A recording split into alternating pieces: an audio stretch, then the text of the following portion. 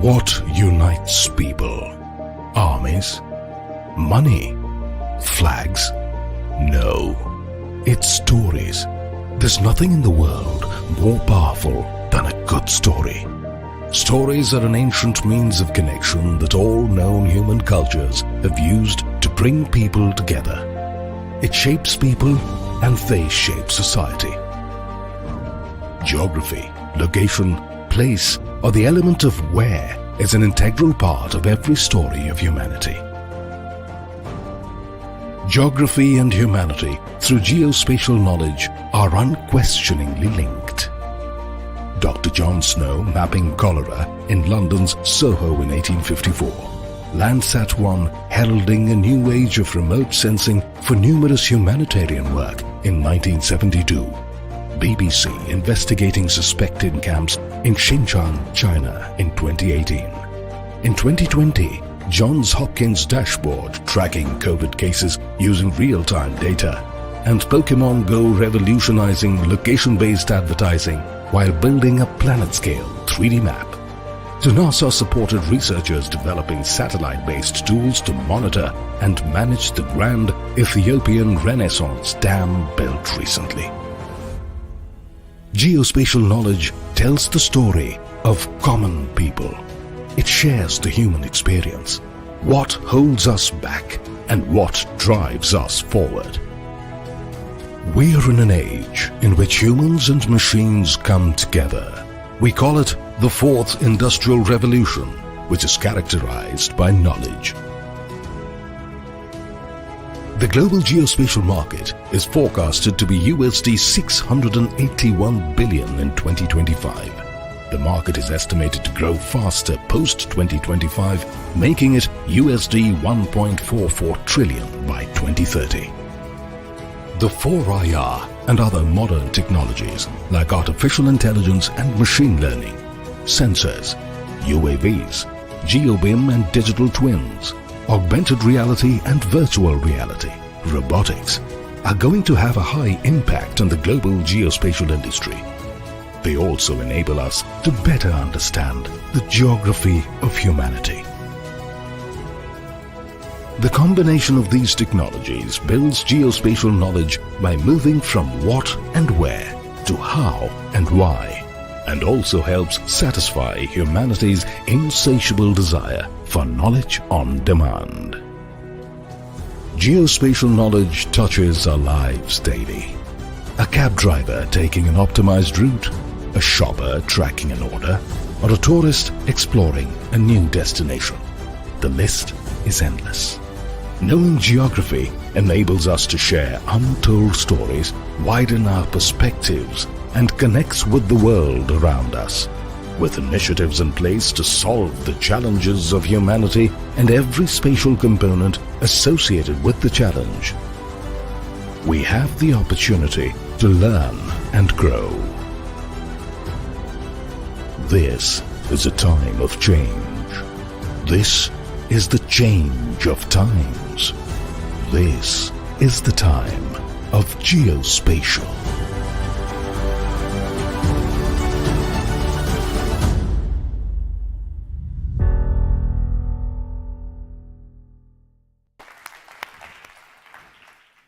Good morning.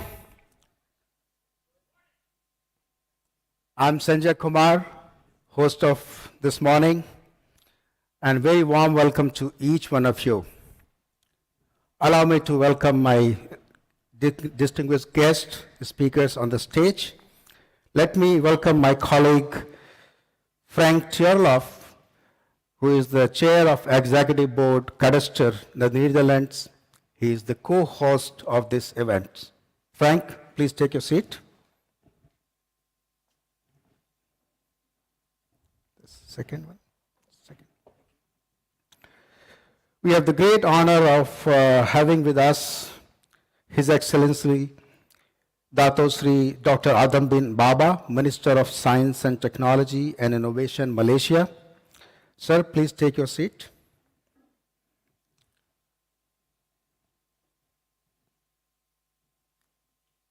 We also have a pleasure of having amongst us Her Excellency Rina Sandhu, the Ambassador of India to the Kingdom of Netherlands. Ma'am, please take a seat.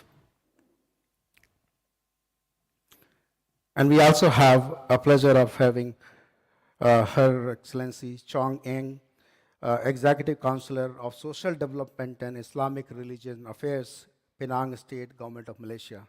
May I request her to come on the stage?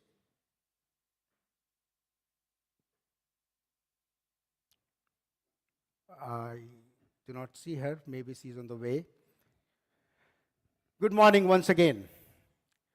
I'm Sanjay Kumar. It's a great pleasure to be with you on this occasion on 10th of May. I want to extend my heart-filling welcome to each one of you. Each one of you who are here in this facility. My team just told me that we are about 825 registrations for this conference, which is a very big number. But more than that, it is all of you are from 75 countries. 75 countries traveling from Latin America to Australia. And I know that in these travel difficult times, it's so difficult to get you, arranged for the travel. And I just want to make very special thanks to you. But more than that, this community is something which is representing the entire gamut of geospatial industry at the world level. We have senior executives from the National Mapping Organization, land organizations, space agencies, hydrographic agencies, geological surveys. On the one side, these are the foundations of the geospatial infrastructure. Then we have the technology leaders from worldwide, the hardware companies, software companies, analytics companies, space companies. These are the companies which are making technology for all of us. Then we have very high-level business enterprise users. You'll be surprised to see some of the users and the companies like Coca-Cola or Procter & Gamble. All these business enterprises, how are they making use of this technology? And then we have, nonetheless, and very important, our teachers, the professors and academicians who have actually built this community, trained this community, educated this community, and we have amongst us some of very best of minds in the academic community here. So this is something very, very proud. I want to give you a round of applause to everyone.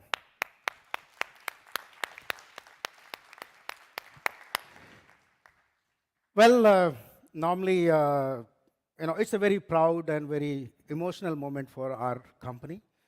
We have just completed 25 years, and thank you to every one of you for having been part of our journey in last 25 years of the purpose which has been driven by evangelism, advocacy, and impact. And why I use these three words, because when we started in 1997, the GIS and remote sensing were a kind of, wonderful products, but in the laboratories, at least in the part where I come from. And then we started looking at the socio-economic value of this technology. And I, being a student of international politics and geopolitics of technology, was always inclined into the appropriate technology and appropriate development kind of debate. And that's where we saw the power of visualization, and we were struggling with the access to the data and the right data. And then we thought that this is some opportunity for us to educate and evangelize this technology, and that's how the Geospatial World was founded. And I'm very grateful to all those who have been part of this journey. I must say that we are a very blessed organization.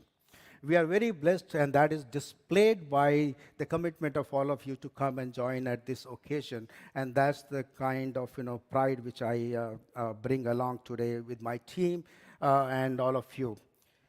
But moving forward, theme of geography and humanity, why this theme? And I think this theme is very appropriate, and there could not be better time than this, because the world talks about sustainability, and we are actually going through a very transformative challenges. Of course, COVID came in 2019 and triggered us like anything, but beyond COVID, if you look at, the world is being challenged by the sustainability of itself through the climate change issues or the transition issues. and the geopolitical issues, which is always on the top priority of the humanity. So that's where we are, and I think we chose this topic so that we can showcase the kind of work each one of you are doing and how that work in our profession is helping humanity and human development and sustainability of everything. We are in the age of digital. I just simply say that digitalization of workflows, which has gained momentum in the COVID, is actually augmented by the harmonization of data ecosystems. And when we talk of harmonization of data ecosystem and digitalization of workflows, what we get is knowledge as a service. Knowledge as a service is actually being used across every domain, in our world. But what is the role of geospatial technology is the fact that we are the ones who are providing a spatial dimension to that knowledge infrastructure. We are providing that third dimension to that knowledge infrastructure, and we are actually embedding geospatial by default in every workflow, be it engineering or IT applications. And why I'm just addressing these two important disciplines, because if you look at engineering, entire infrastructure and the manufacturing, those are the industries or energy. Everything is run by engineering workflows, and geospatial technology is empowering those workflows and making them connected kind of environment where you can use almost real-time GNSS technologies or GIS technologies to make it all spatial. And now the debate from decision support system has actually moved to being a productivity tool. And geospatial technology today is considered as a tool of productivity, efficiency, transparency, and compliance. And when we talk about transparency and compliance, on the one side is very important tool for making a monitoring and evaluation of what we do and what our goals are with regard to the sustainable development. And when we are adding this productivity, efficiency, and transparency, these are very important tools for actually achieving sustainability of everything, because we can do more in less. Just an example, that construction industry itself, when it is getting through the digital process and when it is getting to the GeoBIM adoption, you can see that around 10 to 13% or 10 to 17% is exactly the cost which we pay for clash detection in that industry. And if we can address that 15 to 17% problem by the integrated design to manage operation systems, we are actually saving 15% for that, or being part of saving the 15% of that industry. And just imagine how much saving it will be bringing to the climate change, or the resilience of our infrastructure, or durability of our infrastructure, or efficiency of our infrastructure. That's the tool, that's the power of this industry. So that's the kind of opening message I wanted to share with you, and we have great line of speakers who will take this whole debate forward. I wanted to also share a very, very happy and proud news with you all. We got a message from the Prime Minister of India this morning for this conference. And the Prime Minister of India, Mr. Narendra Modi, is a leader who is credited to actually lead India towards New India. And that New India is based on self-reliance, but looking at making use of the technology for societal development. And technology which is across every discipline, be it IT, engineering, drones, UAVs, space, geospatial, and he has a very special attention of geospatial technology, and that's how we have gone through the reforms. And I'm sure our ambassador would touch a little more. I have the honor and the pleasure to read his speech with you in front of you. He says, "It's heartwarming to learn about Geospatial World Forum, organized by Geospatial World and its partners at Amsterdam. The completion of 25 years of existence of Geospatial World enhances the pride and joy of the occasion." And that's what I'm so grateful to him for this message. Our tradition and socio-cultural ethos have always strived for the larger benefit of humanity over a period of several centuries. Assiduous Indian scholars contributed significantly to the evolution of various fields. In today's technology-driven age, geospatial knowledge plays a crucial role towards socio-economic development. It is imperative for nations and societies to invest in making geospatial knowledge infrastructure vibrant. In the last 8 years, our government has undertaken wide-ranging measures to deepen the reach of geospatial services for all-round development. We have liberalized policies related to geospatial data to bring a positive transformation in lives of common man. With the help of technology and facilitate the development of Indian geospatial innovations to empower small businesses. India's geospatial efforts emphasizes on unlocking immense opportunities for startups and entrepreneurs by promoting research and creation of digital public goods. It will open new avenues for location-based services and create huge employment opportunities for our youth.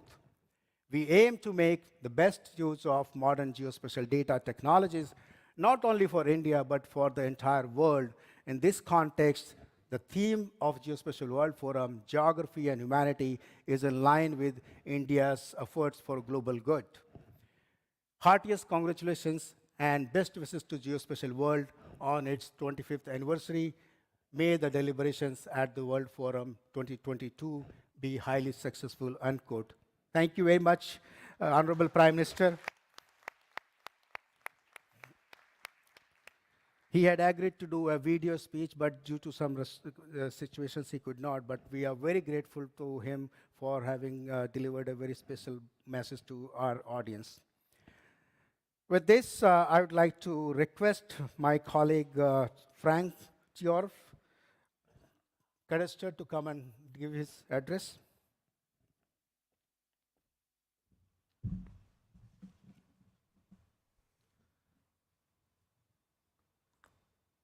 So, good morning, everybody. Very good to see you all again, finally. Ladies and gentlemen, dear colleagues, dear guests, dear friends, on behalf of Dutch Mapping, Cadastre and Land Registry Agency, a very warm welcome to the Netherlands.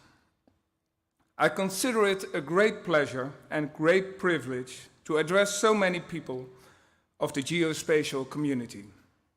Seeing so many colleagues and friends is a true sign of our strong connection. As we are gathered here today, we see a world that is rapidly changing. After more than 2 years of COVID, the war in Ukraine has shown us that peace and freedom are still not self-evident. For many Europeans or people worldwide, it's a reminder that the betterment of our international society needs our continuous attention. In the Netherlands, we celebrated last week, on the 5th of May, that freedom is not a commodity. This we tend to combine with our national character to throw a party whenever possible. We celebrate life and the chance to shape our own lives. But at the same time, we are experiencing the effects of climate change. The IPCC reports have warned us for years now that time is of the essence. The flooding of large parts of the southeast of the Netherlands last year made clear once again that we cannot see climate change as a problem for the future. With neighboring countries, Belgium and Germany, also being severely hit by the flooding, it shows that we need to come together in our approach. As a response to the floods, Germany, Belgium, and Dutch universities are all members of the UN University Network, decided to work together to create resilient landscape policies. be it conflict, pandemic, or the impact of climate change, they all have in common that predictions and planning have only limited value. Nevertheless, the impact on our lives and environment is huge. It can divide us in a time where cooperation is key. We also recognize a positive effect caused by these crises. The will, or better, the spirit, to bring out the best in ourselves and unite. The Sustainable Development Goals embody this better world we try to create, together and across all continents. These goals comprise our fight against extreme poverty and to create a livable planet for ourselves and future generations. Ladies and gentlemen, as a geospatial community, we know that the SDGs require sound, reliable, and actual information. We can support reaching these goals by delivering insight and overview. We can help win this fight. This was also echoed 2 weeks ago at a live meeting that I attended on the UN Global Geospatial Information Management Initiative, also known as GGIM. Speaking to and be inspired by colleagues from all over the world, I could truly feel the power of cooperation. By working together, we can maximize our impact. The UN GGIM network has made great progress on this front, and it's now time to deliver. This requires from us to join strength between all sectors, be it public, private, or academic, to make data available, comprehensible, and controllable. Not for ourselves, but for society, especially citizens. Therefore, we should listen to them. To create inclusive and secure societies, to listen to their expectations and needs, and then, and only then, our work can support and reflect the societies we try to build. In the end, geography serves humanity.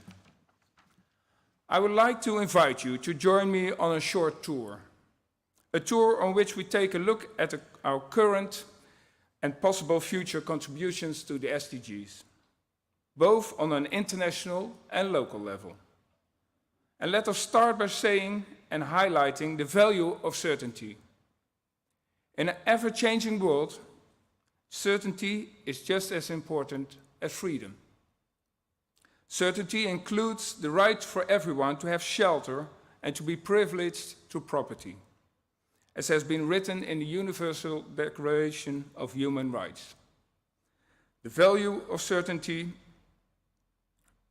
is a key value that we at Cadastre embrace for 190 years now. Registration of property serves communities by empowering citizens to claim their land. Building on this fundamental right, we believe as an organization, but even more as society, that the right to equal access to geospatial is fundamental. On the next stop of our tour, we take a look at the value of certainty on an international level, where registered land rights are not a given certainty. Families, communities, and even societies lack the fundamental right of certainty over the land they work and live. And this is no small feat. This is a big thing. Land is not just a place on a map, but a place where you have memories of your childhood, where you raise your children, and where you hope to rest after life's work. By strengthening land rights, we empower people, women and minorities especially, and enable them to shape their own lives.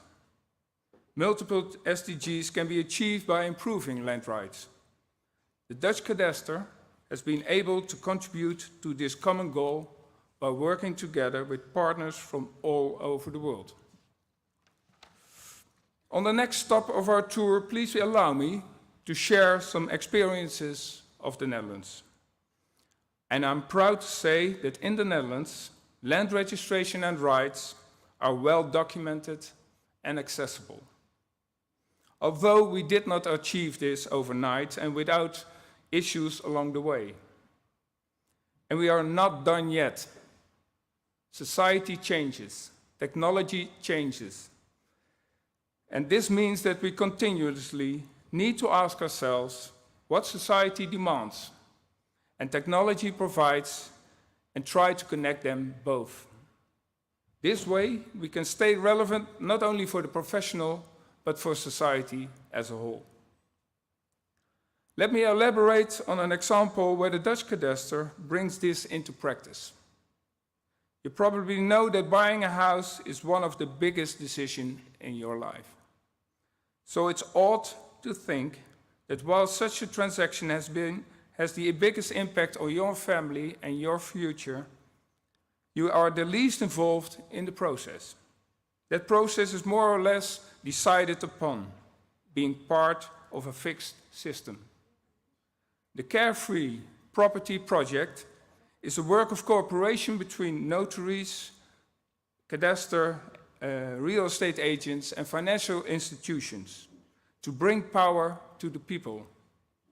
And the objective is simple. Put the citizens who buy or sell property in the control seat. Give citizens a clear overview of the process ahead and arrange that people only need to provide their personal information once. This limits mistakes in the process and makes sure issues are settled between the professional institutions themselves. This new approach requires professional parties to listen to people's needs. It requires transparency, understanding, and a great trust in related institutions. To provide citizens with certainty, our institutions need to adapt. On the next stop of our tour, let's take a look at the possibilities of geospatial in a more globalized and multi-layered world.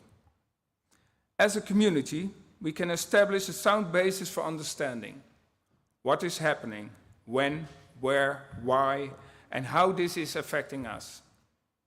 We bring data together from different sources enabled by technology to provide reliable insights in our complex world for all to use. We continue our tour. In the Netherlands, Cadastre provides Dutch society with the PDOK platform. This stands for Public Services on the Map, an open data platform, freely accessible for all to use, that includes both public and private geospatial datasets. And last year, PDOK supported Dutch society with over more than 36 billion views on the datasets. Datasets can be freely used and be visualized on the map using the viewer. And behind me you can see an example of this. Our current location of the Amsterdam-Zaandam region, but with 3 different datasets visualized to create different perspectives. By empowering citizens to use geospatial data, we create equality, opportunities for cooperation, and new insights. We serve a purpose that goes beyond the borders of our organization. By sharing experiences, we can support our individual efforts in our home countries, as well as strengthen our international approach to reach the SDGs by the year 2030. Simply because there's no time left to waste. The contribution of geospatial information has been recognized already in 2018 by Antonio Guterres, Secretary General of the UN, who stated, "Your dedication, expertise and guidance in geospatial data, methods, frameworks, tools and platforms is urgently needed. The data needs for the SDGs are great and time is not on our side. Reliable, timely, accessible and disaggregated geospatial information must be brought to bear to measure progress, inform decision-making and ensure effective and inclusive national and subnational programs that will chart the path towards the geospatial way to a better world, to assist in the implementations of the SDGs and transform our world for the better." End of quote. Coming to the end of the tour, the theme of this Geospatial World Forum, Geography and Humanity, provides us the opportunity to discuss, to learn, and to grow as a world community. I would like to thank and congratulate Sanjay Kumar and his excellent team for bringing us together, not only today, but for the last 25 years. Thank you so much, Sanjay.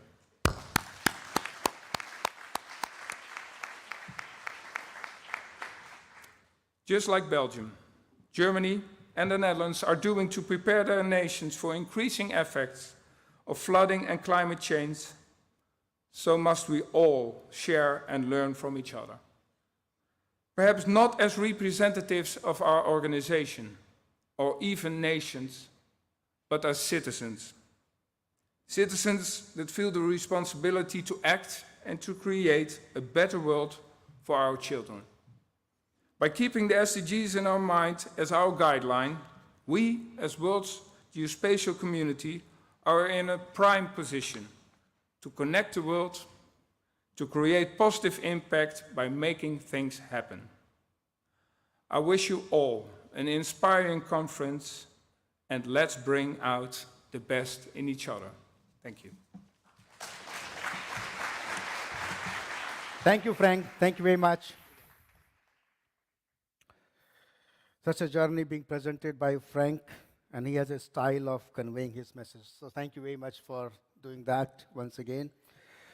May I now request Dato Sri Dr. Adam bin Baba, Minister of Science and Technology and Innovation in Malaysia, to address.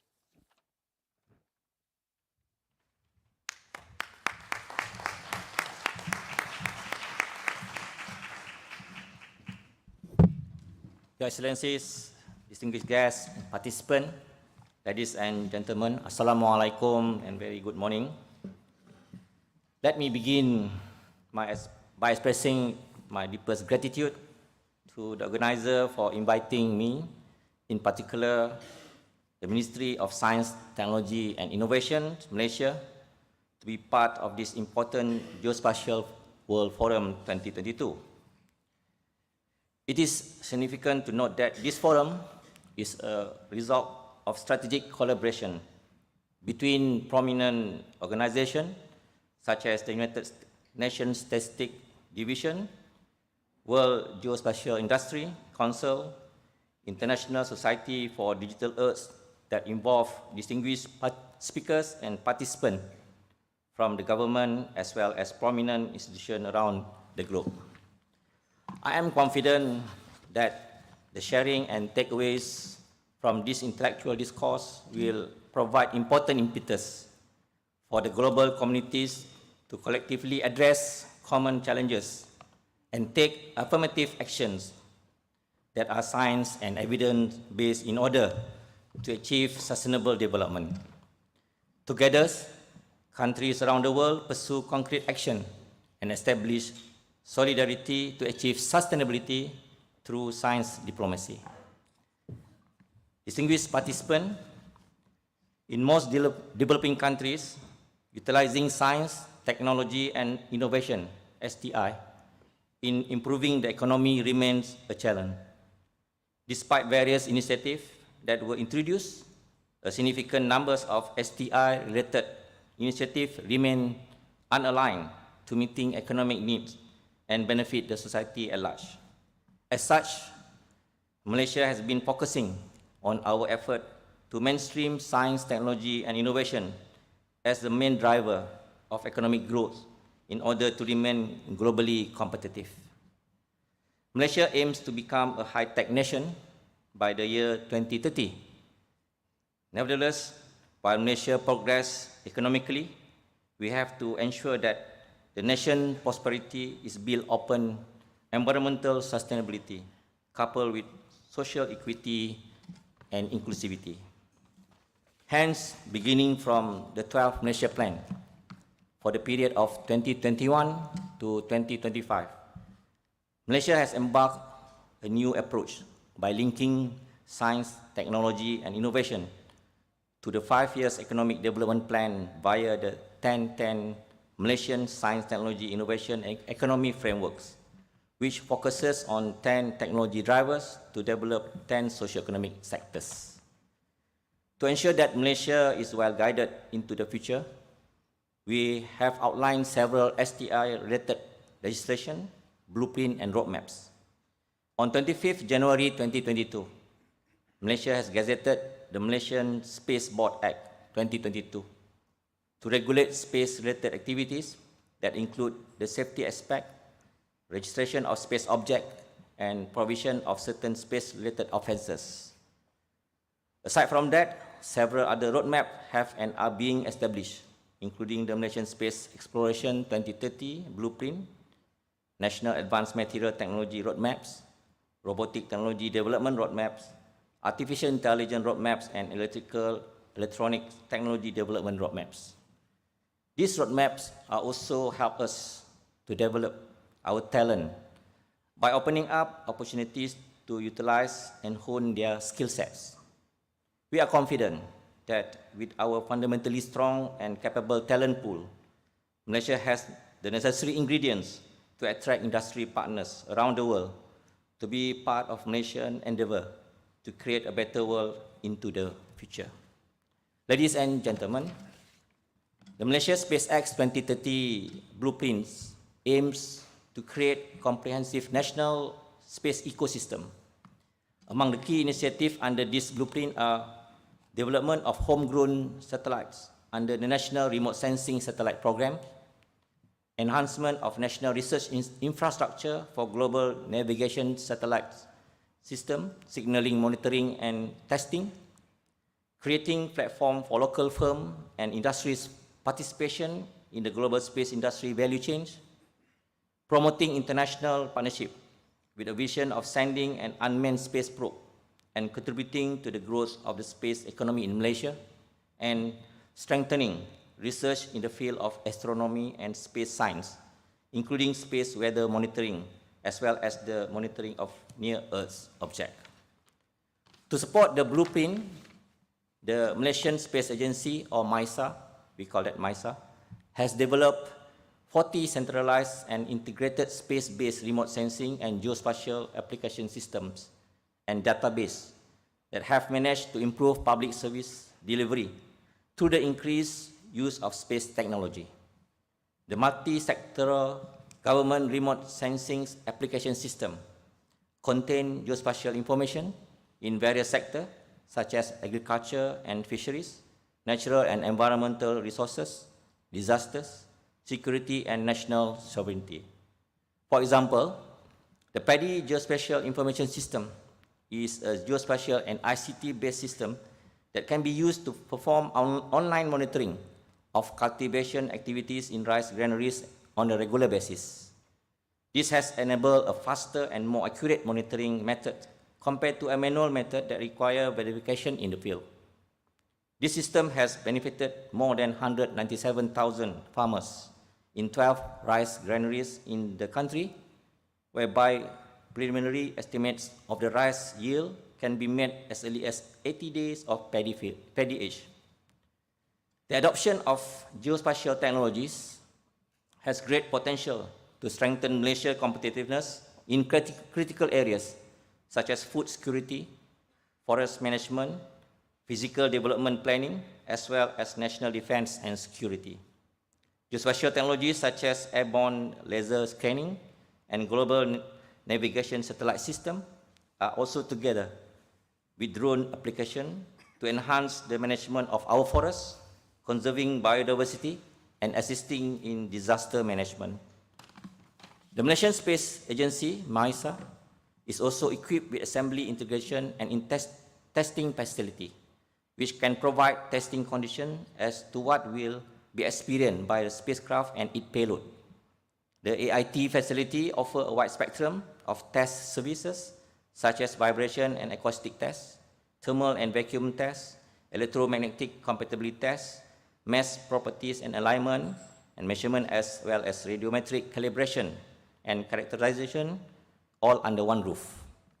Furthermore, MISA Mission Control Facility, which has been operational since 5th May 2005, handle the communication for both uplink and downlink with orbiting spacecraft and has provided support for another international agencies for various space missions, such as European Space Agency and Indian Space Research Organization.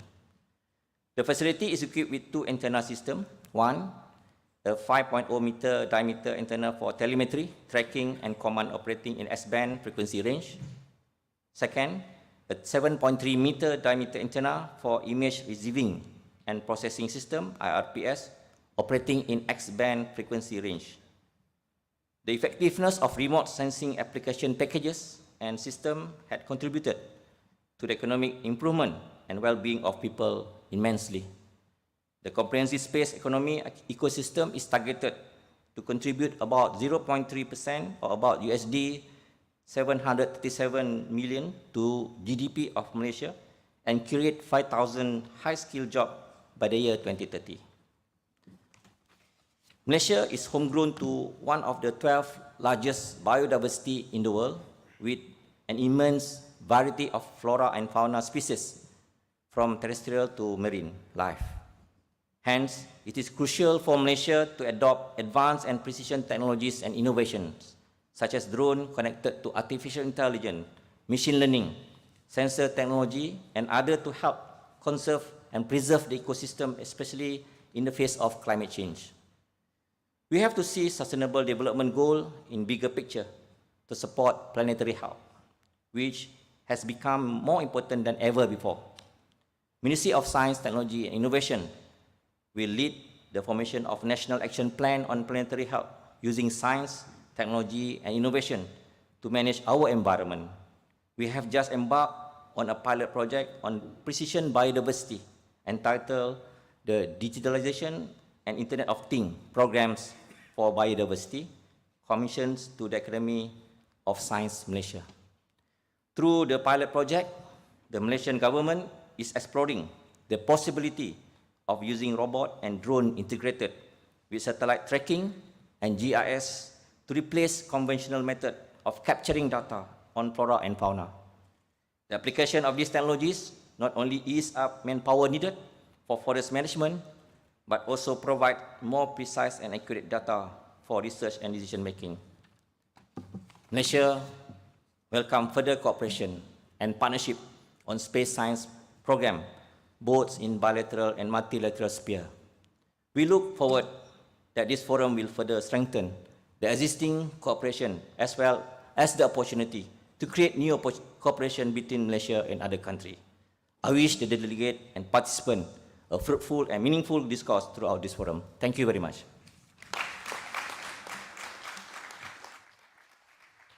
Thank you very much.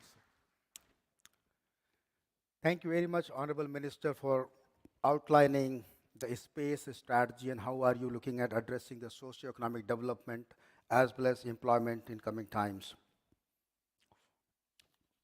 Now I have a pleasure of inviting our Ambassador, Her Excellency Rinat Sandhu, Ambassador of India to the Kingdom of Netherlands, to present her address.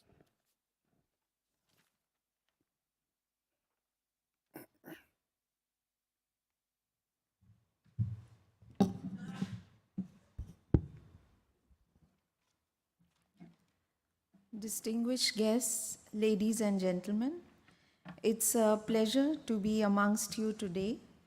At the outset, let me congratulate Geospatial World on its 25th anniversary and for organizing the Geospatial World Forum, bringing together key experts and stakeholders. It's very impressive, the numbers that you quoted this morning, from different countries and people who have gathered here today from the geospatial world. Friends, technology has reshaped and continues to reshape the world around us. In today's technology-driven age, geospatial knowledge plays a crucial role. For individuals, geospatial technologies, with their use in numerous everyday mobile apps, have become an integral part of their lives. For businesses, the analysis of data in geospatial context has become a critical requirement for successful decision making to survive in increasingly competitive economic environment. And for the governments across the world who are working to achieve economic prosperity and well-being of their people, geospatial technologies provide useful tools for planning, executing, and monitoring projects. For India, with a population of 1.4 billion people and the sixth largest economy in real terms, where the government has set ambitious development milestones with massive spending and socio-economic programs, geospatial applications hold tremendous significance. Large-scale government investments in physical infrastructure, e-governance, digital initiatives, and integrated programs on urban and rural development are driving the growth of geospatial market in India.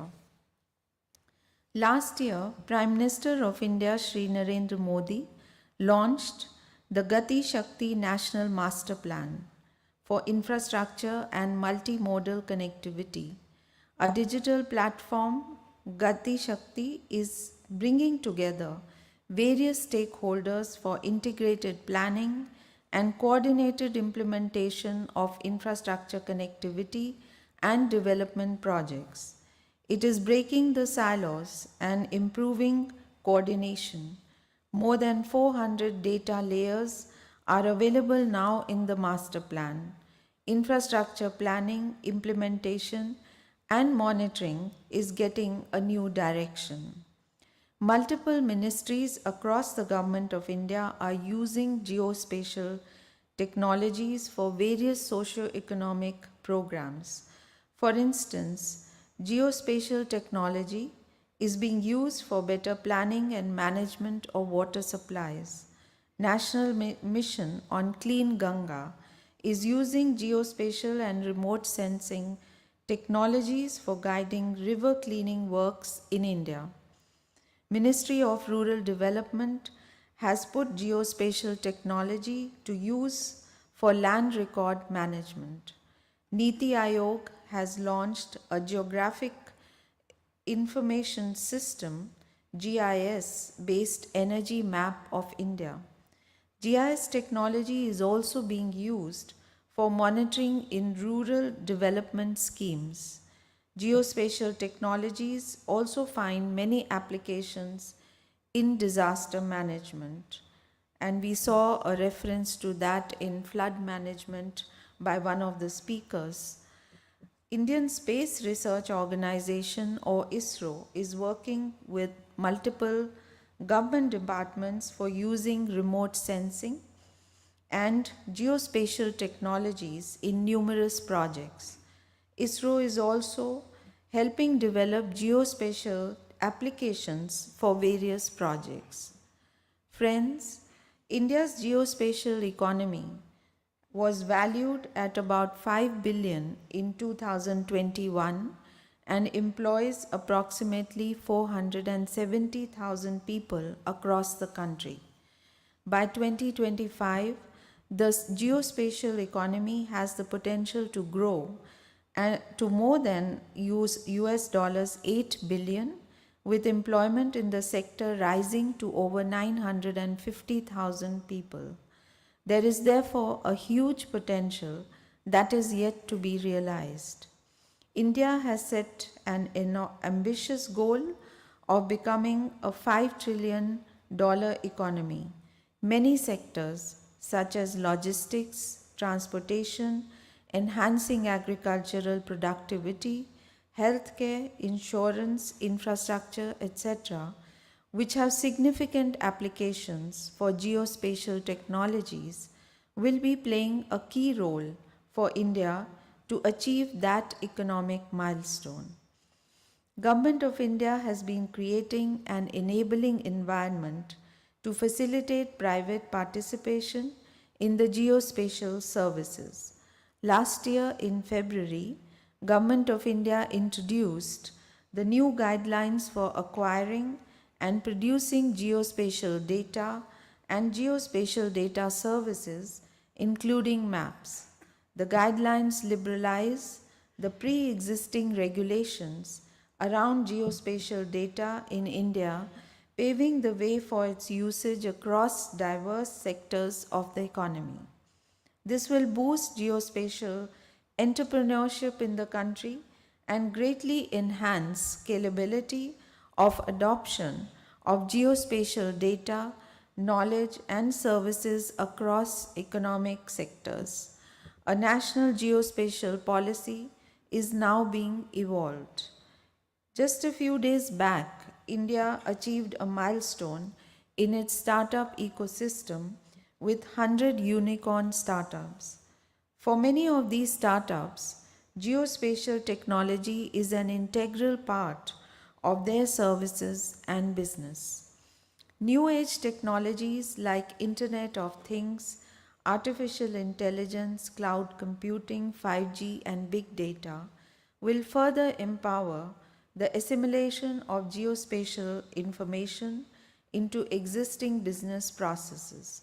Developments in the technology and policy space in India, coupled with a vast and talented pool of human resources, provide the necessary ecosystem for companies and businesses to grow, not only in the Indian context, but also for the wider world. India has tremendous opportunities to offer. I invite you all to be a part of India's journey. I thank the organizers once again for putting together this excellent conference. My congratulations to them, and thank you all for participating. I wish you a successful and productive conference. Thank you.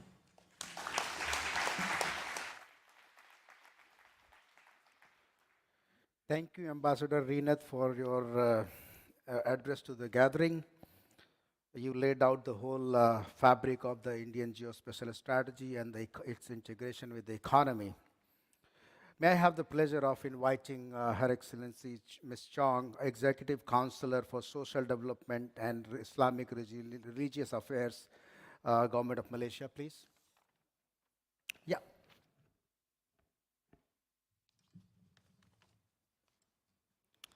Very good morning, ladies and gentlemen, and panelists, including his Honorable Minister from my country, Dato Sri Adam Baba.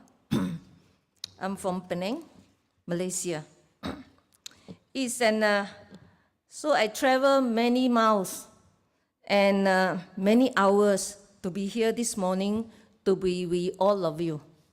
And I hope that I have a lot to learn from here and have a lot to bring back back to my my state, that is Penang, Malaysia. It's an honor for me to be with you here today. I would like to thank the organizer for inviting me to speak about the importance of digital technologies and social development, and to share with you several examples of how the Penang state government has used digital technology to support and enhance the social development for our state's population. The emergence of the COVID-19 pandemic in 2020 and the associated restrictions on face-to-face business and government activities catapulted the concept of digitization from an IR 4.0 buzzword to a government policy priority. Not merely from an economy and industrial development standpoint, but also from a social development perspective. This is because social isolations and movement restrictions needed to combat the pandemic have had a negative impact on the health and development of the people of Penang. And I believe it's not just Penang, it's across the world. In responding to and combating the social impacts of the pandemic, the Penang state government quickly pivoted to digitalization to address the social needs of individuals and communities. Some example of the government's use of digital technology to address social conditions include, firstly, the launch of a mobile app, Penang Stop Violence, in November 2021, to provide information to victims of domestic violence about how to access help and support from government agencies and civil society, as well as religious organizations closest to them. This was in response to a 200% increase in calls to NGO hotlines seeking help in dealing with domestic violence. And again, this is not just a phenomenon in Penang, this is also in whole Malaysia and also across the world. The domestic violence during pandemic has increased. Second, the organization of online forums together with the Village Community Management Council, or in short MPKK, and Women and Family Development Committee to spread awareness of COVID-19 SOPs and the importance of vaccinations in all 40 state constituencies. Third, the development of a safe and secure digital platform called Dharma, means have you donated, to digitalize volunteering and fundraising to provide a means for individuals that want to provide aid to fellow citizens to connect with NGOs serving populations and communities in need. Last but not least, in partnership with the Malaysian Semiconductor Industry Association, the distribution of laptops and smartphones to assist students in accessing e-learning during the pandemic. In 2021, a total of 1,742 computers and 279 laptops worth altogether 2 million ringgits were distributed to students learning from home due to social movement restrictions. The theme of this forum, Geography and Humanity, highlights the link between geography and social connectivity. As we have discovered during the pandemic, it is particularly important to maintain this link in times of crisis.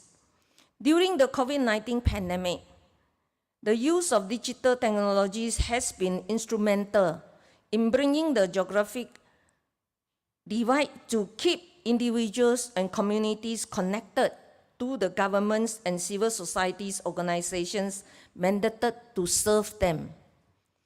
Moving forward to the new normal of life post-pandemic, is clear that digitalizations, which provide invaluable in supporting people and keeping them connected to government and civil society during a time of crisis, will be instrumental to achieving our government's goal of building a family-focused and smart state, green and smart state that inspire the nation.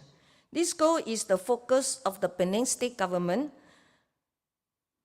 The 10 years visions for the state under Penang 2030. Launched in 2018, Penang 2030 identifies 4 key themes underpinning the goals. These are increase livability to enhance quality of life. Second, upgrade the economy to raise households' incomes. Third, empower people to strengthen civic participation. Fourth, invest in the built environment to improve resilience. Strategy initiative to enhance social development permitted each of the teams. The role of digitalization in bringing this initiative to fruition is described in the 3-year Penang Digital Transformation Plan 1.0, unveiled in 2021. This plan aligns the 4 themes of Penang 2030 with digital transformation projects related to digital governance, digital economy, digital community, and digital infrastructure.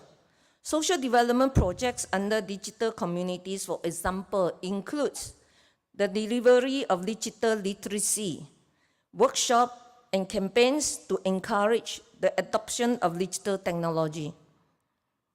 Next, the establishment of a digital outreach network for volunteers and communities in the civil society space, as well as the development of online community engagement platforms, and lastly, fostering early-stage STEM education and training. Ladies and gentlemen, the COVID-19 pandemic has transformed and accelerated government's digitalization effort worldwide, including in the state of Penang, Malaysia. The adoption and use of digital technologies, including those offered by the geospace industries, are key to realizing our government's vision for our state and people. They have the potential to address key issues related to sustainability and resilience, particularly in the face of the effects of climate change, population growth, and increasing urbanization. They also have the potential to bridge the geographic divides so that individuals and communities can participate fully in the economy and have their social needs addressed regardless of their location.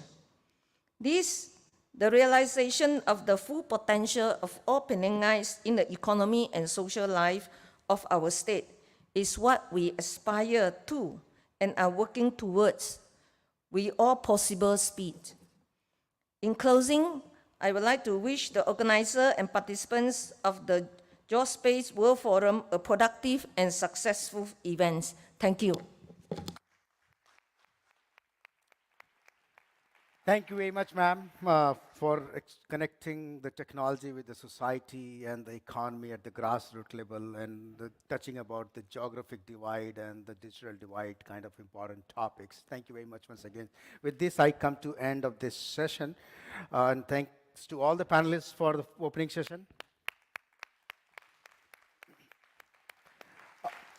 Before I hand over this floor to my friend and colleague, Robert Cardillo, I'd like to run a message from Jack Genjamon, a brief message to all the audience, which he could not come in person today. Can I have the video, please? Please.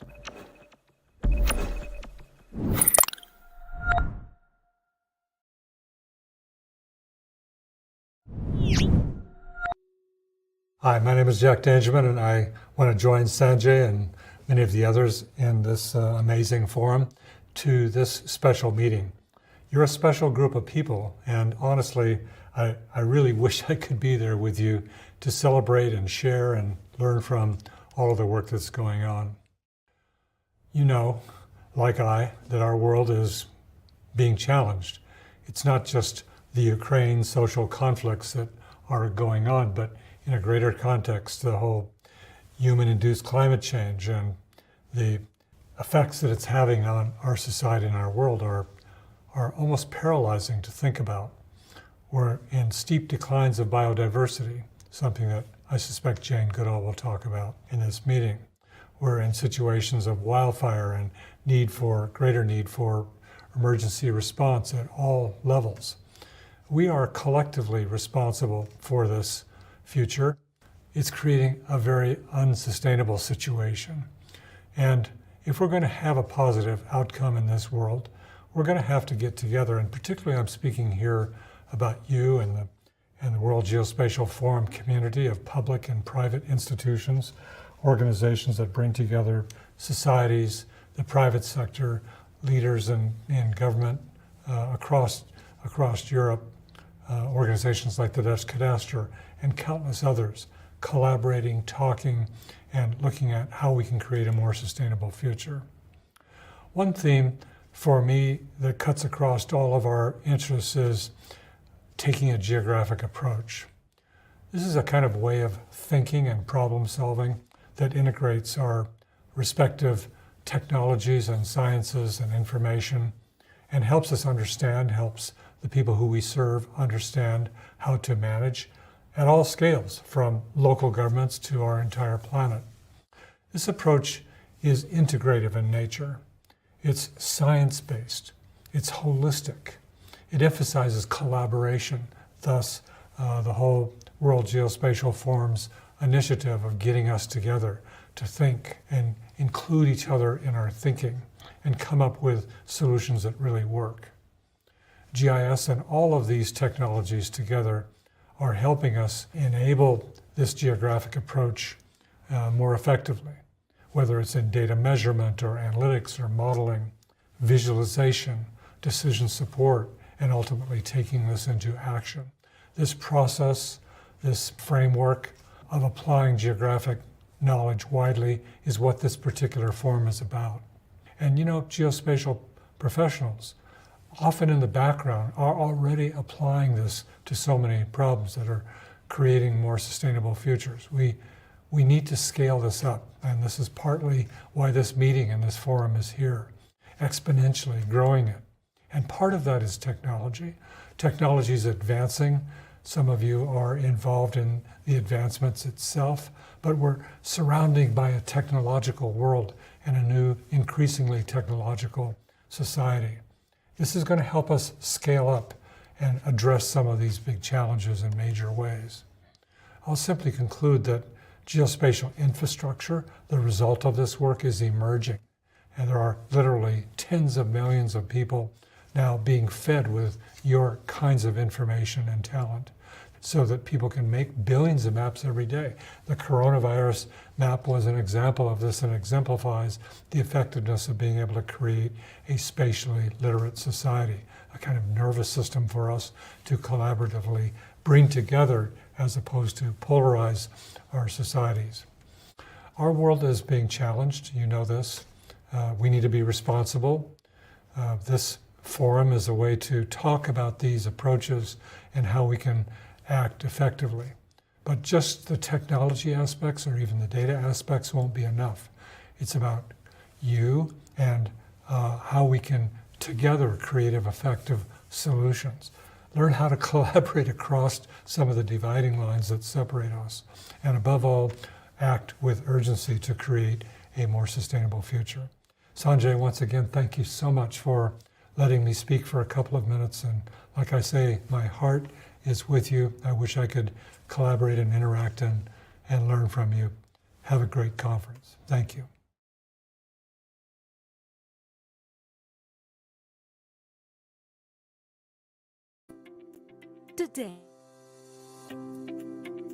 Today, the position, navigation and timing services are integrated into the very fabric of our digital world.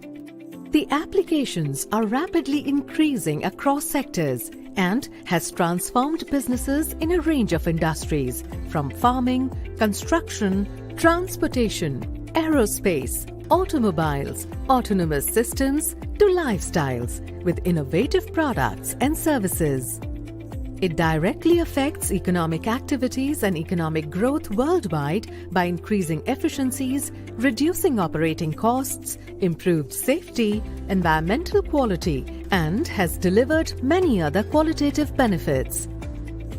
As PNT becomes even more important to the economy, any disruption in availability, reliability, resilience, and integrity would weaken the critical infrastructure that sustains our national security, business operations, and public safety. To build resilience into these systems will require multiple technologies ranging from network time transfer services, terrestrial wireless infrastructure, and low Earth orbit satellites. Let's understand the value proposition of diverse PNT technologies to strengthen economic resilience globally.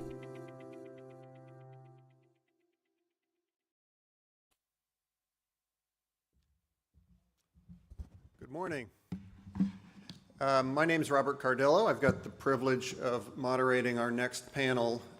Before I begin those duties, though, I must add my congratulations to my friend Sanjay and his team for their 25 years of success, and remind all of us that the key to that success is, quite frankly, a little bit of agility and a little bit of flexibility. So we're beginning our panel a little behind the scheduled time. We'll flow just a little bit into your coffee break, and I know many of you are in different time zones right now. You will get your coffee here shortly. But again, it's my privilege to be part of this panel. I concluded my federal service 3 years ago as the director of the National Geospatial Intelligence Agency. Now, in my current role, I seek to continue to contribute to that public-private partnership that has been described here on the stage. And chief among my current duties is to chair the board of Planet Federal. As I said, it's both a professional and a personal privilege to be here with you this morning and to host what is a powerhouse panel. We're going to sustain the momentum that's been generated both by our guests in person and our friends virtually, from the Prime Minister to Jack Dangerman. A quick comment, Sanjay, on the theme, which I couldn't agree with more, geography and humanity. And if I could add just a slight modification, I would also say that geography is humanity and humanity is geography. Quite frankly, and the other piece is the introduction of storytelling right up front. As director of the National Geospatial Intelligence Agency, I could appreciate the importance of our role and responsibility as a member of the United States intelligence community and our responsibility to the Department of Defense as a combat support agency. But even so, I was quite comfortable reminding my teammates that we're in the storytelling business, because we're communicating information from human to human for the betterment of all of us. And it's no different whether you're doing that at a very senior national level or you're doing it here at the conference or at the coffee break. It's literally how humans transfer individual information for collective good, for society, for security, for sustainability. And quite simply, our existence on this planet has been shaped by our individual and collective awareness of place, and our confidence to be able to move securely and efficiently from one place to another, all within that common framework of time: position, navigation, timing, or PNT. And I can think of no better way to set the stage for this critical discussion about the importance of PNT and our economy, both today and tomorrow, than with a presentation from a true legend in our profession, Charlie Trimble. Our guest speaker was the driving force behind the creation of the first commercially viable GPS timing receiver in 1984. Charlie's contribution in the field created the very foundation for the vibrant and socially relevant geospatial industry we all enjoy today. His vision has empowered industries in this room across every sector, making a profound and lasting difference in the world economy and society. Please join me in a warm welcome for Charlie Trimble.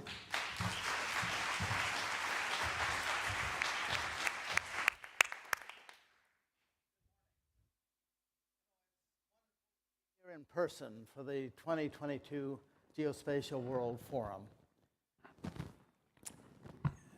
The topic of the session, positioning, navigation, and timing, and world economy, is a bit broad and ambitious, but anyone that knows Sanjay is not surprised. So here goes. This smartphone is a wonderful example of how far PNT has been integrated into our lives. It's almost impossible to think of how we would get through the day without it.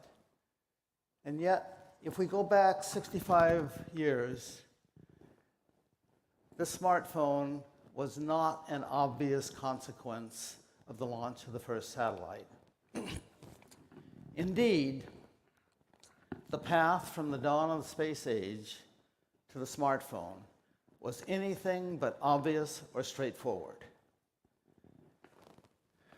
I now see, in retrospect, that there were 3 basic steps that were involved in leading PNT to its place in the world economy.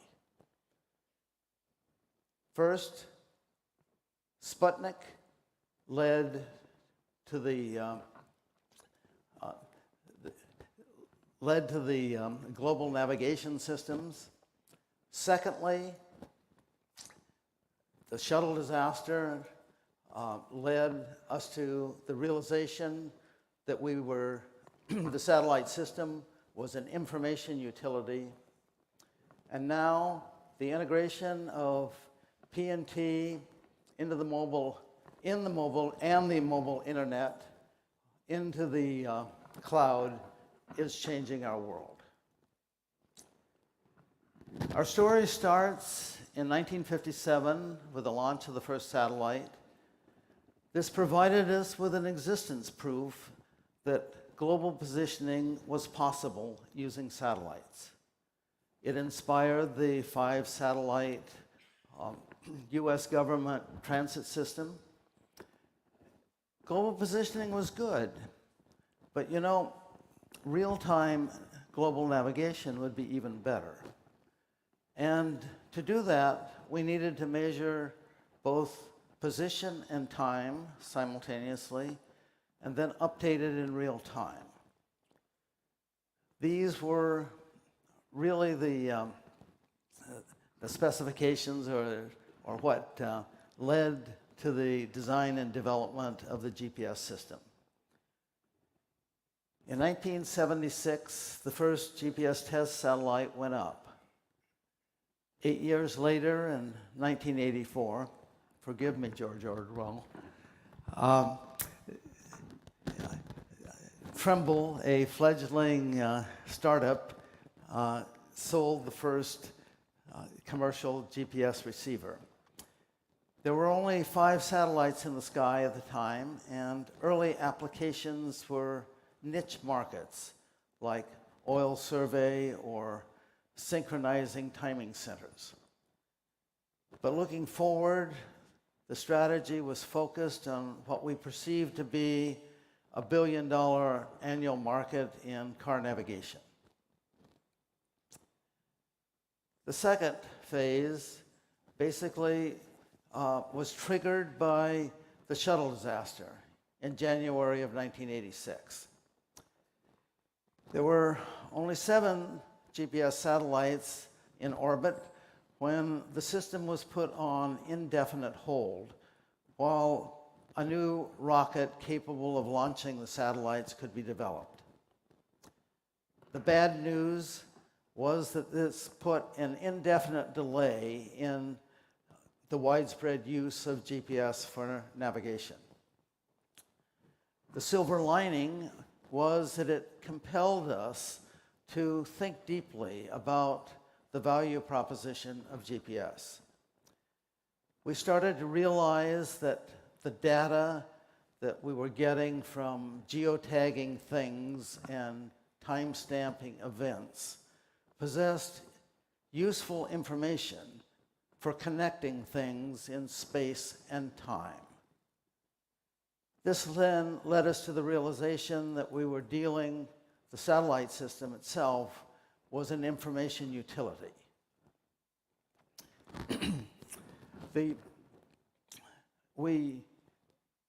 And as a matter of fact, a free utility. We focused our energies on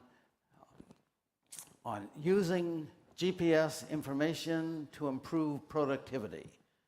And so by the turn of the century, markets for land survey, GIS, mining, construction, precision farming, search and rescue, emergency response, synchronization of power and communication systems, and even bank transfers were all part of the P&T story for Trimble.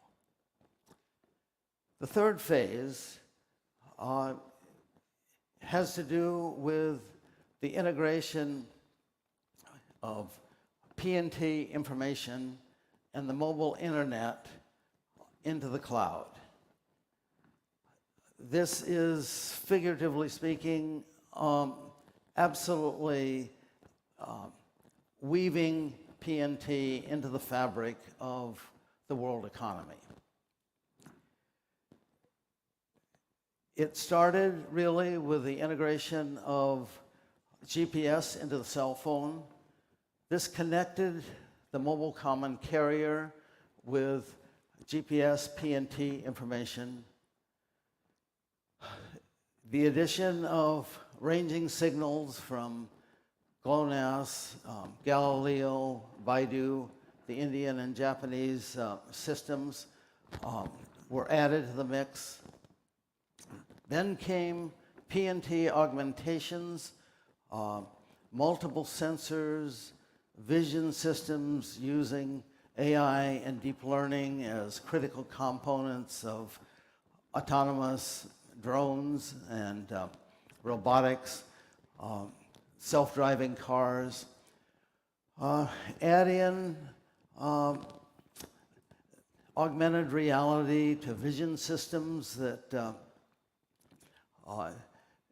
were embedded in software tied to data and computation in the cloud, and you get a glimmer of what the future is about to bring.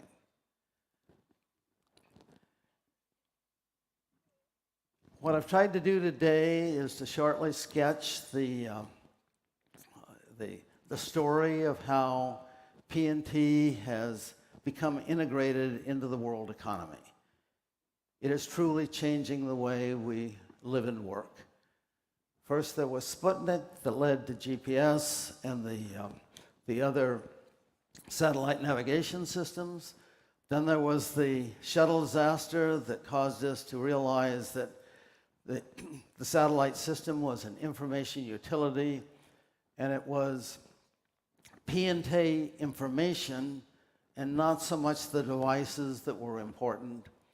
And finally, the integration of P&T information with the mobile internet into the AI-infused cloud, sets the stage. So, is this the end of the story? I think not. Stories are fixed and rooted in the past. It is you who hold the keys to creating the future. I challenge you to innovate. Thank you. All right. Great. Thanks. See, I didn't over-advertise that. What a wonderful laydown, Charlie, of our history. Quite frankly, your history and your contributions, our deep thanks to what you and your team has done to contribute to where we are today. Could I now invite the rest of the panel to the stage, Sir Martin Sweeting, Rodrigo da Costa, and Gillian Smith. Please join us up here.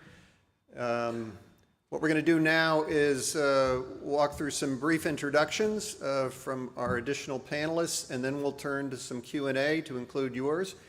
So I would invite you to be prepared for that. Sir Martin Sweeting is the Executive Chairman, Surrey Satellite Technology in the United Kingdom. Martin, could you kick off, please? Yes, indeed. It's not yet. Hang on. We're adjusting. We're flexible. I'll tell a few jokes. Okay. Well, okay. So that's the end of the jokes. Sorry, you missed it all. Anyway, a very, very good morning to everybody, and thank you for the opportunity to address you. It's really fantastic to, after 2 years of seeing everybody in 2D, to be able to actually now see everybody in 3 dimensions.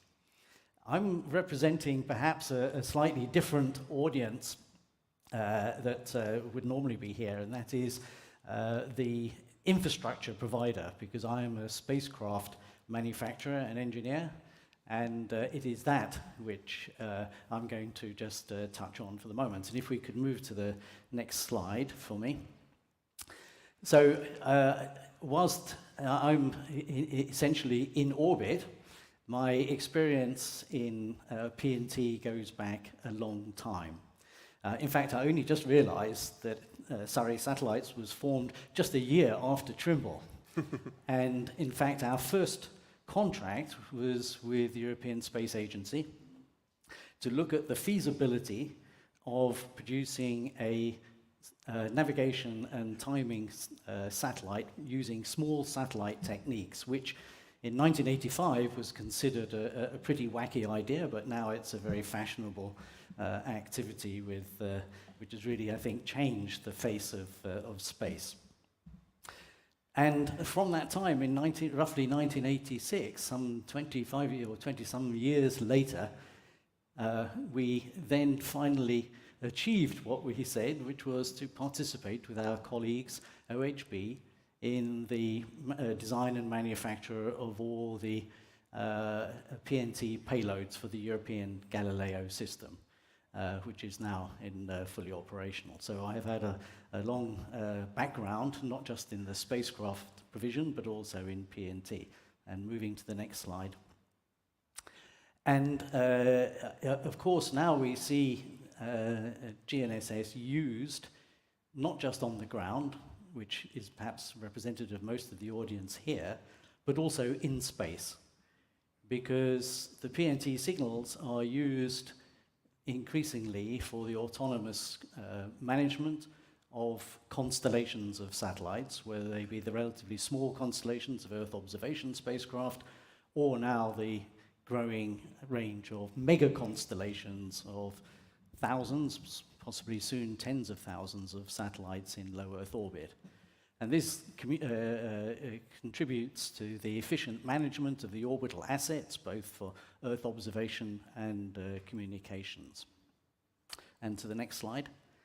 And the whole role of using PNT in orbit is continuing. And back in 1998-2000, we started to look at Surrey at the possibility of using GNSS reflectometry, which in the early days was considered a possibility but an unlikely successful operation, through a series of experimental payloads over the next 20 years to demonstrate that GNSS reflectometry can provide an operational and useful service. And just recently, we have embarked on a project with the European Space Agency called Hydro-GNSS, which is to use GNSS reflectometry to address a number of the climate-related issues associated with water detection, whether it be permafrost or biomass and so forth from the Earth. These are long-term combinations of academic research through demonstration leading to operational systems that have taken decades to mature, but now are the use of PNT. And the next slide, please. And it doesn't stop there. We can move to the next slide, please. We are looking now not on the surface of the Earth, but we're now looking at the use of PNT in the upcoming lunar economy, where the rejuvenated interest in lunar exploration will involve sustained or prolonged human habitation on the surface of the moon. And there, one crater is going to look very much like the next, and we're going to need exactly the same infrastructure and services on the lunar surface to control not just and aid human exploration on the surface of the moon, but of course what will be extensive robotic exploration and exploitation of the lunar surface. And this will then connect the experience that we're getting here on Earth in driverless cars with the robotic exploration and human support on the lunar surface. So we can see that PNT has indeed, as Charlie said, a very strong future, not just here on the Earth, has been very ably described by previous speakers, but also looking through this decade into the use of PNT on the lunar surface. So it's a great privilege to be here and interact with a different community than I normally interact with, which is on the spacecraft orbital side with the wide range of user exploitations. Thank you. Thank you very much, Martin, for that.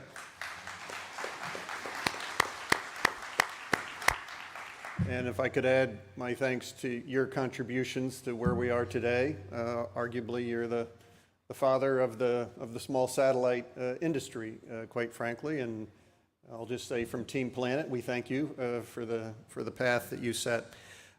Next, I'd like to invite Rodrigo da Costa, who's the Executive Director of the European Union Agency for the Space Program, to make some opening remarks. Rodrigo. Yeah, thank you very much. Okay, it's already working the audio quicker this time. No, thank you very much. First of all, thank you very much to the organization for inviting us, inviting me to be here today to tell you a little bit of what we are doing in the European Union and in the frame of the space program on what concerns PNT, but not only, because now our mandate goes a little bit beyond that. It may sound to some of you that it is the first time that we are here. Well, that's not really correct, because our agency is a long-term partner of Geospatial and the Geospatial World Forum, but we had another name before. We were called the European GNSS Agency, and since 1 year, so the GSA at the time, and since approximately 1 year, we are now the European Union Agency for the Space Program. If you go to the next slide, please, you will see what is now this. Next, please. Okay, what is now the European Union Space Program? Some of these things that are that the European Union is doing on space, they have been done for a while. Some of them were already mentioned. Of course, Galileo. The global satellite navigation system, the navigation system of Europe, EGNOS, our regional augmentation system, these ones dedicated to the navigation world. On what concerns Earth observation, Copernicus, providing a large amount of data from satellites, but also in situ measurements. And new things happening in particular in the area of governmental satellite communications, space situational awareness, and others. Whereas in the past, all these activities were taken separately, now, since 1 year, they are taken in an integrated manner. And this is quite important, and I think it is quite important in particular for this audience and for this conference, because it is about the potential for creating synergies among different types of data and services we receive from space, be it in the area of PNT and navigation, in the area of Earth observation and telecommunications as we will move forward. We as an agency are, of course, dedicated to some particular tasks. The service provision of Galileo and EGNOS, so 24/7, making sure that the signals are performing as expected. And everything related to the security of the elements of the program. This means also security operations, security of the space assets, but also making sure that Galileo and EGNOS, in the future Copernicus and GovSatcom, can also be used for missions related to our security. And last but not least, fostering the utilization, because all these programs are obviously massive investments, very important investments, and in the end, the result comes from their utilization in the different areas of our economy, in the different areas of our daily life. Next, please. So, whenever we are looking at the utilization, we are looking at the utilization of these elements in separate, so fostering the utilization of Galileo. Today, worldwide, estimated more than 3 billion receivers already equipped with Galileo. Also fostering the utilization of EGNOS, with a focus, of course, in Europe. On what concerns Copernicus, the commercial use of Copernicus. But what is more important, it's now to go to the next step and ensure that those systems and those capabilities are used in a synergetic manner. And this we do by working, of course, with large companies, small companies, a very particular focus on small and medium enterprises, on startups, innovators, entrepreneurs, to make sure that we grow a competitive industry that in the end will also be the industry that will bring us the necessary resilience that we need towards the future. Next, please. Now, when we look at the markets, obviously, we look in many different segments, and now with the addition of Copernicus to our traditional portfolio of navigation, we have identified a total of 17 market segments, and I've seen with quite some interest that many of these market segments will be tackled in the afternoon and in the next days on the different sessions that will take place. I've seen that there will be discussions about agriculture, about transport, etc., etc. So these are the segments where we see the use of space data. These segments are important. This segmentation is important, obviously, because it is here that an industry and the downstream industry will create value, will create applications. But, and now I would like to reflect for a moment also on the specific theme of this conference right now. It is the link of all of these with humanity. Next, please. And here, it is important indeed to relate how our activities in space, I'm focusing of course on the European Union Space Program, how our activities in space help us achieve the SDGs defined by the United Nations. And we see very clearly that out of the 17 SDGs that were defined, 13 have very clear have a very clear contribution and a very significant participation of space and space data. And I think this is important to help us reflect, because many of the businesses, the ideas that we are creating, they are not only good for business, but they are indeed contributing to the progress of our humanity, which is in particular important in the current situation we are right now, that was already addressed in the previous talks. Next, please. To give an overview about all of these, some of you may know, we publish a market report. Until this year, we were focusing with our market report on the GNSS market. Since this year, so since this new edition that came in the beginning of the year, we have enlarged that market report. Now we are also focusing on Earth observation and GNSS, which will help you and will help the community to see what is the potential for use of Earth observation and satellite navigation data in all these different segments. I would invite you to read it, have a look at it, and I will conclude when we move to the next slide. There is a short video presenting our GNSS market report. Next, please.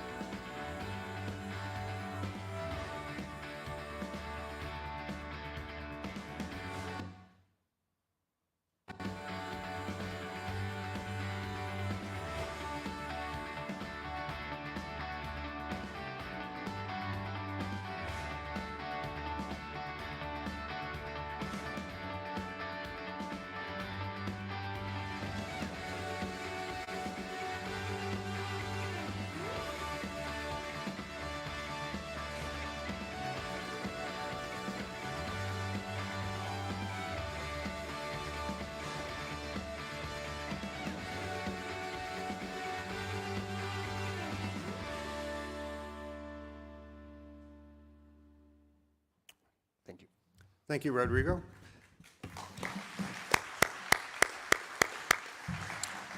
Rounding out our panel, we have Jillian Smith. Jillian is the Vice President Marketing for NextNav. Jillian, please. Just wait. It'll kick in. It'll kick in. We'll give it a minute. There we go. Great. Hi, everyone. I'm Jillian Smith. Nice to be with you all today. Our CEO and co-founder of NextNav, Ganesh Pattabiraman, unfortunately could not be here today. So yes, I'm thrilled to be here in his place. And thank you, Sanjay. Thank you, Robert. That is not me.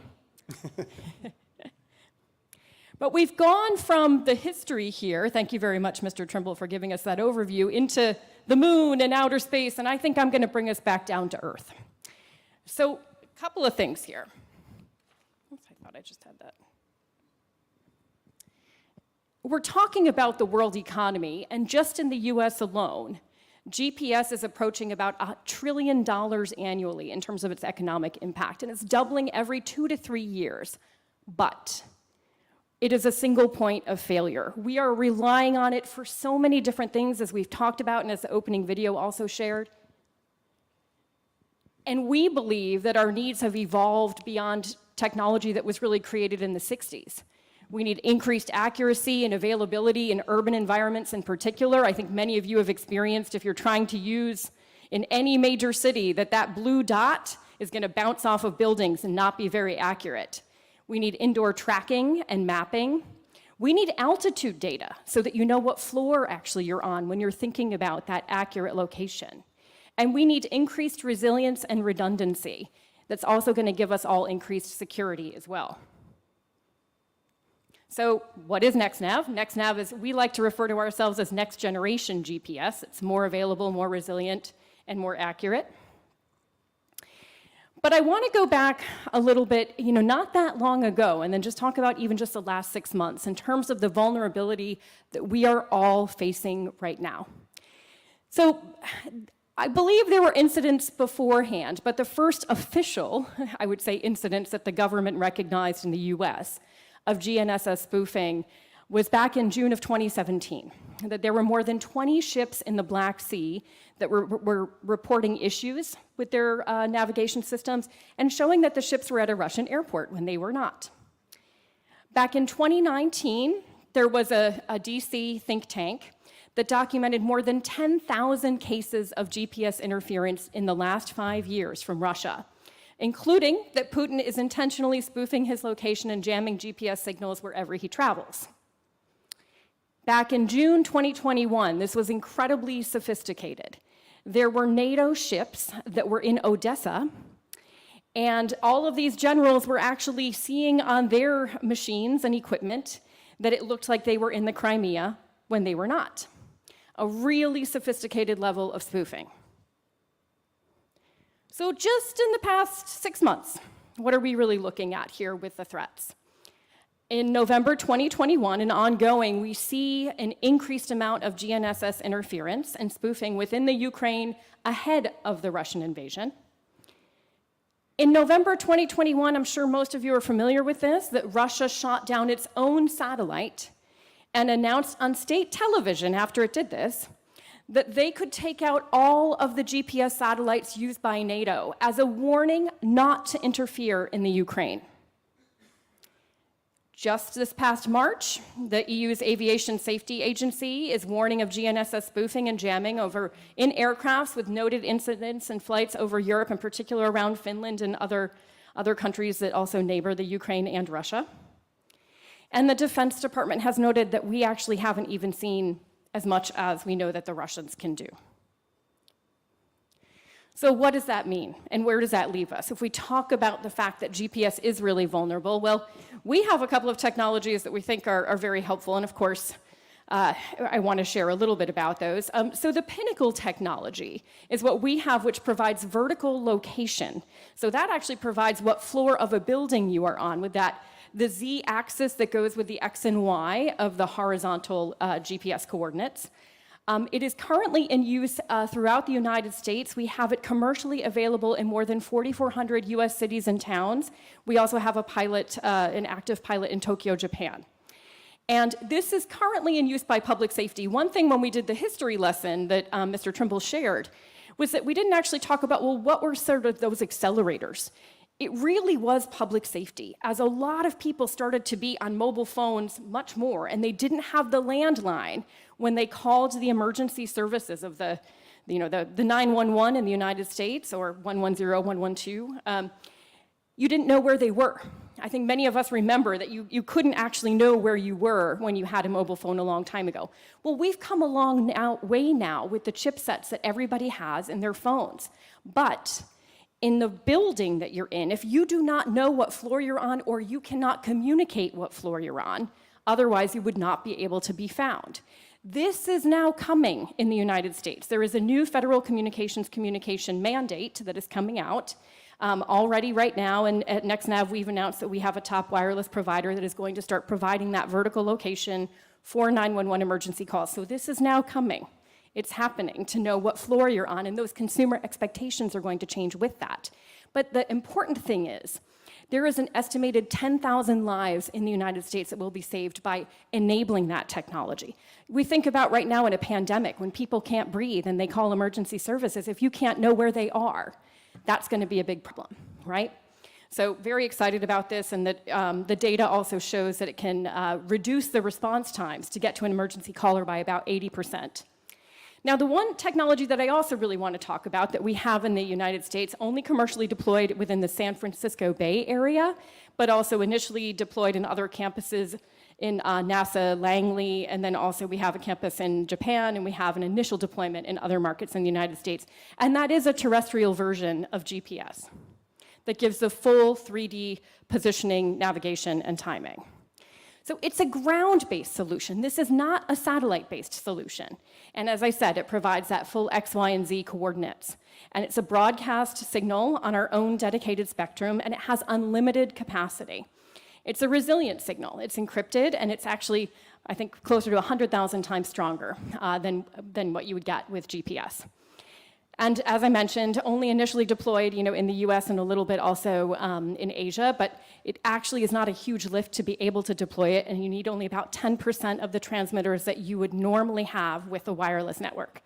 So the other thing that is happening right now in Europe is we were one of, I believe, 8 companies that has participated in an EU a joint research center trial for PNT services in a GPS-free environment, and that demonstration day is actually next week.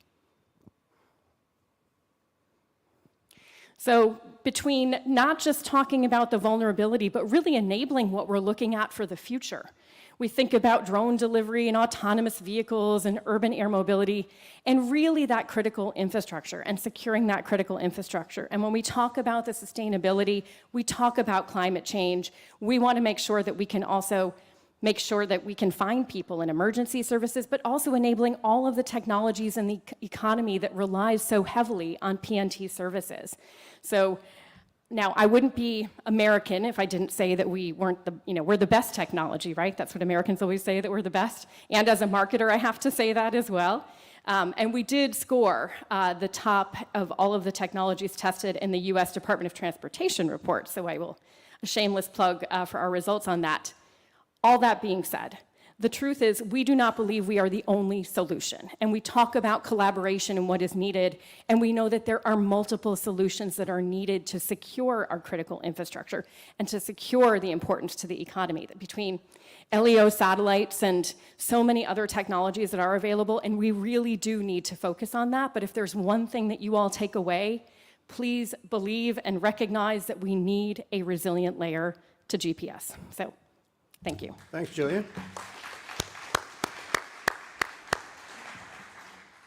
All right, team. We're a team here. And you've already recognized, Charlie, through your history, and Martin, it's an enormous topic, right? We could spend a whole conference on just this topic, but we don't have that time. So what I'd ask you to speak to next is just that word, next. So what's on the horizon? Charlie introduced, the stages and the history. Martin, you kindly threw out the moon as next. Jillian, you talked about resiliency, as you did, Rodrigo. But thinking about this room, thinking the industries are here, what is it you need from the room, right, in order to get to what's next? And Maybe we'll start with the moon, Martin, as a challenge? Yeah, well, yes, it is a challenge. I mean, and answering a different question, because you Good. said That's that even better. That's how the team works. As a good politician. Yeah. Yeah, I represent both the commercial and the academic community in our activities in the UK, because I am involved in the robotics and autonomous systems in the UK, as well as the space side. And what I really would like out of this conference is actually to listen to you, because I'm the provider, if you like, of the space segment. And I want to understand what are the problems, what are the ideas and issues and requirements and new concepts that you as that community have. And I pick up very much on this question of resilience, of the need for having multiple layers, multiple technologies. You cannot just have one. They don't suit everything. They don't address all the requirements. So it's having that network. And then, of course, if we do go on to talk about the moon for a second, this is going to be a big challenge because, again, putting an infrastructure there's going to be multiple nations on the lunar surface, and we're going to have to somehow find a way where we don't end up with the interference issues that we have seen here on Earth, because human life, again, will be at risk. And I'm just hoping that in that environment, it will be a collective industry of self-interest in preserving that environment for PNT, which will help. So I think there's some really big challenges, both in the technology, but from my side, I'm really interested to hear what are the requirements, and I will try to address what is the art of the possible from the space segment in trying to meet some of those challenges from this community. Well, you're at the right conference, and you've got the right exhibitors on the floor to help get to those answers. Charlie, maybe for you, could I ask you, you talked about the 3 chapters in your presentation. What's the 4th chapter? The 4th chapter is actually not up to me. It's up to this audience. And when I'm talking about creating the future, I'm not simply talking about instrumentation and sensors and information.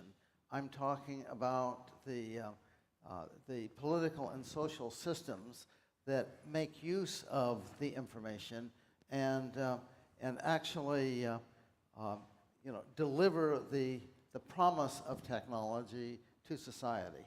Wonderful. Rodrigo, you sit in an interesting space between, no pun intended, between government and industry, public and private.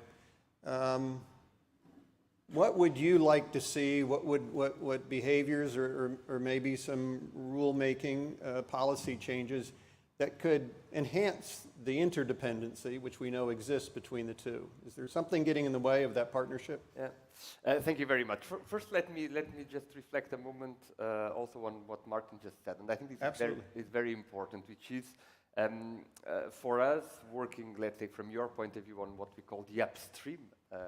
It's very important indeed to listen. What are the needs? What are the needs in the different markets?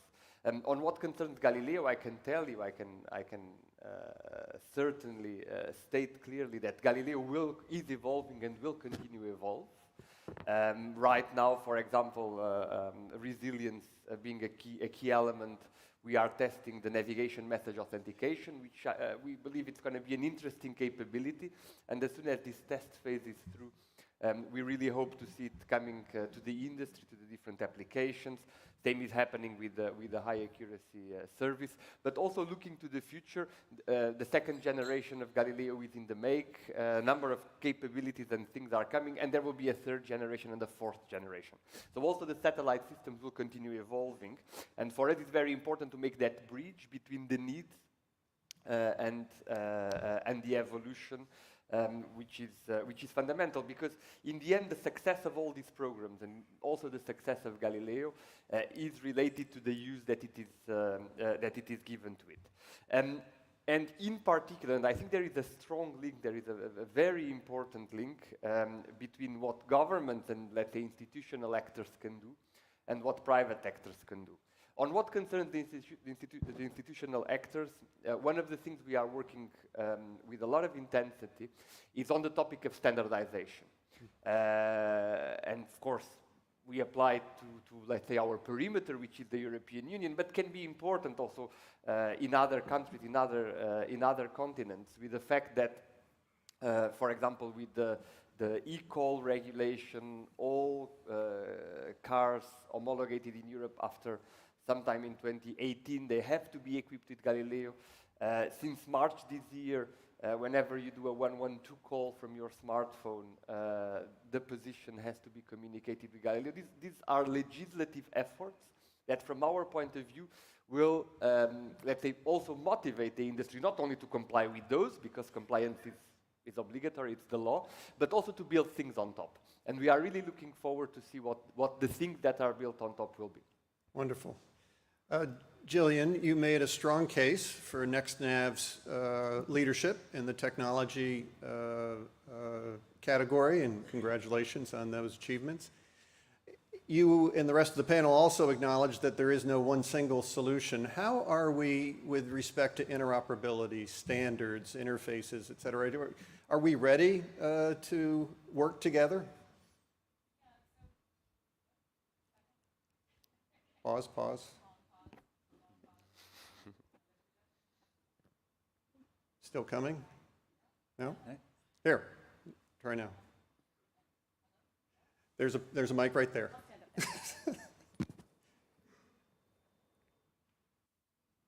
Okay, yes. This one.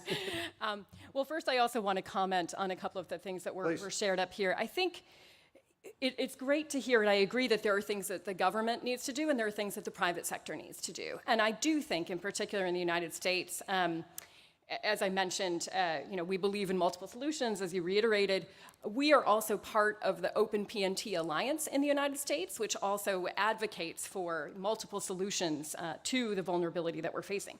So I do believe, though, that it is up to the governments to ensure that there is adequate funding for these technologies to be able to continue to develop. And the United States has passed multiple bills on the need for a level of GPS resilience, but have only just started to put just a tiny bit of funding behind it. And I think that there are many more opportunities there, as I believe in the EU as well. But in terms of interoperability, I would also add that we develop our technology with the 3GPP standard to make sure that things are actually going to work. And then also going back to the point that Rodrigo made too, making sure that there is legislation in place for things like, so that the private sector can develop technology so that people can be found in emergency situations, but we're getting much better on the interoperability piece. Great to hear. Remember what I said, team? Yes, Martin, I'm just going to remind that we're now slipping a little bit into the coffee break, which I warned the audience about.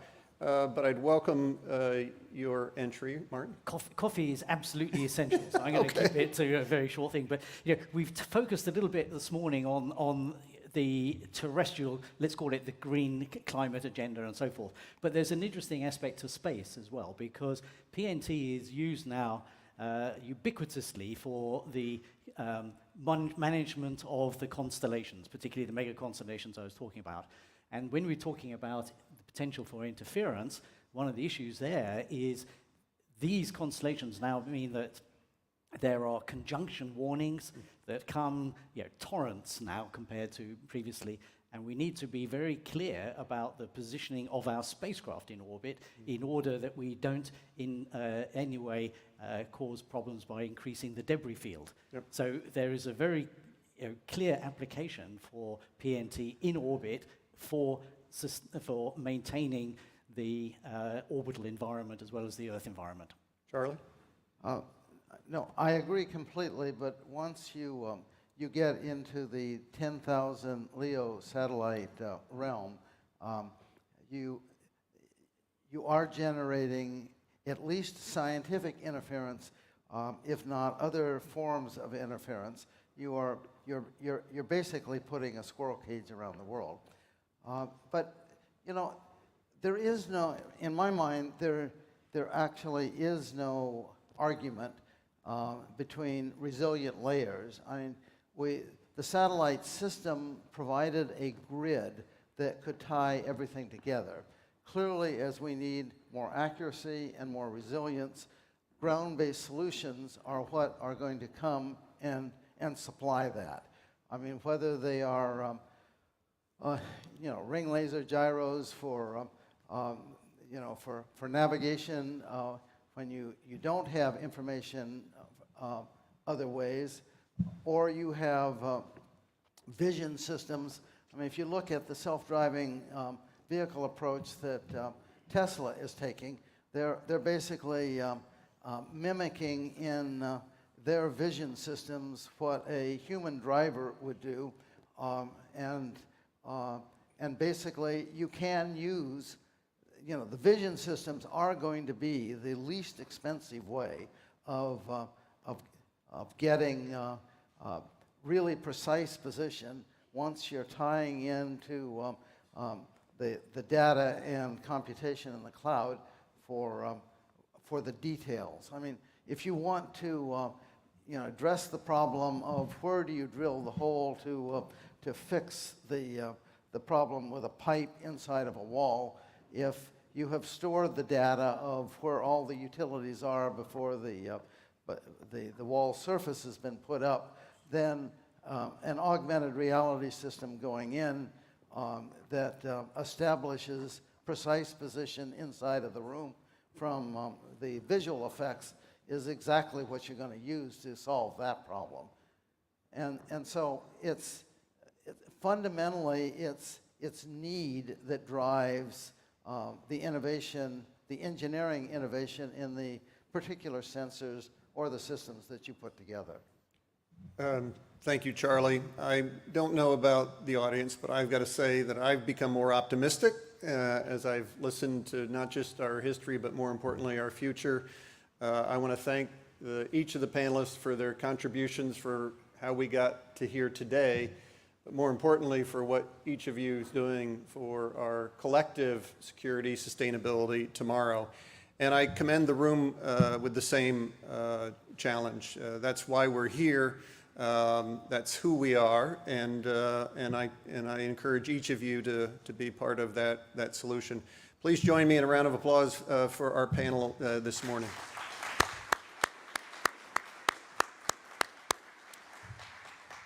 Am I authorized to send them to break, or is that your job? I am authorized to send you to your coffee break. Please be back at the bottom of the hour. Yes, 11:30. 11:30. Yes.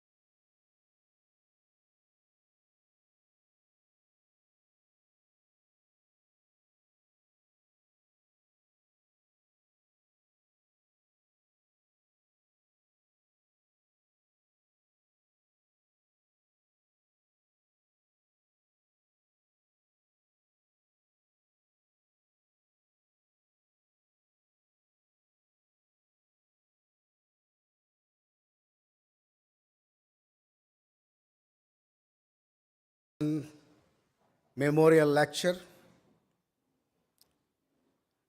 I'm absolutely short of words to say anything about the contribution and relevance of Professor Roger Tomlinson, and that's why I hand over this stage to Professor Joseph Strobel, who would do a bit of justice with that. Professor Joseph.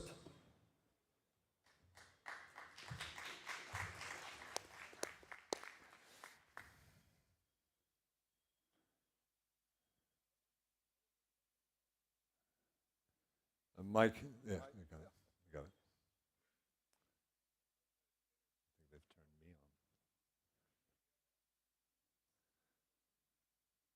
It's on? Okay, so 2 mics are on then. Okay, good morning. I'm very honored, and we are all very fortunate to have Professor Mike Goodchild here with us to headline the Roger Tomlinson Memorial Lecture. And I'm not spending too much time on going through this authorized CV because then it would take too much time away from the actual lecture we're all looking forward to. And I'll take my role and give you 2 more minutes to take your seats and to come here. Mike Goodchild currently is the Emeritus Professor of Geography at the University of California, Santa Barbara, and now holds the title of a research professor. He is Distinguished Chair Professor at the Hong Kong Polytechnic and holds a research professor designation at Arizona State University, and I could keep going on for a very long time through a list which is honoring but not that entertaining. But let me rather focus on aspects like that.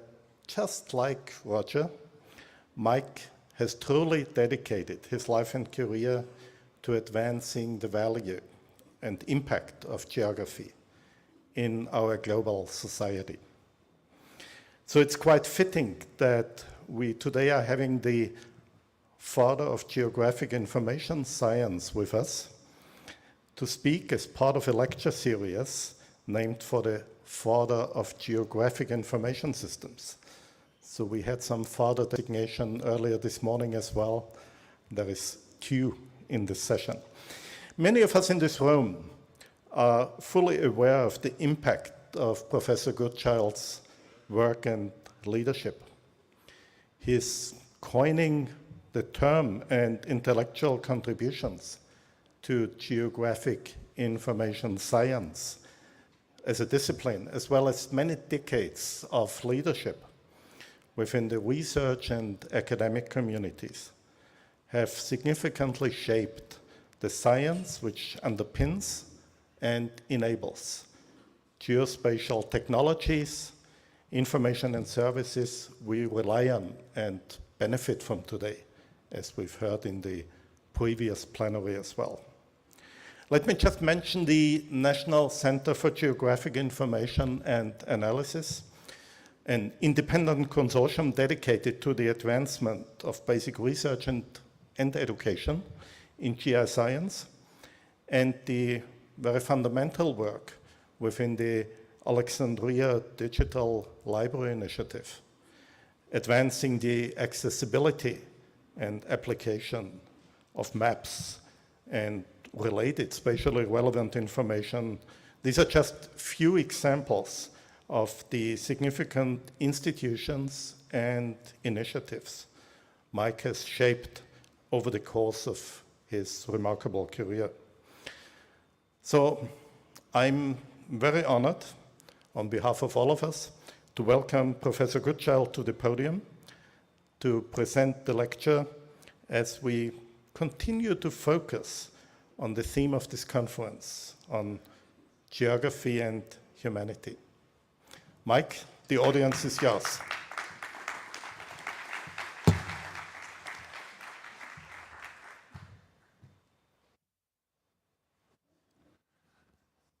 Thank you. Thank you. Thank you. Thank you so much, Joseph, for that wonderful introduction. And good morning.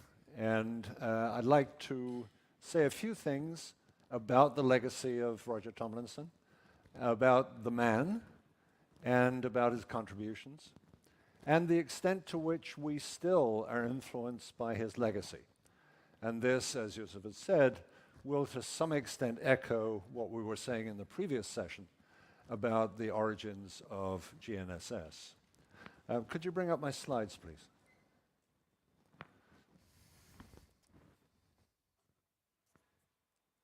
There we go. So I've entitled this The Tomlinson Legacy, but I intend to speak about a lot more than Roger and his legacy, but at the same time talk about his contributions. He was a very imposing person. This picture taken probably around 1965 in front of an IBM 360-65. Some of you in this room may remember that particular generation of machines. And later in life, you can see he's a very appealing and in many ways charismatic person. And I'll come back to that theme a little later. I want to say a little bit about his origins because I want to ask the important question, could we have told in his early years how significant a contribution he would have made? What was it about his background? What was it about his nature that allowed him to be so significant? And we might ask the same kind of question about Jack Dangermond. In fact, many people have from time to time. So born in England in November 1933, and unfortunately passed away in 2014, that's 8 years ago. All of his university education was in geography, with a little exception in geology. But Roger was certainly a passionate geographer. It's worth noting, I think, that his interest in geography, in fact, most of his contribution predates the invention of the word geospatial. In fact, he was really quite passionately opposed to using the word geospatial, thinking that geography was perfectly adequate to describe basically what he did. Degrees at the University of Nottingham, at McGill University in Canada, and a brief stint as an assistant professor at Acadia University in Nova Scotia. But I think the really significant move, and the one that we can really use as the starting point for a remarkable career, was his work in the computer mapping division of Spartan Air Services in Ottawa. He later, and then we're not talking late 70s at this point, he later obtained a PhD, again in geography, from University College London. And this is probably the thing that we most associate with Roger, although I want to modify that view a little bit later. This is his contribution through what became known as the Canada Geographic Information System, tied to the Canada Land Inventory, an inventory of land made in the late 1950s and early 1960s. This was a very remarkable development. CGIS was an incredible achievement at that time, when so little of today's computing world actually existed. And I want to point to some of those. So Roger organized a contract to IBM, eventually ran to somewhere around 20 million Canadian dollars, and with the purpose of taking the Canada Land Inventory, which was a set of 7 layers of data covering southern areas of Canada, and amounting to tens of thousands of individual map sheets at a nominal scale of 1 to 50,000. Promises had been made based on these data. Promises to the provinces of Canada that data would be available to them, essentially measuring quantities of land. And Roger had the insight, and this really I think was a very remarkable insight, that one could put all of this data into a computer and use the computer to do the measurement. So notice that there was one and only one purpose, which was measuring land area. And the alternatives, of course, at that time would have all been manual. manual and very tedious and very mind-numbing and very inaccurate. So 2 basic kinds of questions. How much land do we have of this type? And how much land do we have of that type that is currently of another type? So comparing potential for forestry, as you can see in this map of part of Quebec, comparing forestry to the current land use of those areas, estimating amounts of land. What opportunities is Canada missing by not using land which is very good for agriculture and instead allowing it to develop into forestry, for example? So a huge amount of data and a massive challenge. And I think we can see something of the challenge if we ask, what were the technical issues at the time? So what were the contributions that allowed this to happen? And here are 4. The only medium for data storage at that time was magnetic tape. 2,400 foot, so half a mile of magnetic tape on a reel, which was the only way of storing the data coming from the maps. The maps had to be scanned, creating a raster. There was no scanner at that time for scanning maps, so one had to be built. And it then had to be vectorized, an intensive operation, even now, and one, given the fact that the computing power of an IBM 360-65 was a fraction of what is in my right-hand pocket right now in my smartphone. And notice the possibility of sliver polygons. Every one of these maps shows every coastline, and yet every version of the coastline is different. So when those coastlines are overlaid, a massive number of sliver polygons emerge, which then swamp the system. So another technical issue. And I want to take you just briefly through what I personally think are 2 of the most astounding inventions of the geospatial world. The first one is this. This is showing a very simple illustration here of 4 polygons. Imagine a map of 4 polygons, and imagine that our task was to measure the areas of those polygons. Intuitively, we might think that the solution lies in digitizing the polygons. The insight that IBM had was that, in fact, a much better solution is to create a database of the common boundaries between the polygons.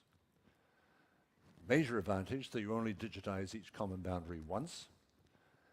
This is what Roger called topology, and which he regarded as one of the greatest points about GIS. GIS had topology. So just a little illustration here. Suppose that one of those polygons is, one of those common boundaries on the left, in the middle of the left, is record number 2. And what I've recorded in this data set is its from node, the vertex that it comes from, the vertex that it goes to, which is vertex number 2, the polygon that's on the left, which is polygon number 1, and the polygon that's on the right is polygon number 2. And it is really counterintuitive that that is the best way of computing the areas of the polygons, and also the best way of overlaying one set of polygons on another set. It's quite different from what you would naturally choose to do. The other one is this, and this addresses the question, if I have half a mile of tape, and I have a number of maps to lay onto that tape, in what order do I lay them? And you might say the best order would be one which puts neighboring map sheets close together on the tape, so that when I want to analyze, for example, from one map to its neighbors, I don't have to spin all the way through the tape looking for the next map. And the solution to that is this, what we might call the N order, which is illustrated there. Or if you rotate it through 90 degrees, you might want to call that the Z order, which is what typically it's called in computer science. This was invented by an IBM employee called Guy Morton. It's not really an invention because it was well known in mathematics for a long time before that. And it just so happens, somebody pointed out later, that the bottom left corner county in the state of Kansas is actually Morton County. So out of this developed a vision for GIS. And this is a vision which Roger formulated in 2 conferences which he pulled together with basically no funding in 1970 and 1972 under the auspices of the International Geographical Union. And this vision essentially said this, and notice how much further this goes than CGIS, and how close it comes to how we would still think about GIS. What is our vision? What is GIS? It's a computer application performing a range of functions on geospatial data. It's a global collaboration, and Roger's brilliance, I think, was in pulling together people from all across the world to these conferences, from Australia, from China, from Europe. GIS is an essential tool in planning the use of land. It's integrated with remote sensing, and it's a labor-saving tool in cartography. And if we were to put alongside that what we might call our vision of 2022, which we might call geospatial infrastructure rather than GIS, there's basically nothing in the 2022 list that conflicts with anything Roger envisioned in 1970 and 1972. So this is one of my points here, that Roger invented GIS, and his vision essentially is still the vision of a large proportion of all activity in the geospatial world.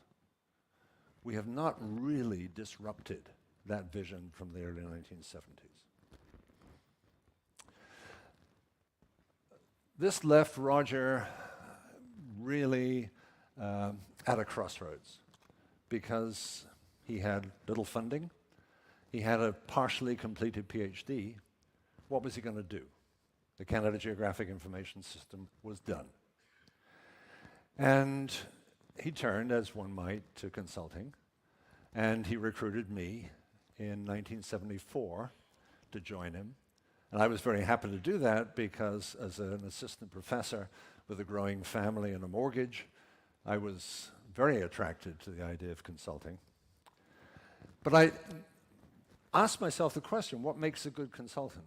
What was it about Roger that made him not only an innovator in GIS, but also a good consultant? What drove Tomlinson Associates?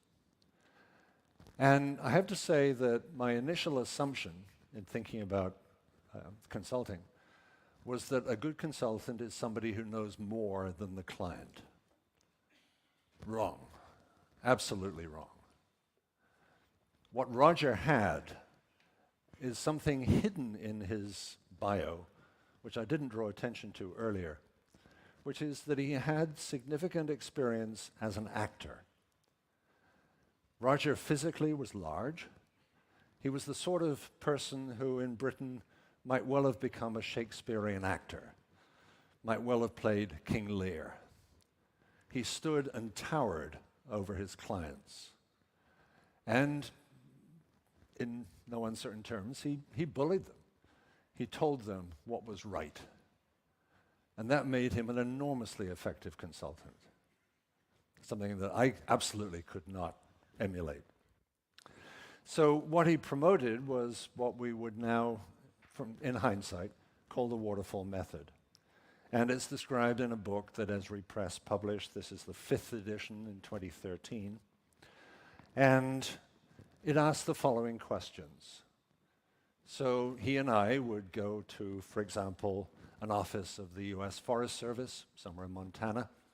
We would assemble everyone in that office who was responsible for making decisions, and we'd ask them the following questions. What decisions do you have to make in your job? What geographic information would you need to make those decisions?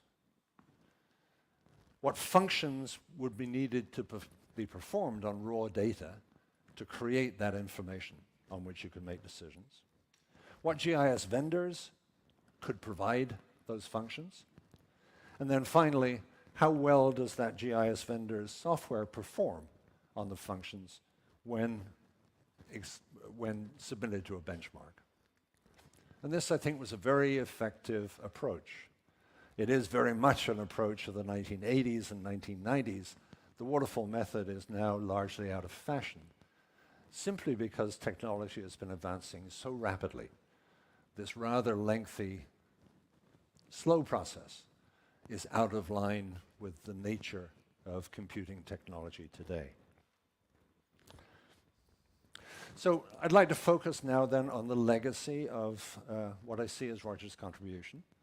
And if we go back to CGIS, we can see that its essential input was maps. Those maps were scanned and digitized. And underlying this is the assumption that the maps were the truth. That what was shown on the maps was a true representation of what happens in the real world. This was vector data, and we now know, after 2 decades of research, that there is no way of accommodating uncertainty in vector data. I'll come back to that point in a moment. And furthermore, the maps we're working with, while prepared by experts, are not necessarily replicable. If you give the same task, let's say mapping soil suitability for agriculture, if you give the same task to 2 experts, they will not produce identical maps. So in a scientific sense, that mapping process is not replicable. So here's just an example. This happens to be a soil map of part of Afghanistan. And it's, I'm sure, unnecessary for me to point out that the lines shown on that map do not exist in reality. And we can argue about where a representation of the transition might be best placed, but fundamentally they don't exist. 2 people would not agree on where to place the lines, how many polygons there should be, where the vertices should be in the junctions of the polygons. So uncertainty was not part of the Tomlinson legacy. So today, however, after a lot of research, we do have some excellent methods for dealing with uncertainty. And I'd like to just take us down into the weeds a little bit here. But in terms of dealing with a map like this, we need first to convert the map to a raster. For every cell in the raster, we need a set of probabilities. The probability that that cell is a member of type 1, type 2, type 3, etc. And we need a measure of the dependence in outcomes between neighboring cells, because cells are not independent. If one cell turns out in reality to be class A, neighboring cells are more likely also to be class A.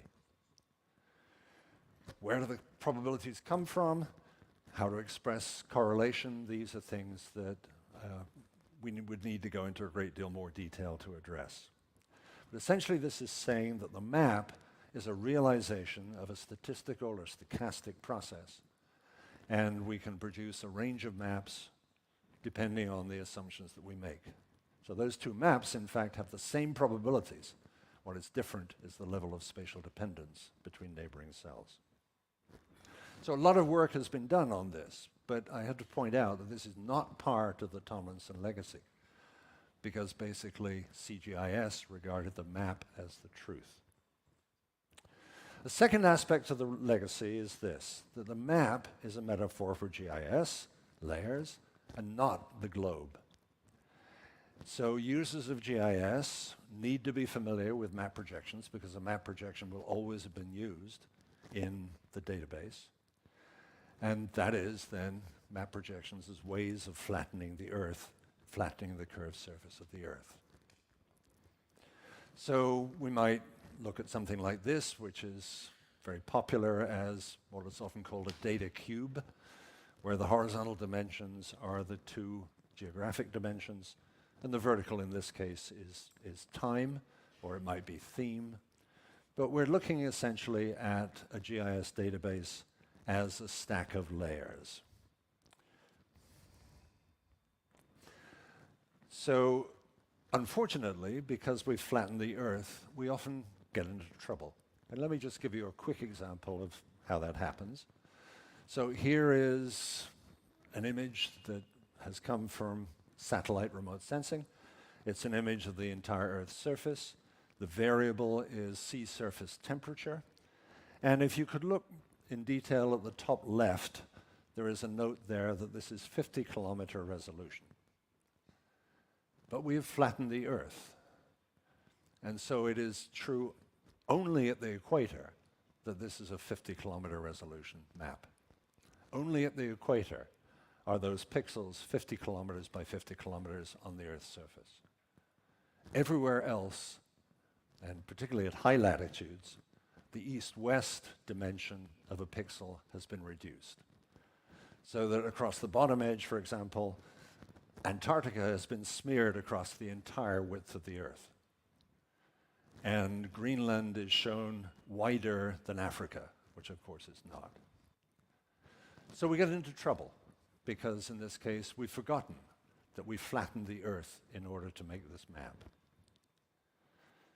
So 85 degrees north, for example, pixels are 50 kilometers north-south, but they're only 4.4 kilometers east-west. And this is part of a much bigger problem that we have all throughout the geospatial world when we have spatial units which are not constant across the Earth. Here are the United States counties. There are about 3,100 of them, and they vary in area by a factor of more than 100,000. Los Angeles County, California has a population of over 10 million. Loving County, Texas has a population of less than 100. We've divided the world up into a way which makes it extremely difficult to do any serious scientific analysis, because we have such variation in the basic spatial units. You often hear the phrase, the county level. Unfortunately, there's nothing level about the counties of the United States. There's another, though, challenge to this legacy, and that's this. Should we think of the world, should we think of a GIS database as a stack of pancakes, as we often do, or should we think about it in terms of peeling an onion? Because on the left-hand side, the stack of pancakes requires that the Earth be flattened. On the right-hand side, there's no need to flatten. We're working with a globe rather than a map. And in recent years, this idea of the globe as the basis for GIS rather than the map has received a lot of attention. And I want to talk just briefly about that, and then I'll wrap up. I was in the Anchorage Museum in Alaska a couple of weeks ago, and I went through an exhibit called Counter-Cartography as one of the exhibits in that museum. And this is a room devoted to an installation called World Processor by a German artist, Ingo Günther. And what he has done is taken globes, suspended them on the Earth. Some of them have north up, some of them have south up. They're different orientations, but each of them have a different theme around layered onto the Earth. Now, it's much easier to think about this as one onion with 50 layers than to think about needing to have 50 separate globes. But that's essentially what we get to if we think about the globe as the basis for GIS. So going beyond the Tomlinson legacy. Tomlinson's legacy was strictly based on maps. Here's what we could do with a globe-based GIS. We could build a digital Earth, and this, of course, is the basis for the International Society of Digital Earth and the journal. We could have a hierarchical system which gave spatial resolutions all the way from, let's say, 10 kilometers down to better than a meter. Think Google Earth, if you like. We have no break at the international dateline, no breaks at the poles, everything in latitude, longitude, projecting only in one circumstance, and that's when you want to see the Earth at once, the whole surface at once. That's the only time, in principle, you would need a map projection. Of course, you'd also have to project if you wanted to print the Earth onto a flat piece of paper. Distances measured over the Earth, geodesic distances then, and a discrete global grid system.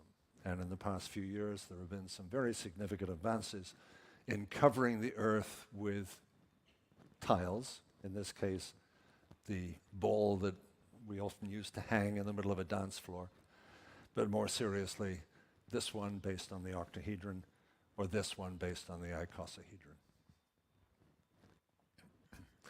And then the third way, I think, in which we are going well beyond the Tomlinson legacy is GeoAI. And I'd suggest that there's really nothing in Roger's contribution which anticipates AI. However, there have been some fairly early comments on GeoAI. For example, papers written by Jerry Dobson in the 1980s on what he called automated geography, and the work of Stan Openshaw in the 1980s, and some remarkable successes. But I think we would have to say at this point that the major successes of GeoAI are in classification, particularly in remote sensing, tasks like finding streets in aerial photographs, finding social indicators by scanning the Street View database, and the task of searching for similar. Find me similar places on the Earth's surface, or find me similar places on the Moon, or find me similar suitable landing sites on the planet Mars. And here's a very early book on AI and geography, published in the 1990s by Stan Openshaw and his wife Christine Openshaw. So, how to wrap this up and how to bring all this to some takeaway points. Number one, I fully endorse the notion that Roger Tomlinson was the true father of GIS. His vision, I think, was a very comprehensive vision. Always, to me, invites the question, who is the mother of GIS? And there's a serious background to that question, because it is very difficult to find any published, recognized contribution by women in the early days of GIS. Unfortunately, this was a male-dominated invention, a male-dominated topic. Roger's legacy includes the idea of GIS and many aspects that are still true of GIS today. But in other ways, GIS practices have moved far beyond what he could have imagined in the 1960s and 1970s.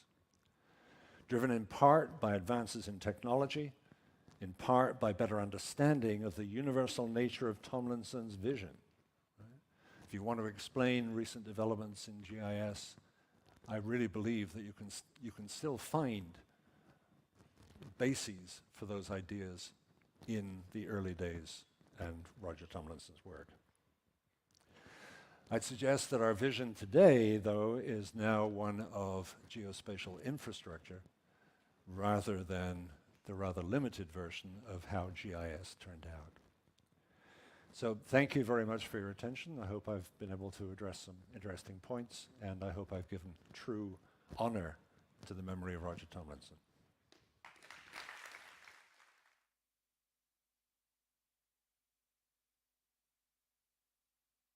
Thank you, Mike. That was amazing to see how we span 50 years and what has remained the same and what has changed. Like, we used to scan maps, now we are scanning the globe, the real thing. We don't need that intermediary media anymore.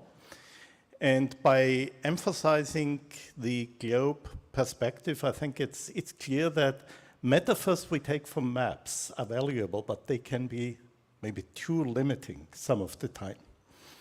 So it's great to take those lessons of what has remained, what has changed. And I think it was 2003, Mike, when you were discussing in the predecessor of this conference, GIS about to go mainstream. And many of these developments very clearly are the key factors, how to go from one single task, even though it is a very big task, and the task to some degree has remained the same, that we want to look at the capacities and the potentials of our Earth and move that into so many other disciplines. I think there's a lot of lessons to be learned, and I'm sure there will be quite a few people in and beyond that room who would like to go back to your lecture. I hadn't come across the peeling of the onion before, but it's a great metaphor. So thank you again. Oh, you cannot yet leave. You still have to stay on. Oh. Let me take this opportunity to thank Esri as well for facilitating this talk. And of course, as a small token of appreciation,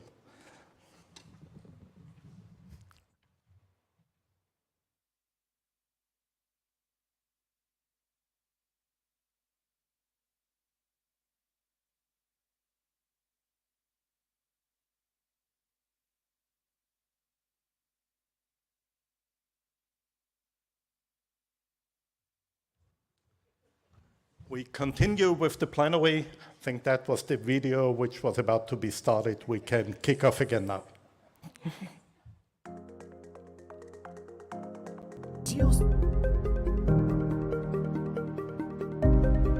In a world where everything is increasingly becoming digital and virtual, urban digital twins and smart simulations of city development efforts is a potential game changer for urban planning.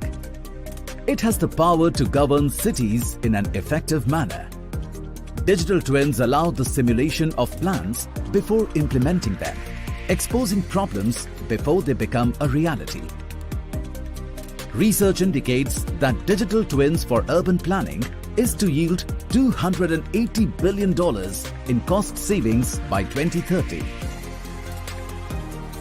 Digital twins are forecast to form the essential building blocks of a metaverse, which can help enhance economic development, effective management of human resources, and reduction of ecological footprint to increase the overall quality of life of a citizen in both the physical and virtual world.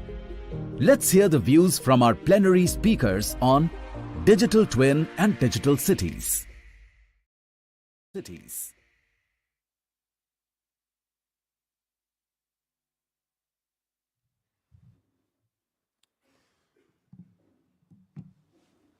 As we move from the history of GIS to emerging trends in the future of GIS, I invite our panelists to join me on stage. Today we will be joined by Jürgen Dold, Executive Vice President, Hexagon Switzerland, BVR Mohan Reddy, Founder, Chairman, and Board Member of Scient India, and Frank Pauly, CEO, Cyclomedia, the Netherlands. Please join me.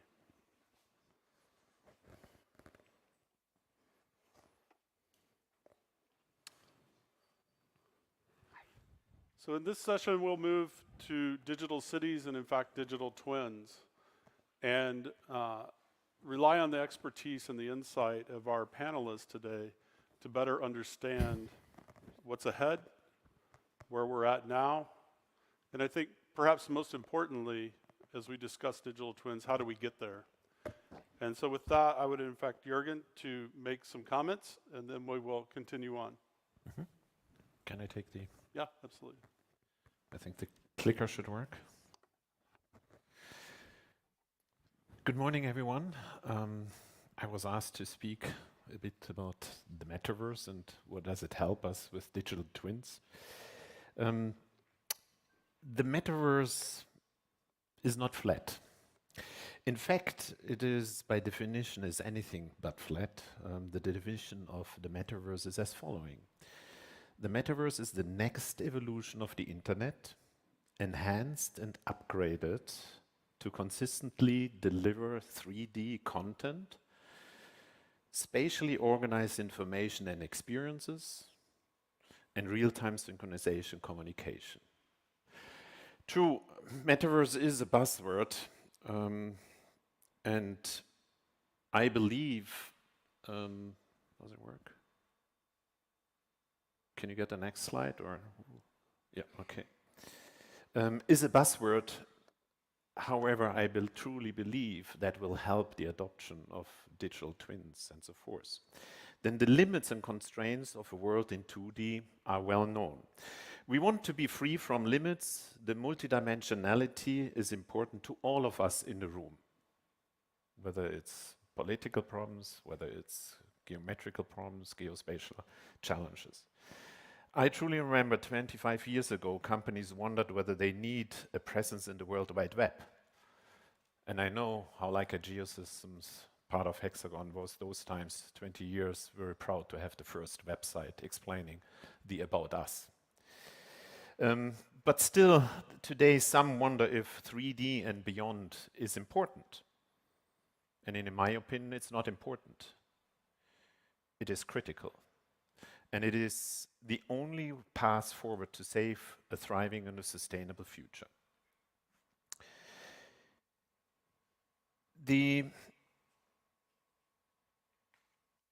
Based on the definition we heard earlier, the internet is evolving into the metaverse. That is not flat, but 3D. And by applying the vast amounts of data we have at our disposal, it will become 4D, 5D, and beyond. Much of the attention around the metaverse to date is centered on social experiences. That's where metaverse basically comes, where people can meet up. I'm most excited about the potential of smart digital reality, where the goal doesn't have to do anything to do with a social interaction. It is about simulating experiences in the digital world before moving into a physical world. At Hexagon, we're building up one-to-one maps of almost everything. We map the world and create 3D digital landscapes. Construction engineers and add other dimensions to it, such as their BIM models, and then they simulate different what-if scenarios. Communication between trades on a construction site become much more simple, more experiential, and the involved parties understand better the what-if scenarios in these complex worlds. This creates endless opportunities to be more efficient. We had in the pre-discussion the question, when is it right to start? And some may think, when does that get real? I think it's now. I look at digital maturity rather than the digital transformation. Cloud technologies, widespread adoption of artificial intelligence, leveraging digital twins using blockchain and unleashing edge computing. Companies and organizations might be at different stages of maturity, but the technology are here and are on the way to get mainstream. We are living in an exciting time when adoption of digital technology is skyrocketing, both at the consumer level, which basically helps to drive adoption, and at the enterprise level. Industries and governments see the huge potential of efficiency gains from connecting real-world systems to the digital world. And we, as geospatial engineers, have a unique opportunity, not as every generation, but we have a unique opportunity to shape digital business processes for decades to come. Disruptive technologies will change the way we work. And the rapid growth of accessibility and affordability of this technology will disrupt how industry gets work done. Digital worlds are getting more affordable than ever, capturing the world around us. Autonomous reality capture with robotic solutions isn't futuristic at dreams anymore. It is here, either attached to robots on the left side, or nowadays flying sensors in the center. And to see, measure, and manage these digital realities, platforms such as our Hexagon HXDR platform solution, is seamlessly fusing big data from nearly every sensor platform into a single match.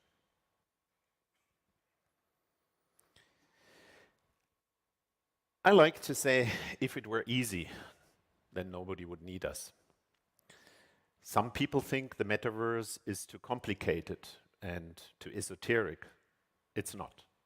Every time you use the word metaverse, just insert the word internet, because they are actually one and the same. How we experience the content in the future in this new internet is what is changing. It is more richer, more immersive, more smarter, and our journey has already started. Are there many questions about it, how it will be developed? Of course. But the notion of merging and simulating the real world and the digital world is often running. In fact, there are several industries that are already forging ahead in these metaverses, if you want to say so. It's such as manufacturing cars or airplanes, digital twins, digital design processes, and so forth, are a normal way of doing business. In the construction and geospatial industry, digital twins are on the digital, and digital simulation, digital production processes are on the fast track of every company that doesn't want to fall behind. And let me share with you some of the applications for the geospatial industry that focuses on that part of the metaverse where the real world matters, where the physical world matters.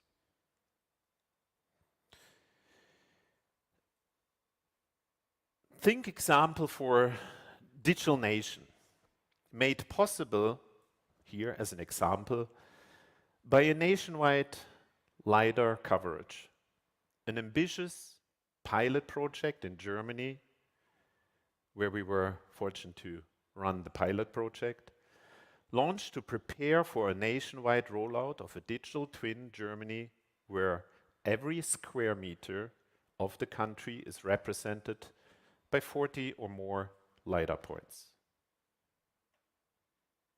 AI-enabled technology provides volumetric biomass to manage the progress of achieving sustainability goals of an entire country.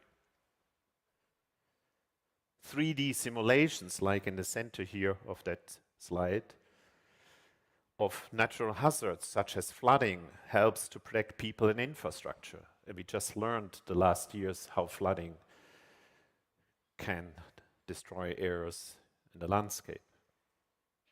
Or infrastructure projects such as for telecommunication or electrical grid networks can be optimized with such LiDAR data. Think about 5G networks for communication and connectivity. Or think about any other wind power plants and so forth.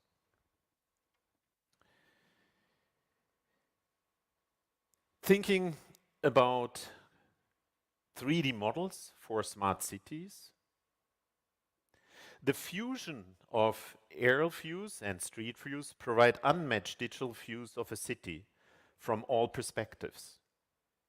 We call that a super mesh, a joint project between Hexagon and Cyclomedia, and I think Frank will speak about that as well, is something that we basically try to push forward. But it's not only about the experiential and exciting visualization of photorealistic 3D cities and the world around us, but also about the information that lies in every single pixel of such a model. As a human, you can intuitively recognize a house, street, or tree. AI algorithms can be trained to do the same today. Thus, we receive quantitative and consistent semantic information of many aspects of the city. For example, the quantitative and honest answer whether the efforts to make a city greener is successful. And the third example, where the metaverse comes together, where the metaverse for the geospatial integrees grows even stronger, is when we have other data that can interact with the digital twin. Architects and governments can communicate urban development plans with a digital twin to all parties involved to add their BIM models into a 3D city model. But exciting are also simulations capabilities for air circulation in combination with the related urban developments that provide another critical information for cooler cities and more sustainable developments of our urban spaces. And connecting the real-time events in the physical space with digital twins for public safety is another step to create smart and safer digital cities. That's where the metaverse, where the physical space matters. Well, coming to an end, as I said, the metaverse is not flat. It is multidimensional. And when I meet you there, maybe we will sit at a virtual cafe and have a virtual glass of champagne and toast of our real world successes. See you there. Thank you much.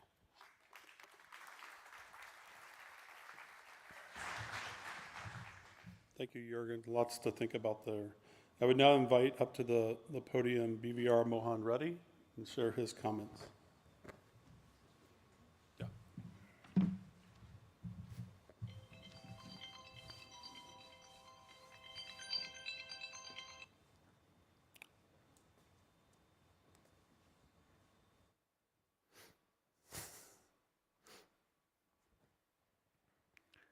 My fellow panelists, ladies and gentlemen, a very good afternoon to all of you.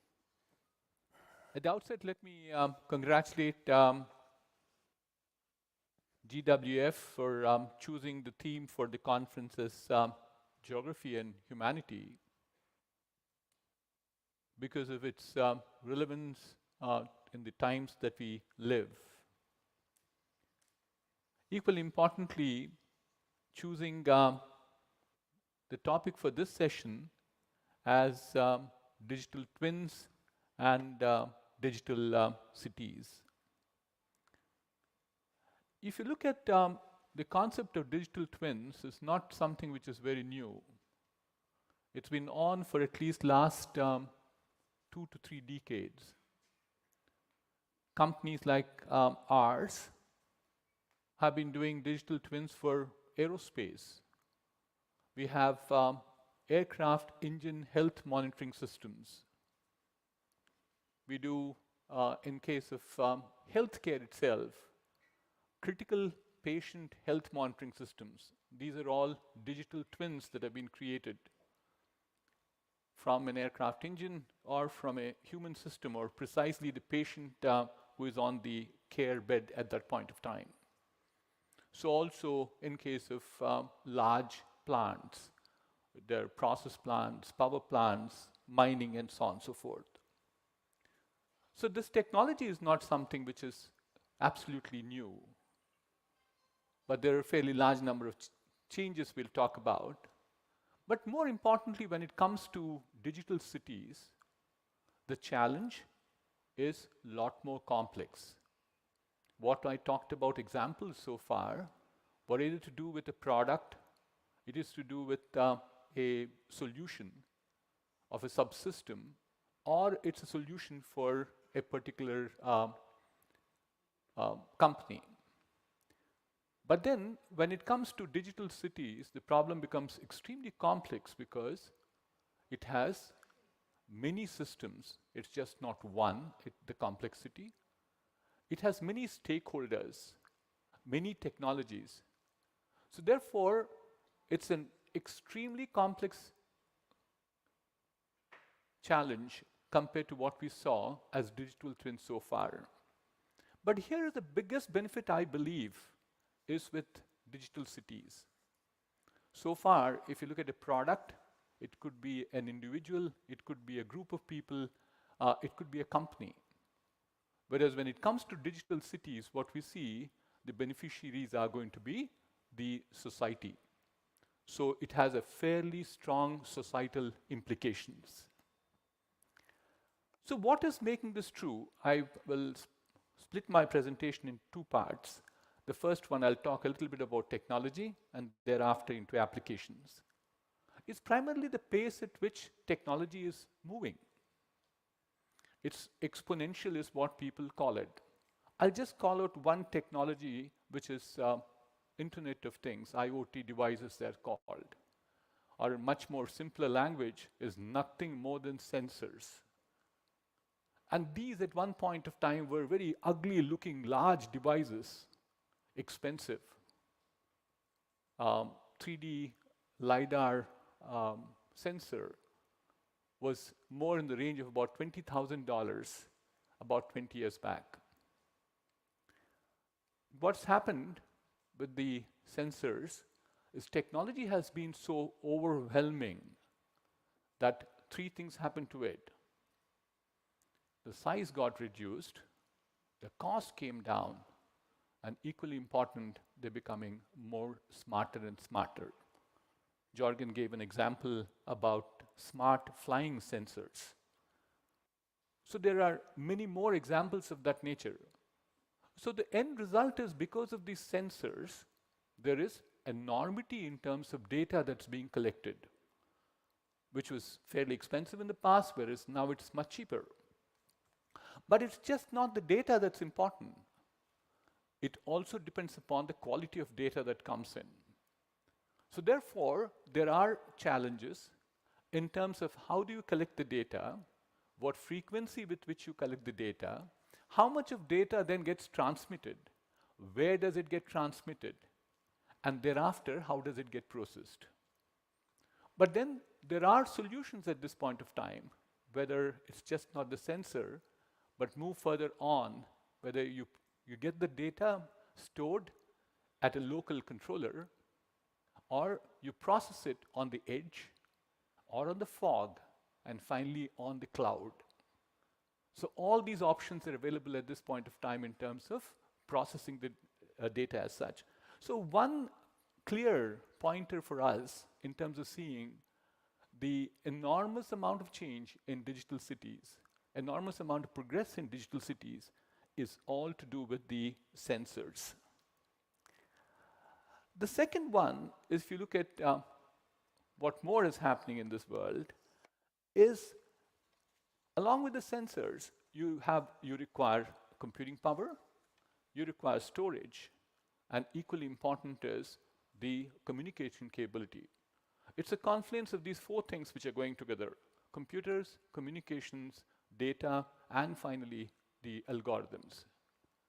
And these are bringing about a profound change. So if you connect the dots in terms of various technologies, starting off intelligent networks and connectivity, and then thereafter apply the algorithms. And again, if you look at algorithms today, the key thing about it is that given the computing power that you have, you could write complex algorithms which can still fly by a few fractions of a second. Or you look at connectivity.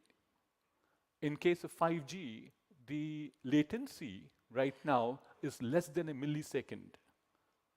People talk about teleconsulting, telemedicine, but you now can perform telesurgeries because of the type of connectivity that you have. As a doctor moves the stylus on a digital body of a human being in his office, it's instantaneously the knife is moving on the body of the patient thousands of miles apart. So the second one, which I think is influencing the creation of digital twins, is all about the confluence of these technologies of connecting the dots, whether it's IoT, it's AI, it's blockchain, it's big data, and several more, which then moves into creating a geospatial infrastructure. Our belief is people in technology front, it doesn't seem to be stopping here. The growth will continue to be at the same pace, if not faster than what it is. So there's more amount of good news that is there, and we think that the capability, Jorgen again talked about metaverse so intensely. Metaverse is to us a confluence between a combination of AR, VR systems together. And they are possible, and they can be executed so well, primarily because you're in a position to get the speeds, an account of tectonic shifts in terms of computing power. It's not anymore electronics, it's photonics, which will probably drive that computing power. So we'll also see things like, cost coming down much more dramatically. From a cost of classifying 1 billion images fell from $1,000 to 13 cents in 2 years. That's between 2017 to 19. So what makes me believe that digital cities is reality at this point of time is the ability of technology to definitely master the challenges that we have. Let me move on to then talk a little bit about the applications. If you look at a city, the very traditional applications was to do with water, sewer, rainwater drain system, power utilities, telecom utilities, and several more. And people created these databases which were layer by layer to start with in 2D. Thereafter, they moved into a 3D model as such. But today, I think the ability to create more complex databases makes people to address a lot more complex challenges compared to what have been done so far. I'm sure there's a famous city in South Korea called Incheon, which has got a complete digital city at this point of time, which is built on 6 pillars. One is on the fire response, the second is on traffic, third is on urban sanitization, the fourth is on facilities management, the fifth is urban development, and finally city revitalization. So now with the technology, the way in which the digital cities is moving is getting down to more complex applications. In the first phase of it, it was building digital models. Thereafter, it was monitoring data, monitoring information. Thereafter, acting on the information that you had with you to make sure that some of them were proactive decisions. But what we see now happening with these complex models and the capability in terms of technology is that you can simulate situations far ahead of time. So what are we looking further in terms of the digital cities is there are more compelling applications that will come in. It's just not visualization and virtualization, but it will be online, instantaneous, real-time decision making. Those are the applications that will come in. For instance, the environmental and public safety issues can be modeled, can be simulated, and then decisions can be arrived. Again, in case of smart cities or digital cities, we think that there's a lot more story to unfold than what we have today.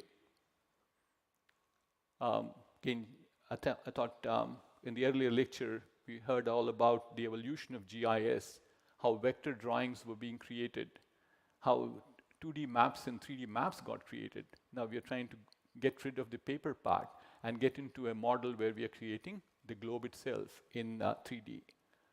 So there were instances where we created all the road networks using paper maps. They were raster, got into digital, and they got a little more smarter thereafter, using mobile mapping and so on and so forth. What do we see in future is primarily self-healing road networks. Road network information, that will be automated, because primarily what we're seeing is that you have autonomous driverless cars that are going around. You send those cars all around. They collect the data. And the data then goes automatically to populate the databases that are already created. That's how it becomes very self-healing in nature. So our belief is by 2040, there'll be as much as 80% of vehicles in the streets of the United States will be autonomous, whether they're owned, shared, either the two options that will be there still. But in that particular case, you can understand that you know how much amount of data accuracy that's required to make these vehicles much more smarter. To sum up what I said so far is we've seen that the digital cities are driving productivity. They are definitely enormous amount of cost reduction because of the efficiency that we're seeing. There is improved understanding of the physical assets, again, making sure that the productivity goes up. And our ability to simulate scenarios to predict outcomes with great amount of certainty is making sure that we are saving a lot of life. The sum total is that what digital cities are making difference to humanity is that it is improving the life of people. It wouldn't be proper if I stepped out before I just said a word about my company. Primarily, we work in technology. We are committed in designing tomorrow together with our stakeholders and being culturally inclusive and socially responsible and environmentally sustainable organization. So our contribution, for instance, is the first company which indigenously developed a narrowband IoT chip on a narrowband SoC for improved connectivity solutions, partnering with one of the best education institutions. We do dabble around quite a bit in technology, and final belief is technology should come and help the mankind. Thank you. Thank you. Thank you, Mohan. And with that, our final speaker, Frank Pauly, I invite you to share your comments. Okay, thank you, Alan. Good afternoon, ladies and gentlemen. It's a pleasure to have the opportunity to speak at this panel on a very important topic. And I was asked to build on what has been explained in the previous presentations, both in terms of the definition of digital twins, the technology behind that, and to interpret that a little bit in the context of the Dutch reality, and to give you some further examples on use cases, which I'm happy to do, of course.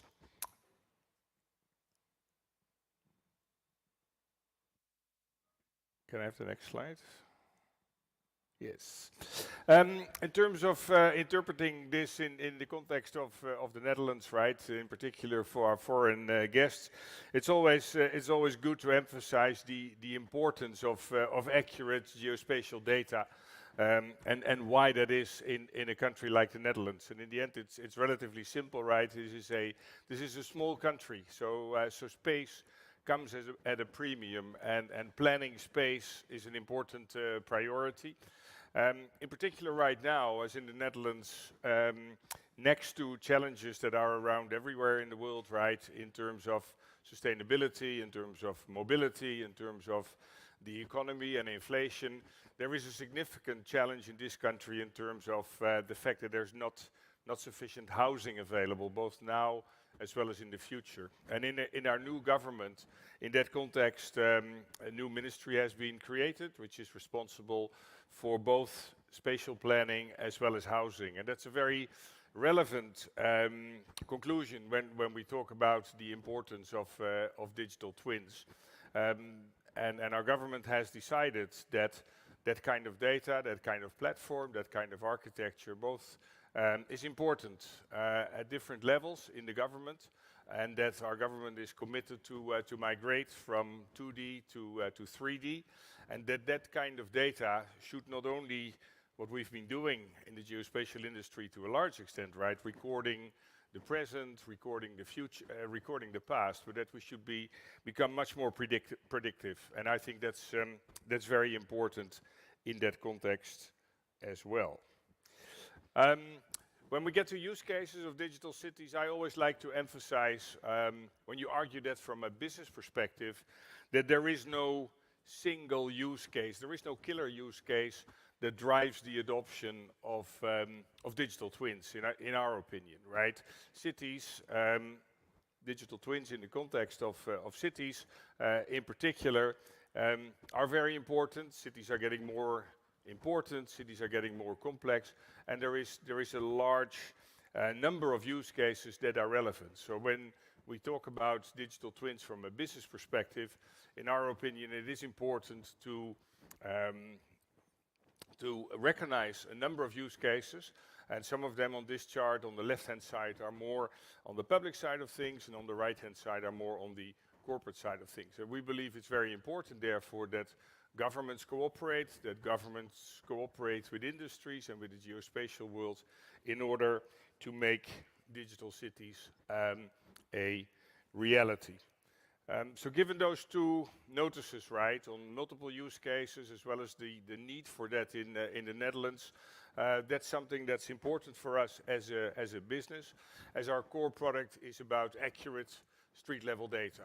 We've been doing that for many, many years here in the Netherlands. We capture the entire road network in the Netherlands, which is around 170,000 kilometers every year. We've been doing this is the 12th year that we're doing that. So without going into the definition on what is a digital twin and what is not a digital twin, I would argue that quite a bit of that content we have been making available to our clients, both in terms of imagery as well as in terms of point clouds. And when we capture data, we also host the historical data for our customers, right? So our customers can also look at that fourth dimension in terms of noting, managing, recording change between the different generations of data. And then this year, we're adding an important data set to that. I had the opportunity to speak at this event last year in October, and there we were announcing that we are now rolling out a complete 3D model of the Netherlands. At that point in time, it was an announcement. By now, it is reality. So an aerial mesh covering the entire 40,000 kilometers of the Netherlands we are rolling out as we speak. We have published the first data, and we plan that to be completed by the end of 2022, based on recent aerial data that we have captured during 2022. We see a clear demand for that. We see a clear need for that. And elaborating on some of the use cases, I'm happy to do.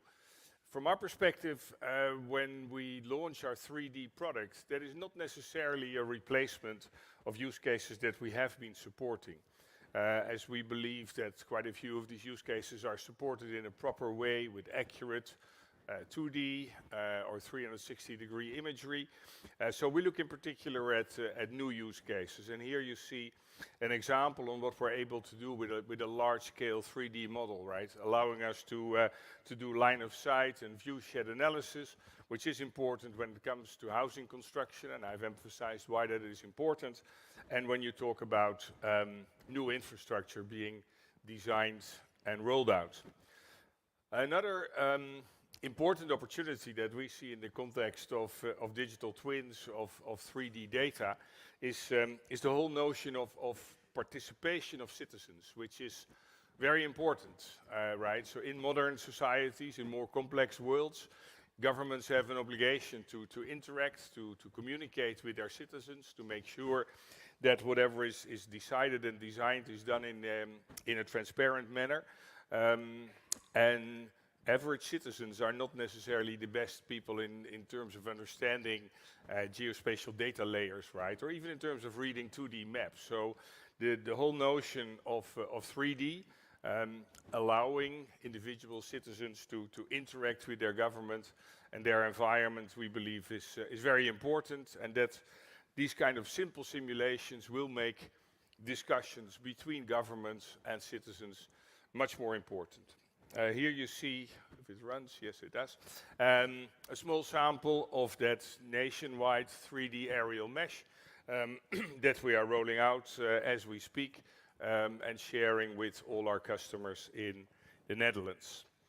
We're adding a new dimension to that because our current rollout of 3D data is from an aerial perspective only.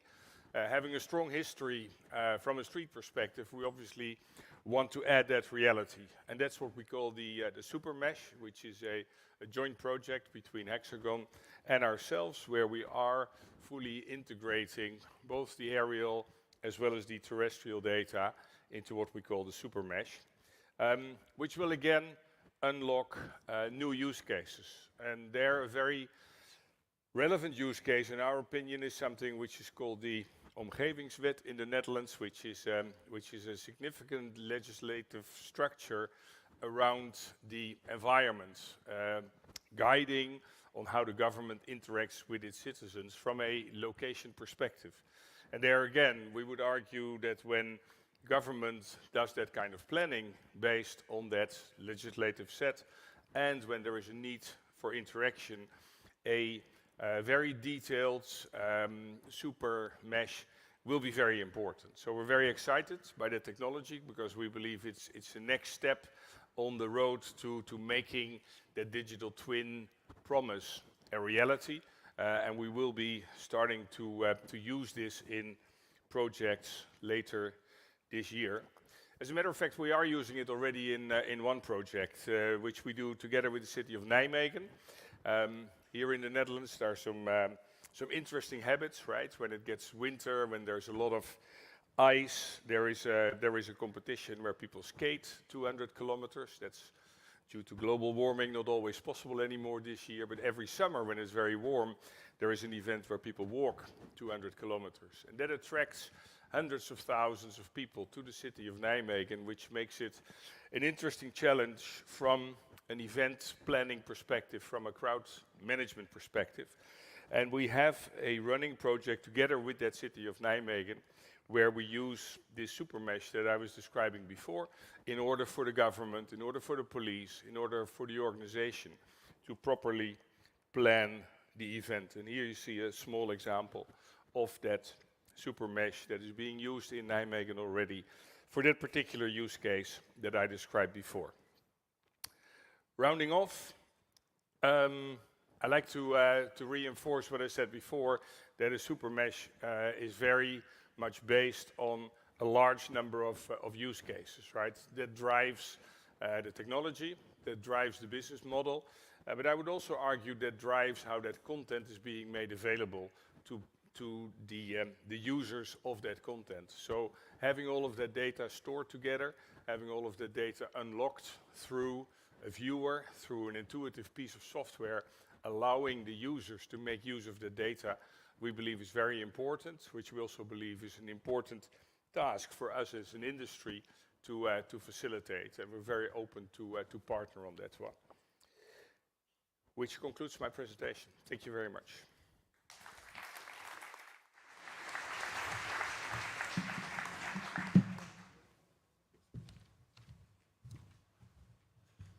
Well, that's a lot to think about.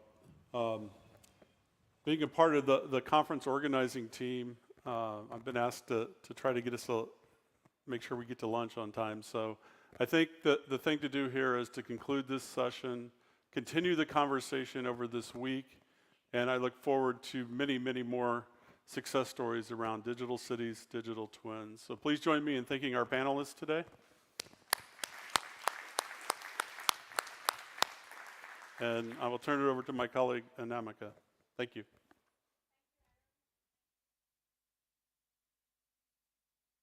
Aaron, for driving us through such an interesting session on digital cities and digital twin and digital cities, wherein we talked about metaverse taking the world beyond 2D and 3D and how it will be for the 4D and 5D level.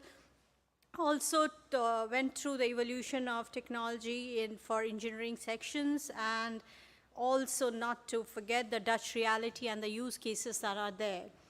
So with this, we thank the moderator and the panelists, and now we move on to our next session, which is a conversation on tactile map, which is map read by touch. For this, for the conversation, we have with us Mr. Vincent Van Altena, the Senior GIS Specialist from Cadastre, and Ms. Ellen Zellman.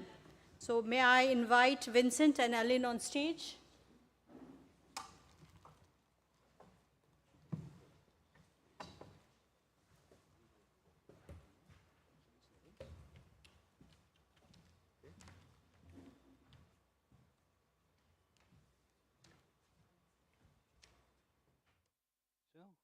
Een klein stukje naar mij toe, heel klein stukje. Draaien bedoel ik.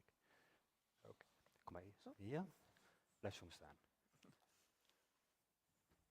Okay, good afternoon, everyone. We are very thankful that we can join you in an experiment that we did at Cadastre. And I think you have heard a lot of about all kinds of technology and innovations and latest business developments and also policy developments. And for now, we want to take you to another perspective. So we would like to add something to everything you have heard. And this morning you heard a lot of references to the Sustainable Development Goals. And I think they were adopted in 2015 by the General Assembly of the United Nations. And as you know, there are 17 goals, but probably they could all be summarized just in one sentence. And I think that sentence also fits very nicely to the theme of this conference. And the sentence is to leave no one behind, because humanity is about people like you and I, and is also about individuals. So I think that's might be a high aim for us to achieve, because how do we get all people involved, and how do we materialize such a claim? And in the next couple of minutes, we would like to introduce you to just a small project about one example how to do this. My name is Vincent van Altena, and my special guest is Ellen Sieleman. And we would like to have just a small conversation about how it is to be blind, how navigation, orientation, but also having a mental picture about reality just in your head, about how creating that works. And we would like to discuss that kind of thing, especially how that works and functions when you are blind. But first, Ellen, let me ask you to introduce yourself, and one question, because I think everyone can see that you are blind. Have you been born blind, and just can you tell a little bit about your experience? I am Ellen. I am living in the Netherlands, in the east of the Netherlands. When I was born, I was visually impaired. My vision was about 15%.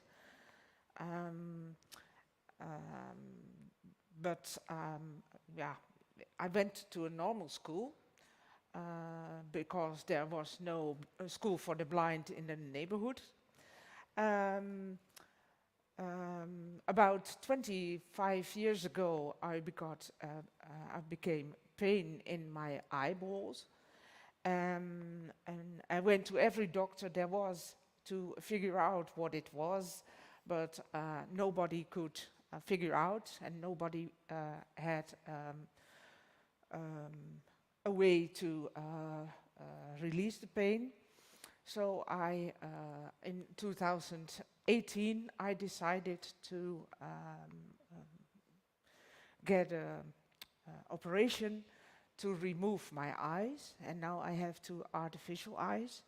So I am blind for 4 years now, and yeah, that's a real difference, having low vision or being blind. That's very, very, different.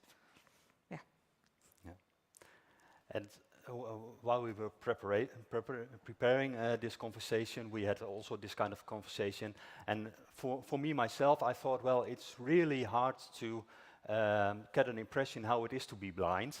And of course, we, as sighted people, we cannot grasp the concept. But to give you a little bit of experience, we want to do a small experiment with you. And please feel free to join us. If you do not like this, please stay seated. But everyone who wants to join us, please, if you could stand up. It's just it's just a very small experiment. And now the idea is, if everyone could close their eyes. So I will give instructions step by step. So if you close your eyes, and then turn around for 360 degrees and keep your eyes closed, please. just make a full circle.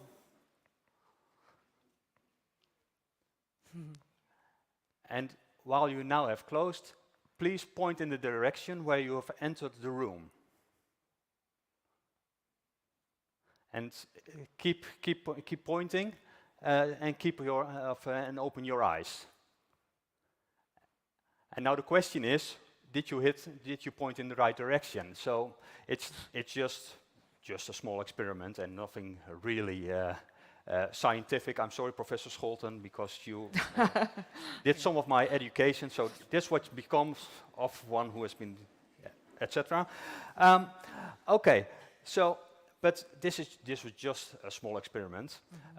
But I think everyone can imagine how difficult it could be to live without any sight. So how does it function for you, Ellen? Because how is it to navigate and to orient without sight?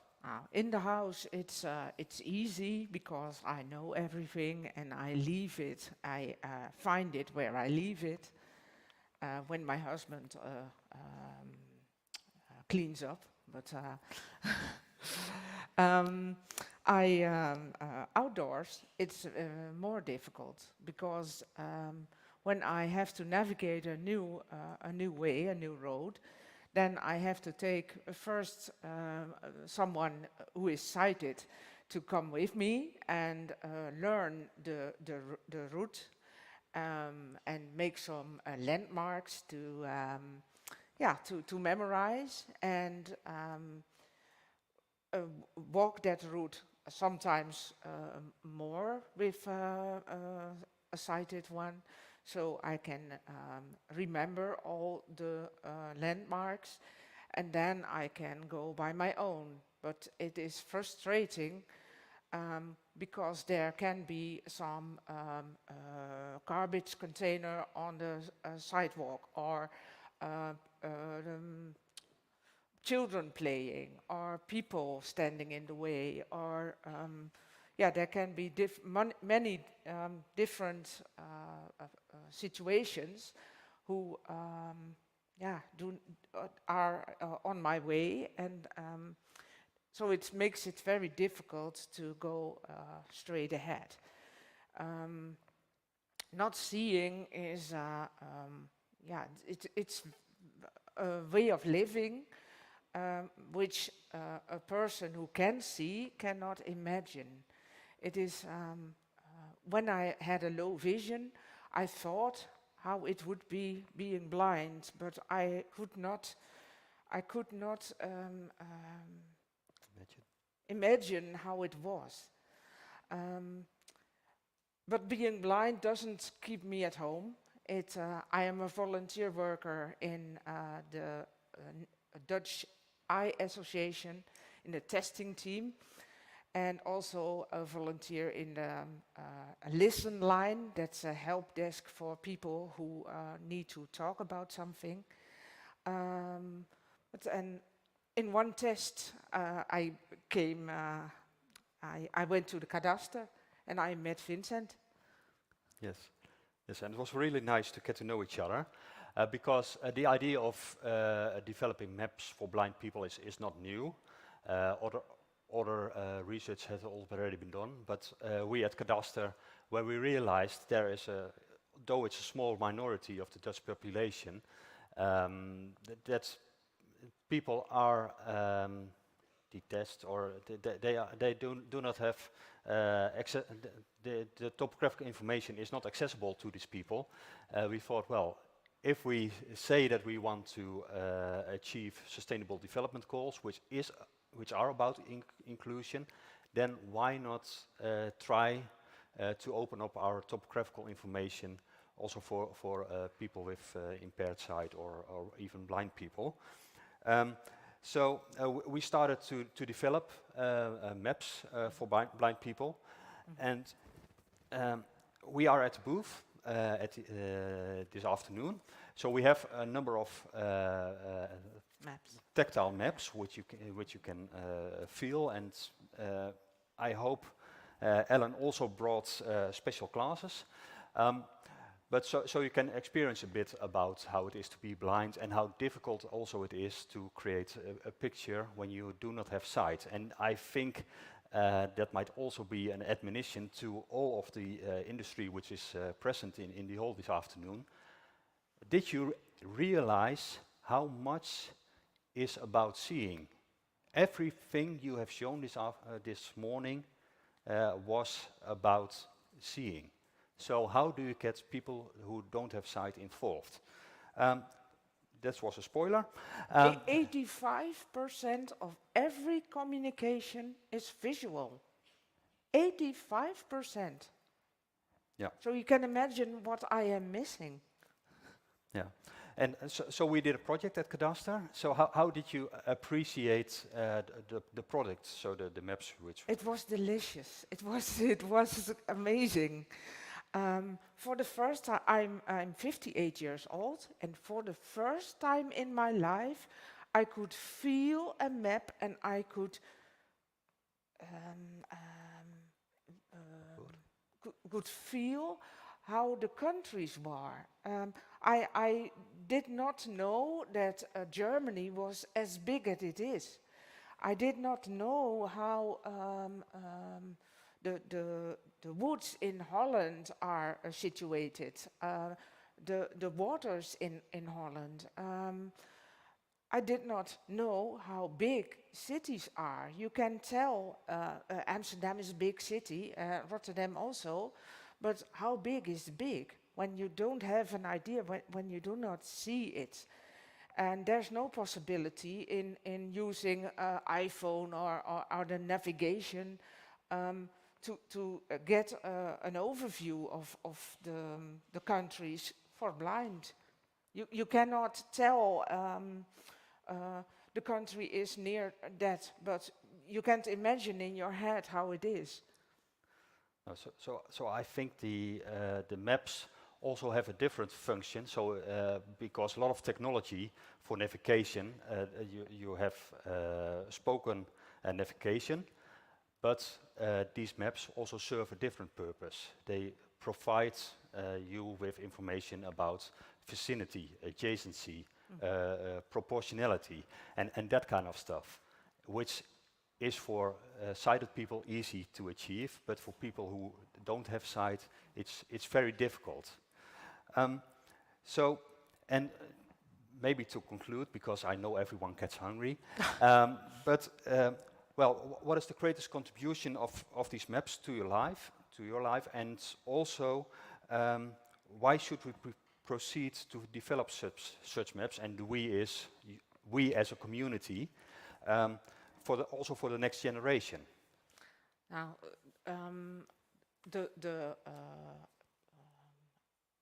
yeah, what was your question? I'm sorry. Okay, no problem.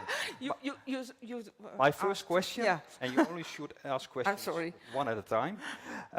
So what is the greatest contribution of tactile maps to your life? I imagined when I would like to buy another house, I would go and normally when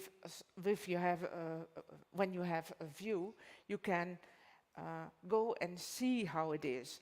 But now I imagine with a tactile map, I can feel where the neighbors are, how big is their land, where are the shops, where is the infrastructure, where am I going to walk? I can feel it. That's better than when I have a spoken map, because navigation not tells you when there is a bend in the way or how far it is, really how far it is to the next crossing or the next road left or right. Now I can feel it, and it gives me a real good idea what it is to how the things are. And I had no idea. When I was at school, I had always bad grades in geography because I only saw one little piece of the maps. And now I have the total overview, and that's great. That's great. And probably, maybe to summarize, it also makes you feel an included part of our society, because it makes you independent. Yes. And you can feel what people are talking about. Yeah. And now I am not excluded, but included. And it's the best goal to achieve, that the inclusive world, no one get left behind. And for the first time, I felt included. And that was a very good feeling. Okay, I think we will stop here, but let me announce that we are present at the booth, at the Cadastre booth, from 2 to 4 this afternoon, and we do have some examples of tactile maps, so if you want to experience them yourselves, then you are heartily invited. And we also have some special classes also to gain an experience of being blind or visually impaired. So thank you very much for your attention, and please enjoy your lunch. Thank you.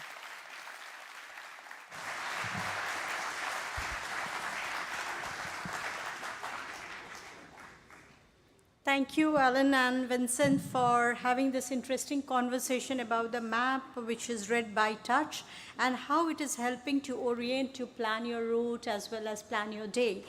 And this is a very good example, I would say, which talks about where geography is meeting humanity.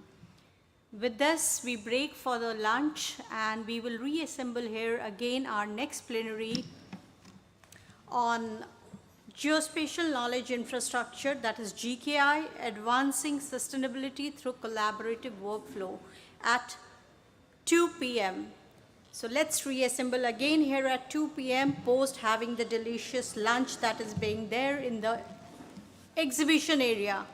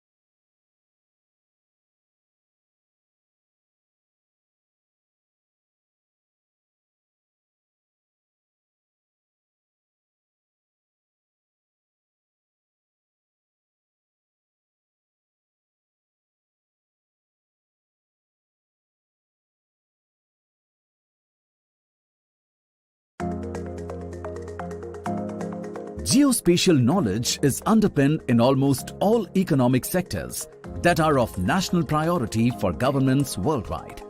Technological innovations taking over and transforming the business processes have created new avenues for geospatial applications, innovation, and growing need for collaborative workflow in various business processes for the benefit of different sectors. With the changing geospatial industry landscape, there is an increasing need to collaborate and integrate data and solutions for efficient use of geospatial technologies for geospatial economy growth. And these collaborative workflows lead to significant business model transformations within the geospatial community. Let's hear out from our plenary speakers on how geospatial knowledge infrastructure and collaborative workflow is evolving to advance sustainability. What are the business models that will drive their business in the future? And what kind of collaborative workflows are they focusing on? Everyone, my name is Ron Bizio, Senior Vice President with Trimble, and I've been really looking forward to this all day. Thanks everyone for coming back. It's great seeing all of you. Obviously the title of the session is Geospatial Knowledge Infrastructure, Advancing Sustainability Through Collaborative Workflow. And we're going to broaden that to be a general addressing collaboration and the role of collaboration. We have industry, we have national mapping agencies, we've got a great panel. I'm looking forward to this. We've got 90 minutes, and we have what I think the mix of a great session. We've got a really compelling topic. It's extremely important. And we have really engaging industry experts. I've been on panels with just about everybody on this panel, I think. Maybe Thomas, you're the first time, and Ingrid, first time, but I think everybody else, I've done this before. So this is going to be a good one. This is you get to enjoy yourselves. My challenge will be keeping everybody on time. So that's how we're going to work this. You know, I think Jack Dangerman started the day off challenging us to collaborate. And I think that is really one of the things that's most important when we bring industry, academia, government together, NGOs. It's bringing that collaboration together. And the goal, as Jack talked about in his video, is really important. You know, there's a lot on the line here. So I was reflecting on this topic of geospatial knowledge infrastructure, and I was thinking about how obviously this is an engaging topic. It's something that's incredibly important for everyone as we drive sustainability, work on improving equality, equity. These are all really important things, and the GKI, or the Geospatial Knowledge Infrastructure, has an incredible role in enabling that.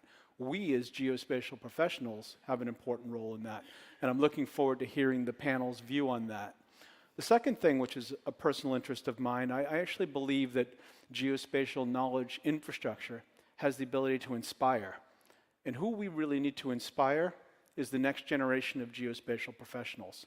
We want students, children to choose academic careers and moving into the industry.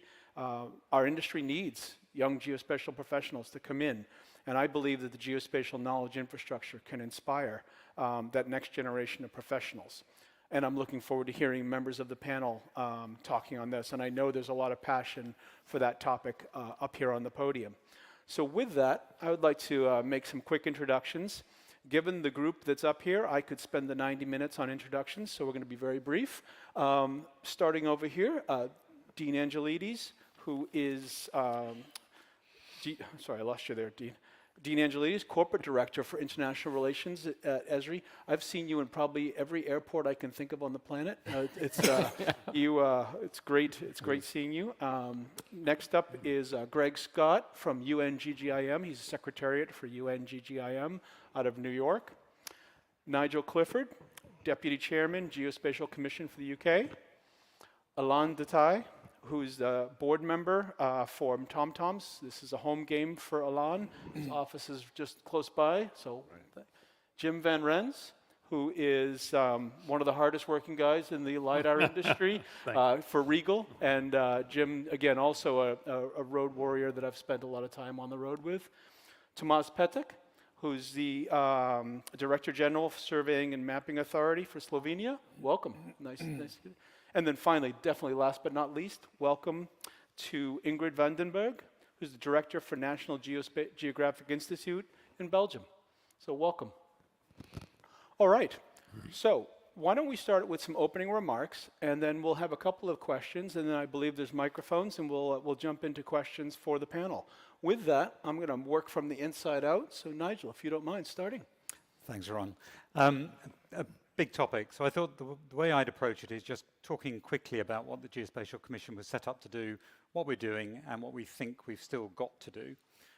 So initially, the Geospatial Commission was sent up to encourage collaboration around what we call the Geo6, which were the big 6 data holders from the geospatial perspective inside government. So Ordnance Survey, Geological Survey, Hydrographic Office, Land Registry, etc.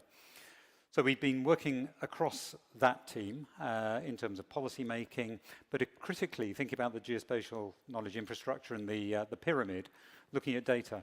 So we've been around for 3 years, and so for the first couple of years, it was very much around FAIR, so findable, accessible, interoperable, and reusable. But also we added quality to that. So what's the data that's sitting inside those reservoirs actually look like? And we've issued a report, which was a slightly tense time, because no one likes to have their homework marked publicly. But we issued a report on the state of that data. And in general, cut to the chase, the interoperability was the piece which needed improvement. So we've then taken another step, which is looking at, okay, how do we encourage that? So data improvement programs, which we funded, making the use of data keys, so unique property reference numbers free, so that people can now utilize those. So that's kind of sorting out the base level of the pyramid, the data. But then we're also looking at, well, what's stopping that being used and cascading upwards towards kind of knowledge and then wisdom? And so we've been looking at kind of the other end of the telescope, which is the users. And oftentimes we were looking from our end of the telescope, which is providers. And I will provide you with a data set. And then it's kind of up to you to find the other data sets which you might need to solve your use case. So we've picked on a few use cases where we've done that work for the industry. So particularly housing, property, infrastructure, creating repositories of housing and infrastructure and property data, land use, and then we're creating a whole new data set around underground assets. So we've got 4 million kilometers of pipes, 4 million holes being dug every year, and 4 million surprises as those holes are exposed. So we thought there must be a better way. So we're encouraging now collaboration, not just within government, but also with the private sector. So getting electricity, waste, gas, telecommunications to collaborate in exposing, in a safe and somewhat shrouded manner, their assets sitting under the surface. And then final couple of points before Ron hits the gong, is we've also thought beyond the data, because there's a couple of other things which could stop the evolution of the use of that information. One is ethics, and the other one is skills. So on ethics, we've started a conversation with the public around location data and the use of it. So what are the keep off the grass moments in terms of my data, my identity, and where is it that you're very happy for that data to be exposed? So we've now published the first round of that report, and I guess it was somewhat predictable, but we've now proven it that if you took a poll of people in this room, I guess we would say, if the information is for the public good, for planning facilities, for emergency uses, please use it. If it's for my use or my good, then please use it. But if it's just purely for profit, not so sure. So putting that then into a set of policy guidelines is going to be a very delicate task. But that's really the next step for us, thinking through how do we get not just the producers of data happy, but also the co-producers of data who are almost accidentally contributing data. Then the final point, which just a very quick one, is skills. So all of this is very interesting, but if there's no one there who can mill the data, interpret the data, repurpose the data, then that's a challenge. So we're also looking at the skills availability across the UK in particular. Thanks, Ron. Thanks, Nigel. Thanks for kicking us off, and thanks for staying on time. You make it easy for me. Thinking about something that maybe you'll think about for when we get to the question and answer, I'd like maybe you to elaborate on security and some of the security aspects of the data, how we secure the data as we start to do things like utility data and bring in things like that. Maybe think about that one. Over to you, Alon. All right. Can I have my slides, please?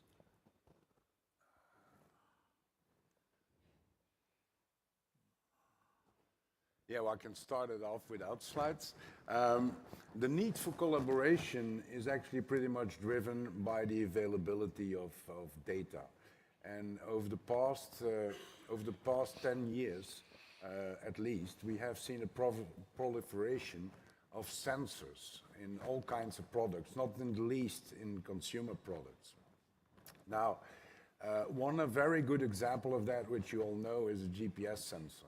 The GPS sensor not only has allowed us to create navigation applications, but it also allowed us to really capture what is happening on our road network. And I want to give you an example of that, just to make clear what kind of collaboration I'm talking about. It's collaboration between the users of those sensors, which in this case is the car industry, fleet systems, but also more recently mobile phones. Right? And so if we look what we get today in as TomTom, we get 61 billion GPS data points per day.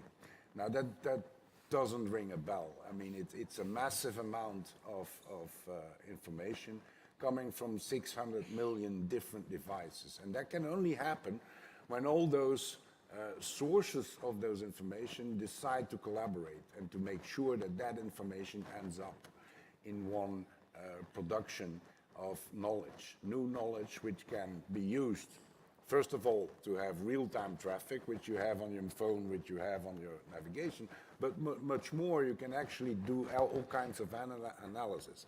And just to give you a teaser what that means, those informations, I want to show this video if it plays, and it doesn't.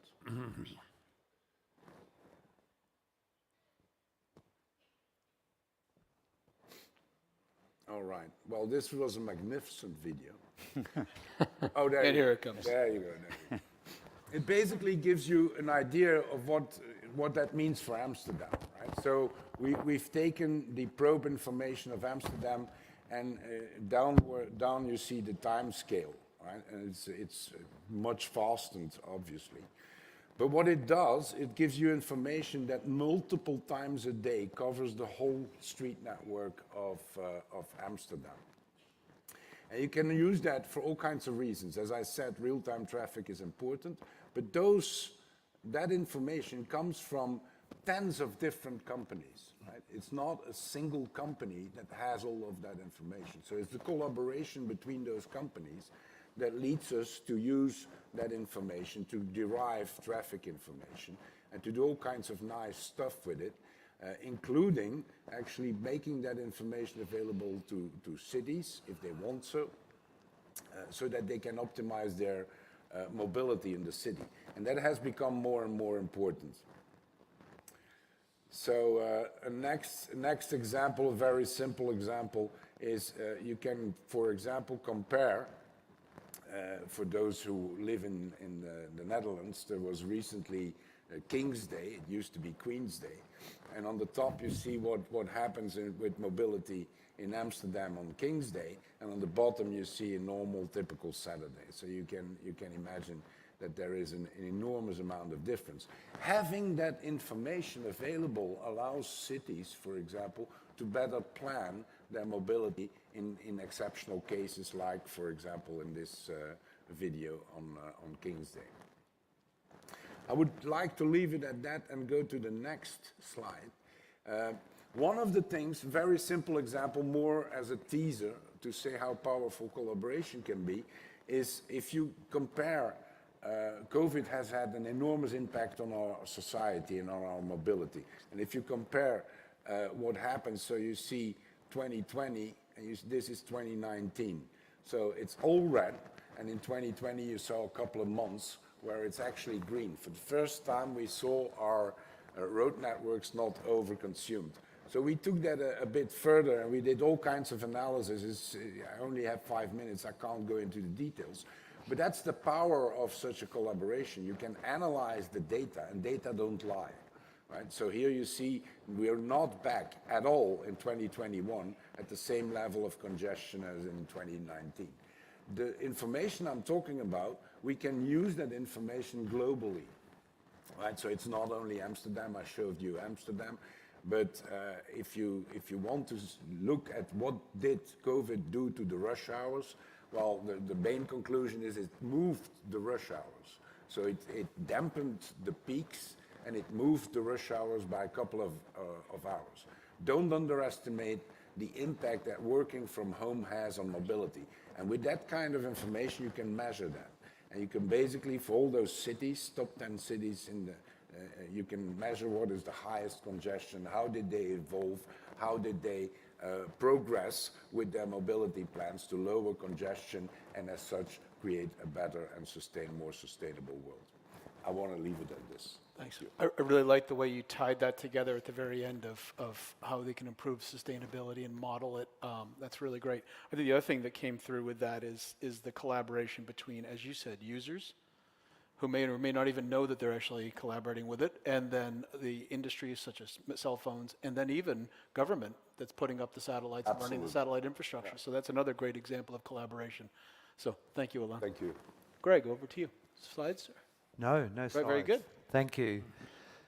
I guess I'm from the United Nations, so I'd like to talk a little bit about the context of collaboration through the global process, which is driven by countries.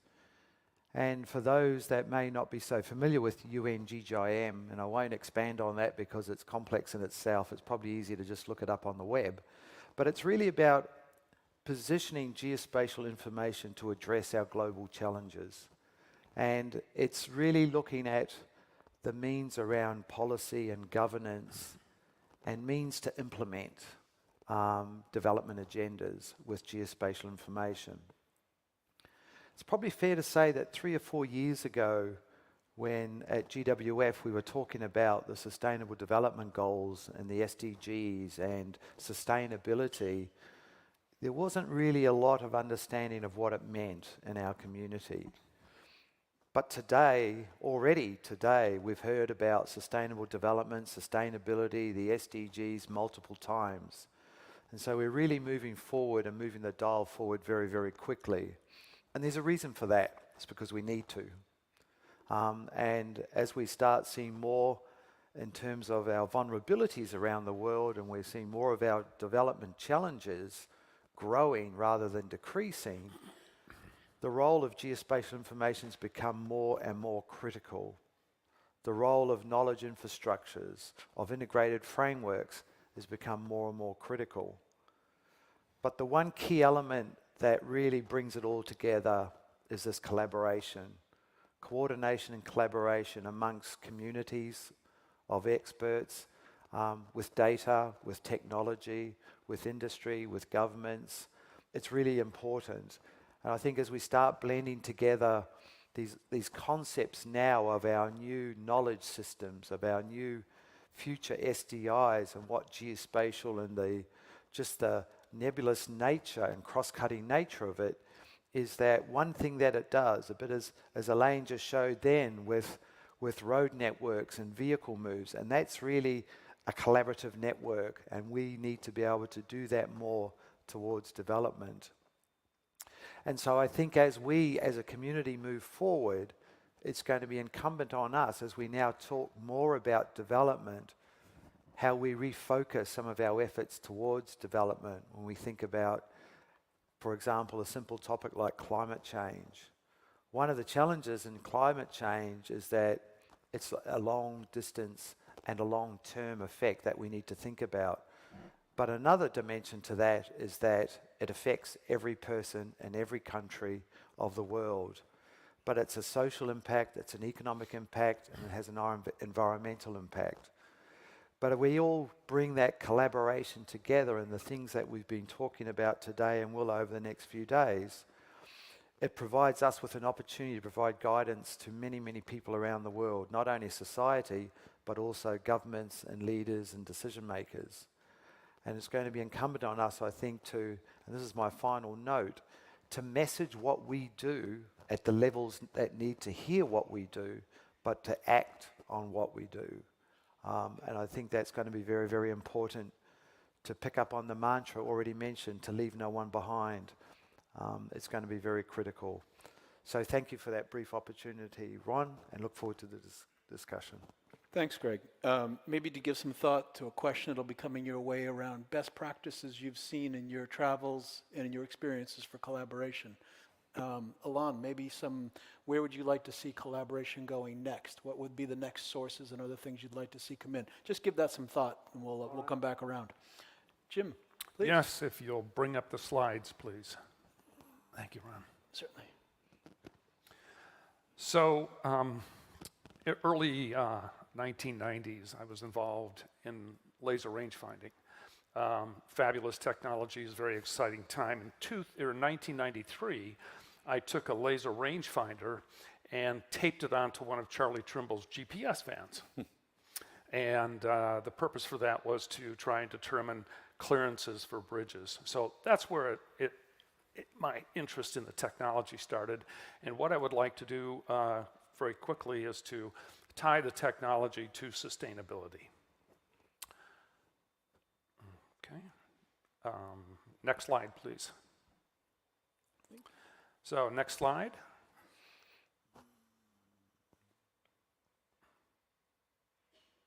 And if you'll advance and advance. Again, so the technology, there we go, keep going. The satellites, camera systems, LiDAR systems, hyperspectral, all the different types of sensors that are out there, where they're all at, they're from space down to the ground and below ground. And of course, we've got very powerful softwares and advance again. And lots of data management, visualization, spatial analytics. We've got the cloud, the web, data portals, real-time geospatial information. And next slide, please.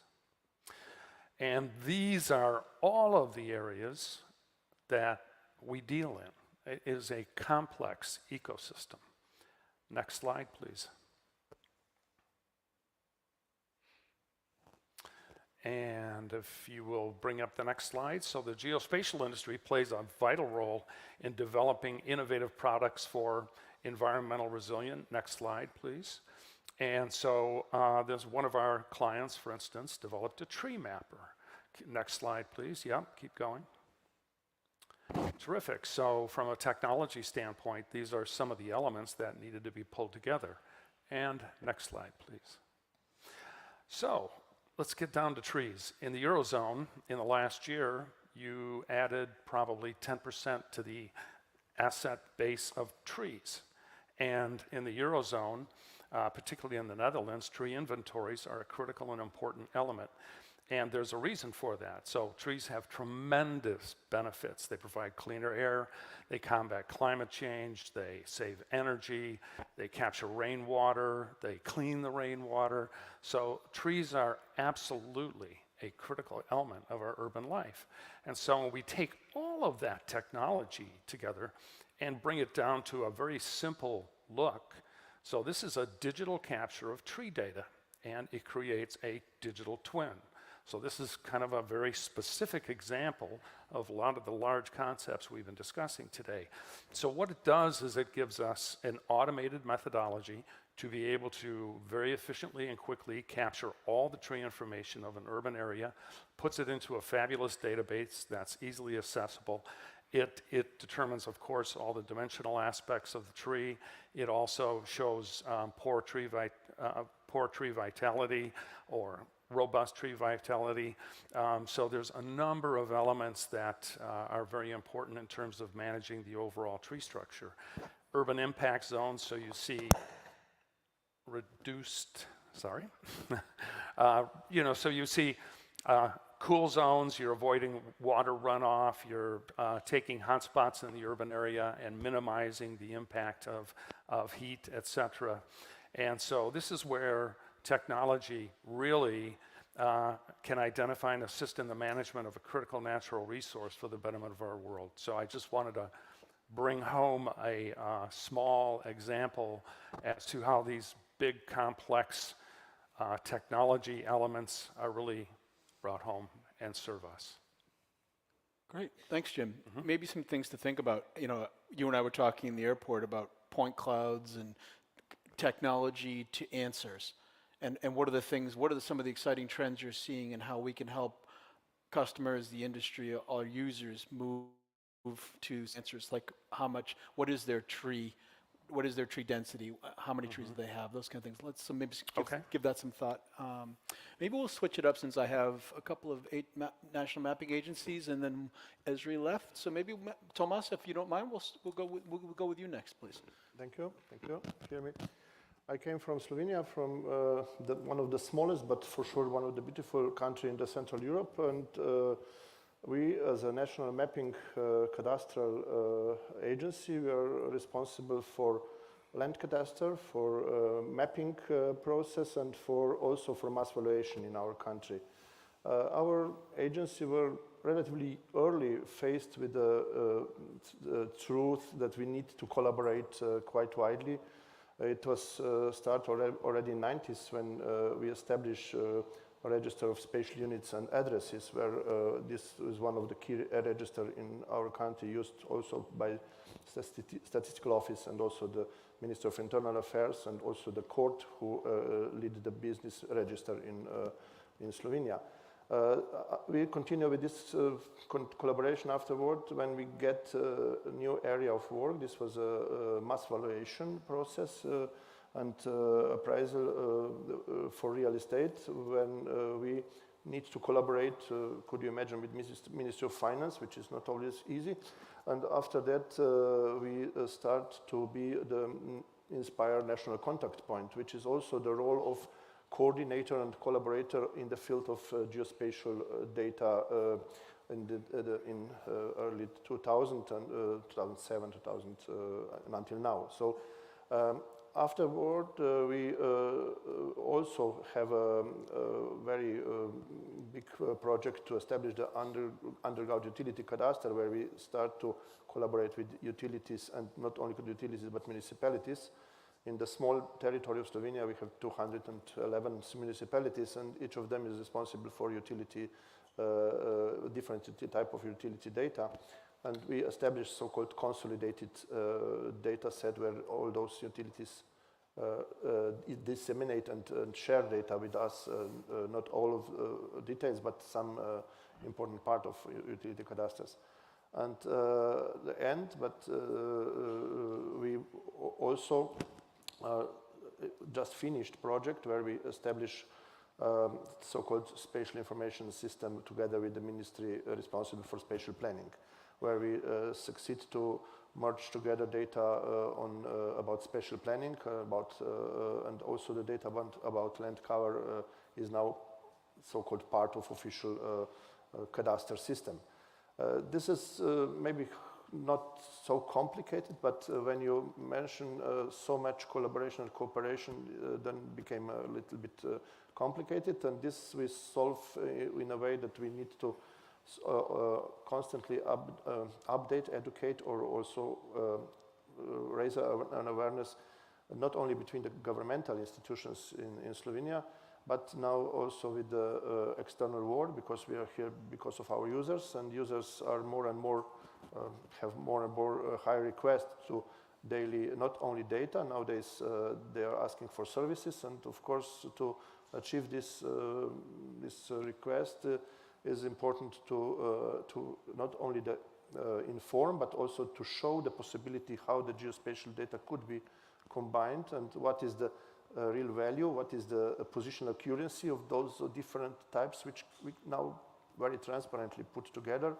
which was, this problem doesn't exist when we have everything on paper on our files. So, and all this, what I'm speaking about, is faced us that we need to also reflect somehow on the organizational side to following these challenges, which is not easy because, as I say, we belong to the part of the governmental agency, so its regulation about the organizational phase and status, etc. But somehow with the collaboration with academia and also with the industry, we succeed to following those trends which are going on now also regionally and globally. And for those reasons, we're following also activities within some international associations, and we try to be an active part within the United Nations Group of Experts for Global Geospatial Information Management, and also within the Eurogeographic Association of National Mapping Authorities. So in that way, we are fully aware about the importance of knowledge, about the importance of collaboration, but sometimes it is easy to say than to realize.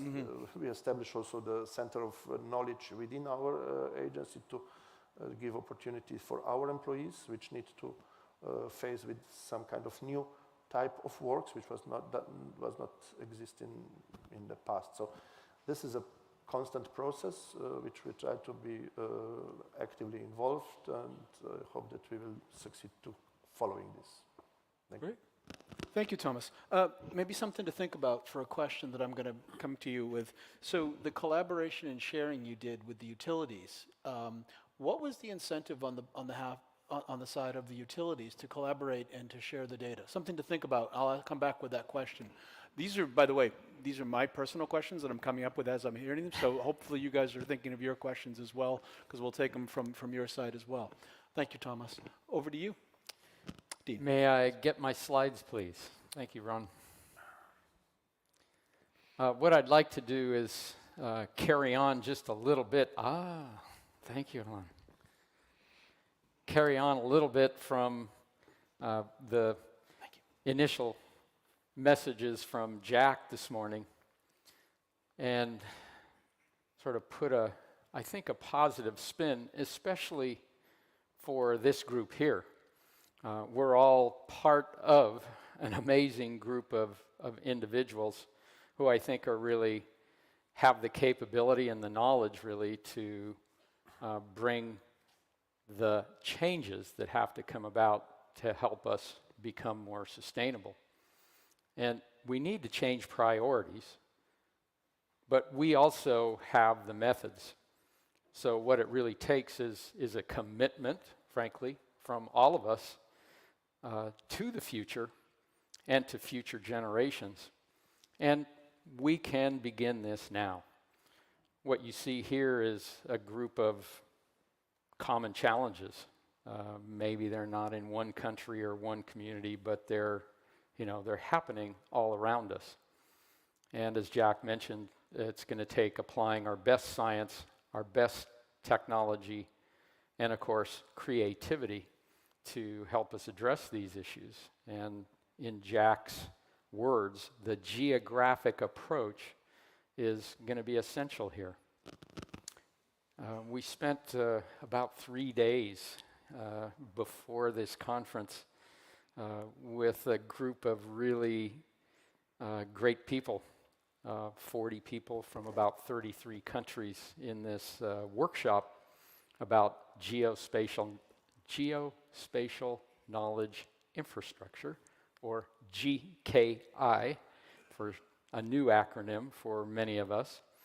And this is really about expanding what we've called SDIs beyond just data and discovering data to more or less where we are now, which is really through a set of federated portals into something that allows us to integrate and use directly from a quite complete digital ecosystem. And what Sanjay has done for us here is bring together, let's say, some of the, maybe we just call them the seminal groups of people who can begin to understand and work on how we actually do this. So GKI really is about interconnecting through web services and data. And these are web services that are not just raw data. It's actually information products that emerge in various places here. So, this is more of the technology view.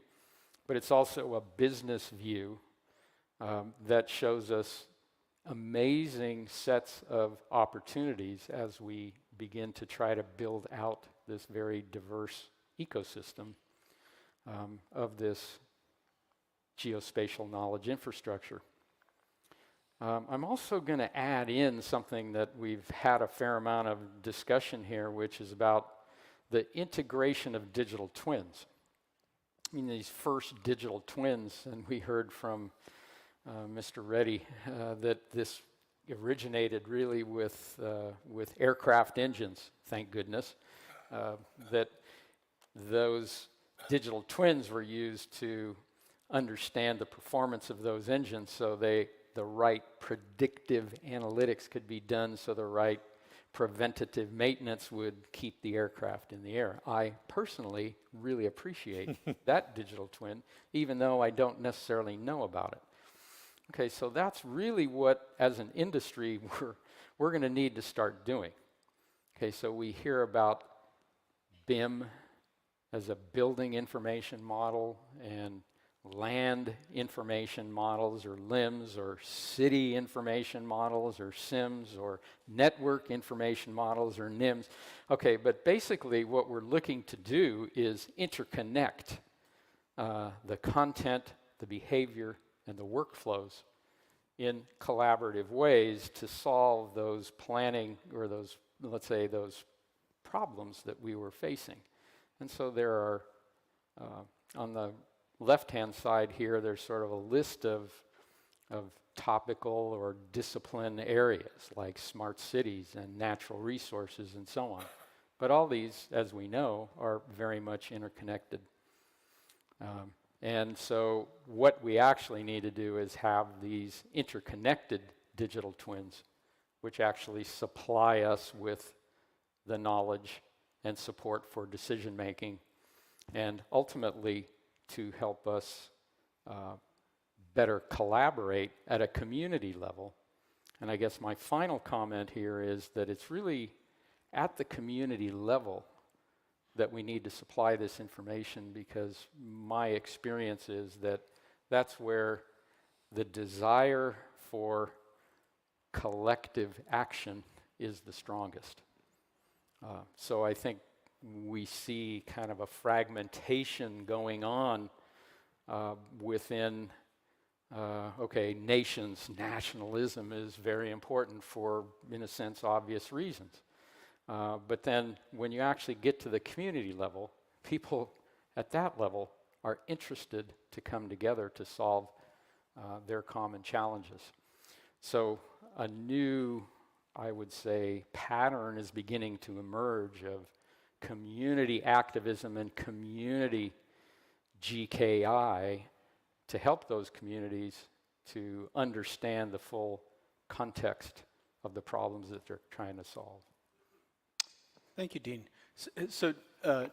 Dean, looping back to what I said in the beginning about inspiring the next generation, maybe give some thoughts. I'm going to come back to you in a little bit. I think Esri does the best job in the industry of just marketing and messaging the positive impact of what we do as an industry. I think it's kudos to the company, and I think it's great. That's where I point people to talk about all the great things geospatial can do.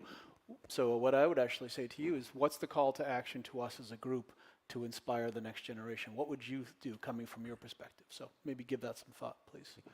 Okay. Ingrid, last but definitely not least. Thank you. Thank you. I'm Ingrid van den Bergen, and 20 years ago, time flies, I was appointed head of the Belgian mapping agency. And at that period, some people told me, "What are you doing? It's a sinking ship. This is old school." And I said, well, I love challenges. And I also saw how promising and interesting it would be to get this organization into a new role and into a new motor. And we've been working very hard at NGI to develop that. And so I could talk for a whole day about it. I'm not going to do that. But just it's a shift from being the data producer that produces whatever he or she thinks is needed into the organization that makes sure that people have the geodata they need and that they don't have to lose time to find it. So we call it the geo-broker, where you are much more the person trying to organize access to data, use of data, rather than just sit in your corner and produce it. So that's a challenge, and in a organization like mine, which is politically totally irrelevant, nobody cares, nobody bothers, but still you have to do the job.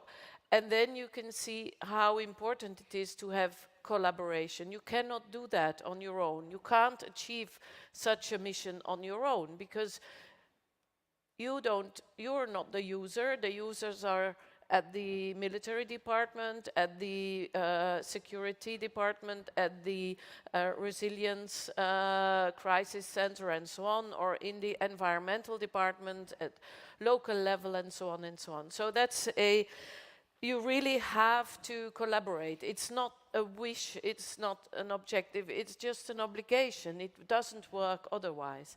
And if you're a small organization like we are, this means you have to be very, how can I say that? You don't have to boast how good you are, you just have to do the job and allow other people to put the plumes on their head, like we say in Dutch. And you know that the only thing you have to do is make sure that people who know about what's going on, that they can see that that plume is not from a chicken, it's from the nice bird that you have developed into. So that's the first thing which I think is important. If you want to collaborate, you cannot say, I'm going to say how and I'm going to say what. You have to listen and be open and get out of your comfort zone. So it's a challenge, and the more complex the environment is that you are working in, the more difficult it is to do this collaboration, and the more you have to sometimes step aside from your own opinion, from your own immediate benefit to get this benefit for the whole of the collaboration. And so I think that's very important when we talk about collaboration, and that's where we as an NGI are trying to get onto that road. And in a complicated country like Belgium, I can assure you it's a challenge, so I'm not going to go any more into that. But there are some challenges that I see where I would like this audience to reflect on. And that is, people often discuss about governmental data should be open and everybody has to use it and so on and so on. And I am an advocate of making sure that our data are used more because they are authoritative data, and it's important for certain decisions that you have quality, that you have good data. So if for having that I have to open my data and distribute them throughout the world for free, I can understand that, even though I'm not an advocate, because the risk of completely government-funded data is that there is not enough money to fund the data and that the quality of these authoritative data is degrading. So I think it's a very important challenge to make sure that balance is right. And then there is more a philosophical question which I have, and it's a challenge towards industry. Like Alain said earlier, the systems available today are collecting billions and trillions and I don't know how many millions amount of data, which could be very, very, very useful for government. And so the Googles and the TomToms and so on, they are sitting on large amounts of data, which are part of their assets. I can understand, that's the business model. But government should get access to that data for free, if you ask me. If government gives it the data for free, then government should get that data for free so that the governments can make better decisions. So whoever wants to take up the challenge, I'm happy to talk about that. Now, there's another challenge I would like to put in this room, and that's a challenge about the young professionals. there is a shortage of workforce in our industry. I hear it every time again. Now, there is, and you can see it in this panel, there is a gender disbalance in this industry. That's also a fact. So, I would like to invite everybody to look around him, because I'm sure there are young women in your company who are doing a good job, but they need somebody to be their mentor, to be their coach. So please, everybody, take one young professional in your immediate surroundings, in your company, in another company, no matter, and get them to overcome their hesitations, to overcome their gender-biased ideas about performance and so on, and make sure they get to the next level. And then the next challenge I want to give, because I'm not here just to talk, I think I'm here to challenge. So I would also like you to talk to young people in their 15, 16, boys and girls. Tell them how passionate you are about geo, and show them what orientations they can take in their studies to get to that profession, because there is not such a thing as the University of Geospatial. It's hidden in the bioscience engineering department, in the computer science department, in the geography department. But at the same time, in our secondary schools, geography is not the favorite subject of the students. It's, you know, it's not always attractive. So it could be much better, but still, even then, we should talk to people, to young people, about our passion for our industry, and show them that there is so much they can do for the world by taking up that kind of study. So that's, I think, what I wanted to say. Thank you. Thank you. Thank you, Ingrid. I knew there'd be some good call to action out of here, and I appreciate you spicing it up as well, keeping the audience awake here after lunch. One of the things that you mentioned actually was early in your speech was around the organization that you've developed. Maybe give some thought. I'm going to come back around to you, but how have you developed? How have you encouraged an organizational culture that encourages collaboration? Because that's a difficult thing to bring in. Sometimes people get a little tribal, you get the silos. Think about how we build the culture inside our organizations where collaboration is encouraged. So please. Thomas, I'm going to come back to you because I think you hit on something that was really interesting when you talk about the incentivizing people to collaborate. How did you do that with the utilities?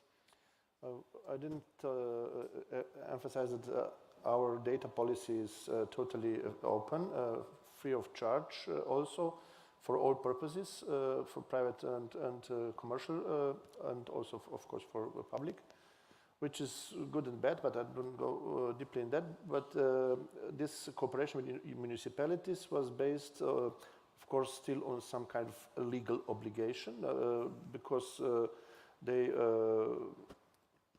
this cooperation is initiated better if it's based on some kind of legal obligation, unfortunately.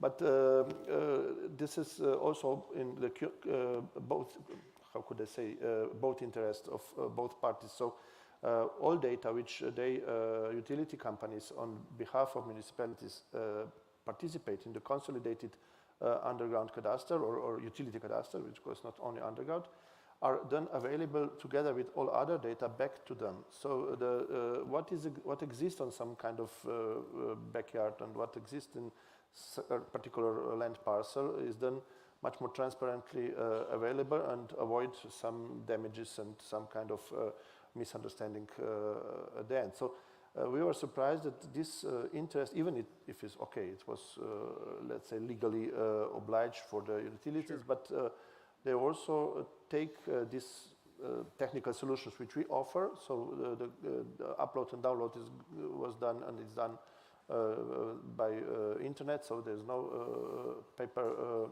immediately needed. So and of course we must prescribe the forms and exchange format. But this was quite fast realized for the entire country for all type of utilities, because there is really many stakeholders in other side in that case.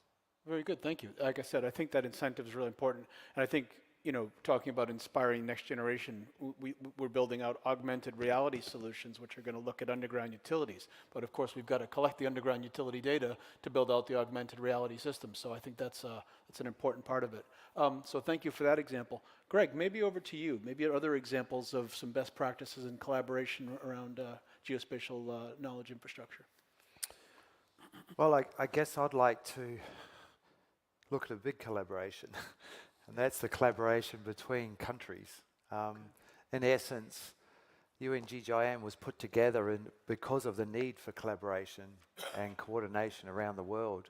It's only a decade old, but it has convening power, and that's really where its strength is at. And that collaboration comes from all of those that are participating in it. It includes leaders here, those from countries, industry, private sector, academia, institutional organizations from around the world that come together and look at how we can best push forward the agenda that we have.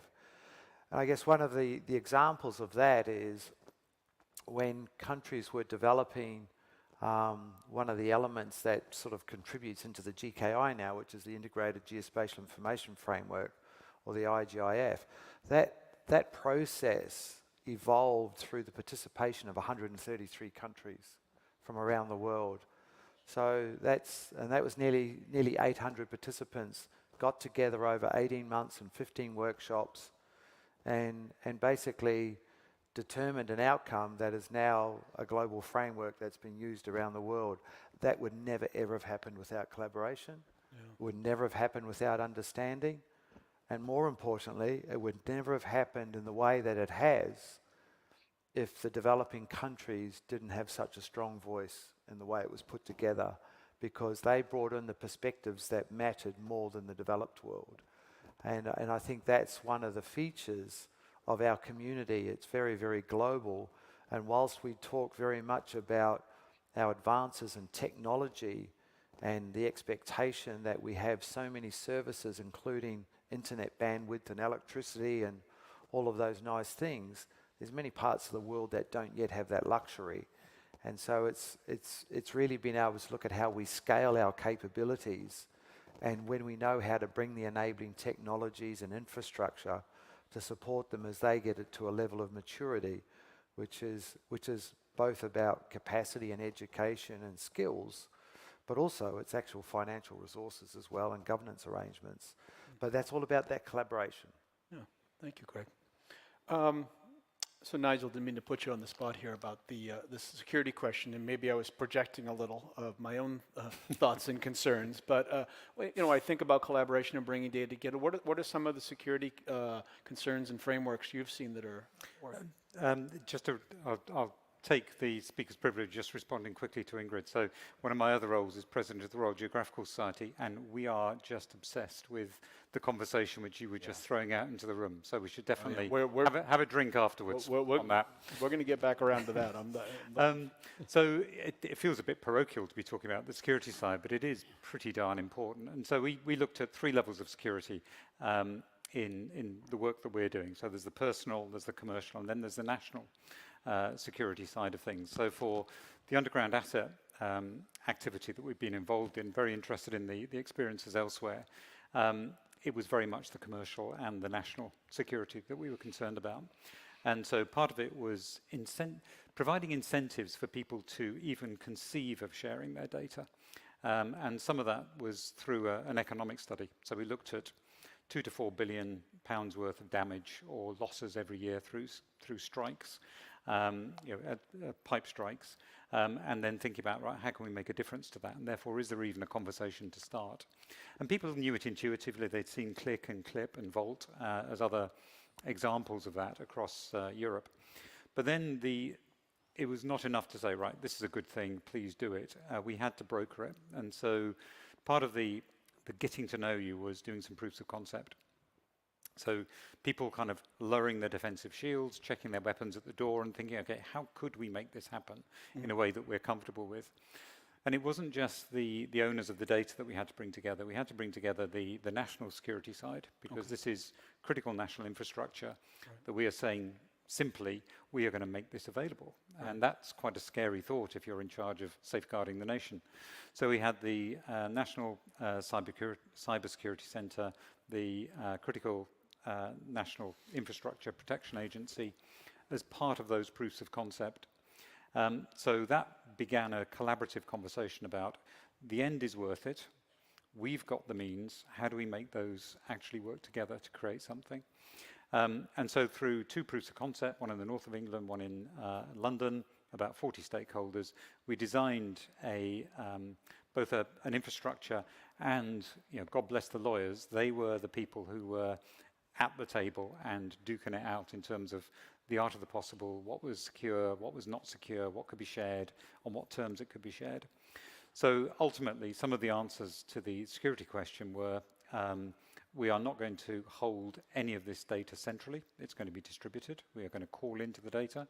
It's going to be fragmentary. So you are going to have a couple of square meters, and that's it. It's going to be momentary. So you're not going to have it to take away forever. You're going to have it to plan to, and then it disappears. And then it's also going to be grant back. So if you do dig your hole and you find things which you weren't planning to find, or we didn't tell you were there, then you've got to update that and you've got to grant that back. So there were a number of aspects that were in the preparation and in the delivery of this, which were designing security in from the start. And that was involving the security experts, involving the lawyers, and ultimately making the answer fit around the constraints of those teams. But we've now got about 650 data holders that we're in conversation with, and we've got about 100 of them signed up to the data sharing agreement.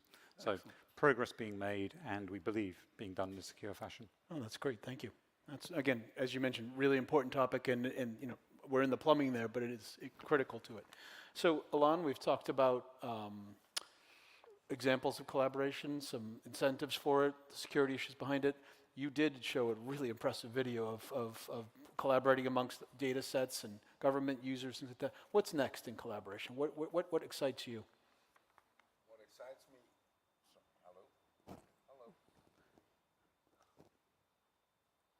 Yep. Can you hear me? No. Sorry for that. Maybe it got turned off. No. No. Looks like it's green. No. It should work, but it doesn't. Can you hear me in the back? Fine. What excites me in terms of collaboration is that if you look at the world, you can model the world with data. And that is true for everything we have in the world. So if we want to change the world, we need to make sure that we make most use of the data that are available.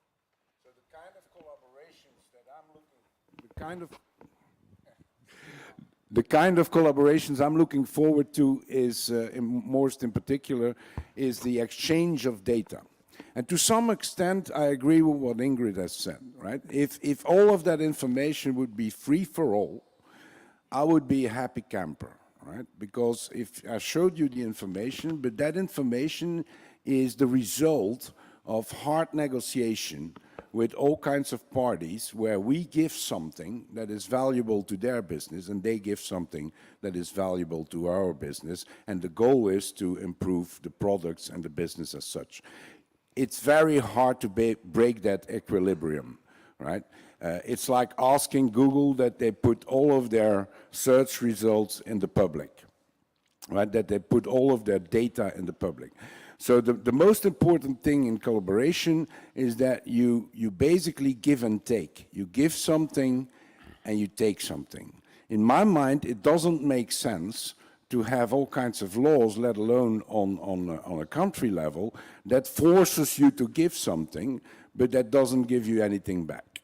That in my mind doesn't work. What can work, absolutely, if you would have a global instrument that is forceful enough to basically say, listen, as of now, all these and these data are common good, then industry will adapt to that. But you can't do it on an exception basis and say, yes, you need to do it in Belgium, no, you can't do it in India, and so on and so on. That doesn't work for the global industry. And you have to make sure that if you construct those kinds of forced collaborations, right, that you make sure that the big guys, like Google, because TomTom compared to Google is only a very small player, that Google basically adheres to those rules. And that is a very difficult thing. So data collaborations are really hugely important in the future. I think barter deals in terms of business model are making a hell of a lot of sense, right? And I think that the geospatial industry should look outside of their own industry. Because if you look at the geospatial world, they're not the biggest producers of geospatial information.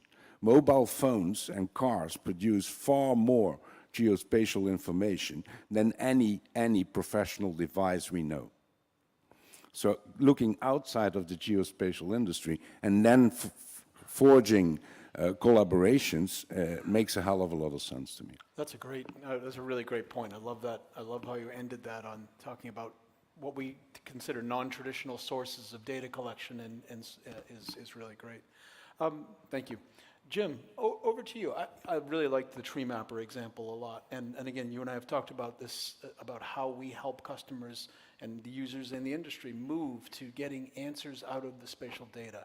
I think that's what we as an industry have matured to, is that we now realize people want answers from the data that we're collecting for them. Where do you see that accelerating? So I'd actually like to try and pick up where Ingrid left off. One of the critical information pieces is a point cloud. So we have data points from imagery, we have data points from LiDAR, we have data points from radar, and one of the key aspects is what is the quality of that data point? And as an industry, we're utilizing formats that were developed decades ago. The technology has moved dramatically. The use of the data is just growing daily. The amount of data being accumulated is enormous. And how do we say this is good data and this is bad data? And I think the geospatial industry has got to rise up to the challenge and collaborate as an industry, utilize other industries' examples of good collaboration, without a doubt, and really address some of the needs that we have to be able to provide you with a reliable source of quality that you can then remove the risk from your organization as you disseminate that data. So I think from a little sensor manufacturer, you know, we have to get at those little deep in the weed type of situations and scenarios. And thanks for tying all those topics together. That was really nicely done. Well done. Thank you. Dean, I mentioned optimism from Esri, you know, just a great example of the messaging of the great things this industry is doing to improve sustainability. What's the call to action for us here? Well, so here's an observation. I mean, I have I'm kind of a unique position where sometimes I'm home, and most of the time I'm engaged somehow. Okay, for a couple of years I didn't really do any international travel, but now I'm back into that way of working again, which, by the way, it's fantastic to be here. But I guess the thing that is most striking to me is that we as individuals in the geospatial community are actually uniquely adapted to think spatially and to think about problem solving in different ways. My sister is a neurobiologist or a neuroscientist. She's a professor at University of California, San Diego. And she tells me that the human brain actually develops differently when people are exposed to spatial data and make a lot of use of maps and spatial information. She's mapped it, you know, in the brain. So your brain is different. So I'm going to say, not only do you have experience, but your brain works differently to solve these problems. And I saw firsthand here yesterday in a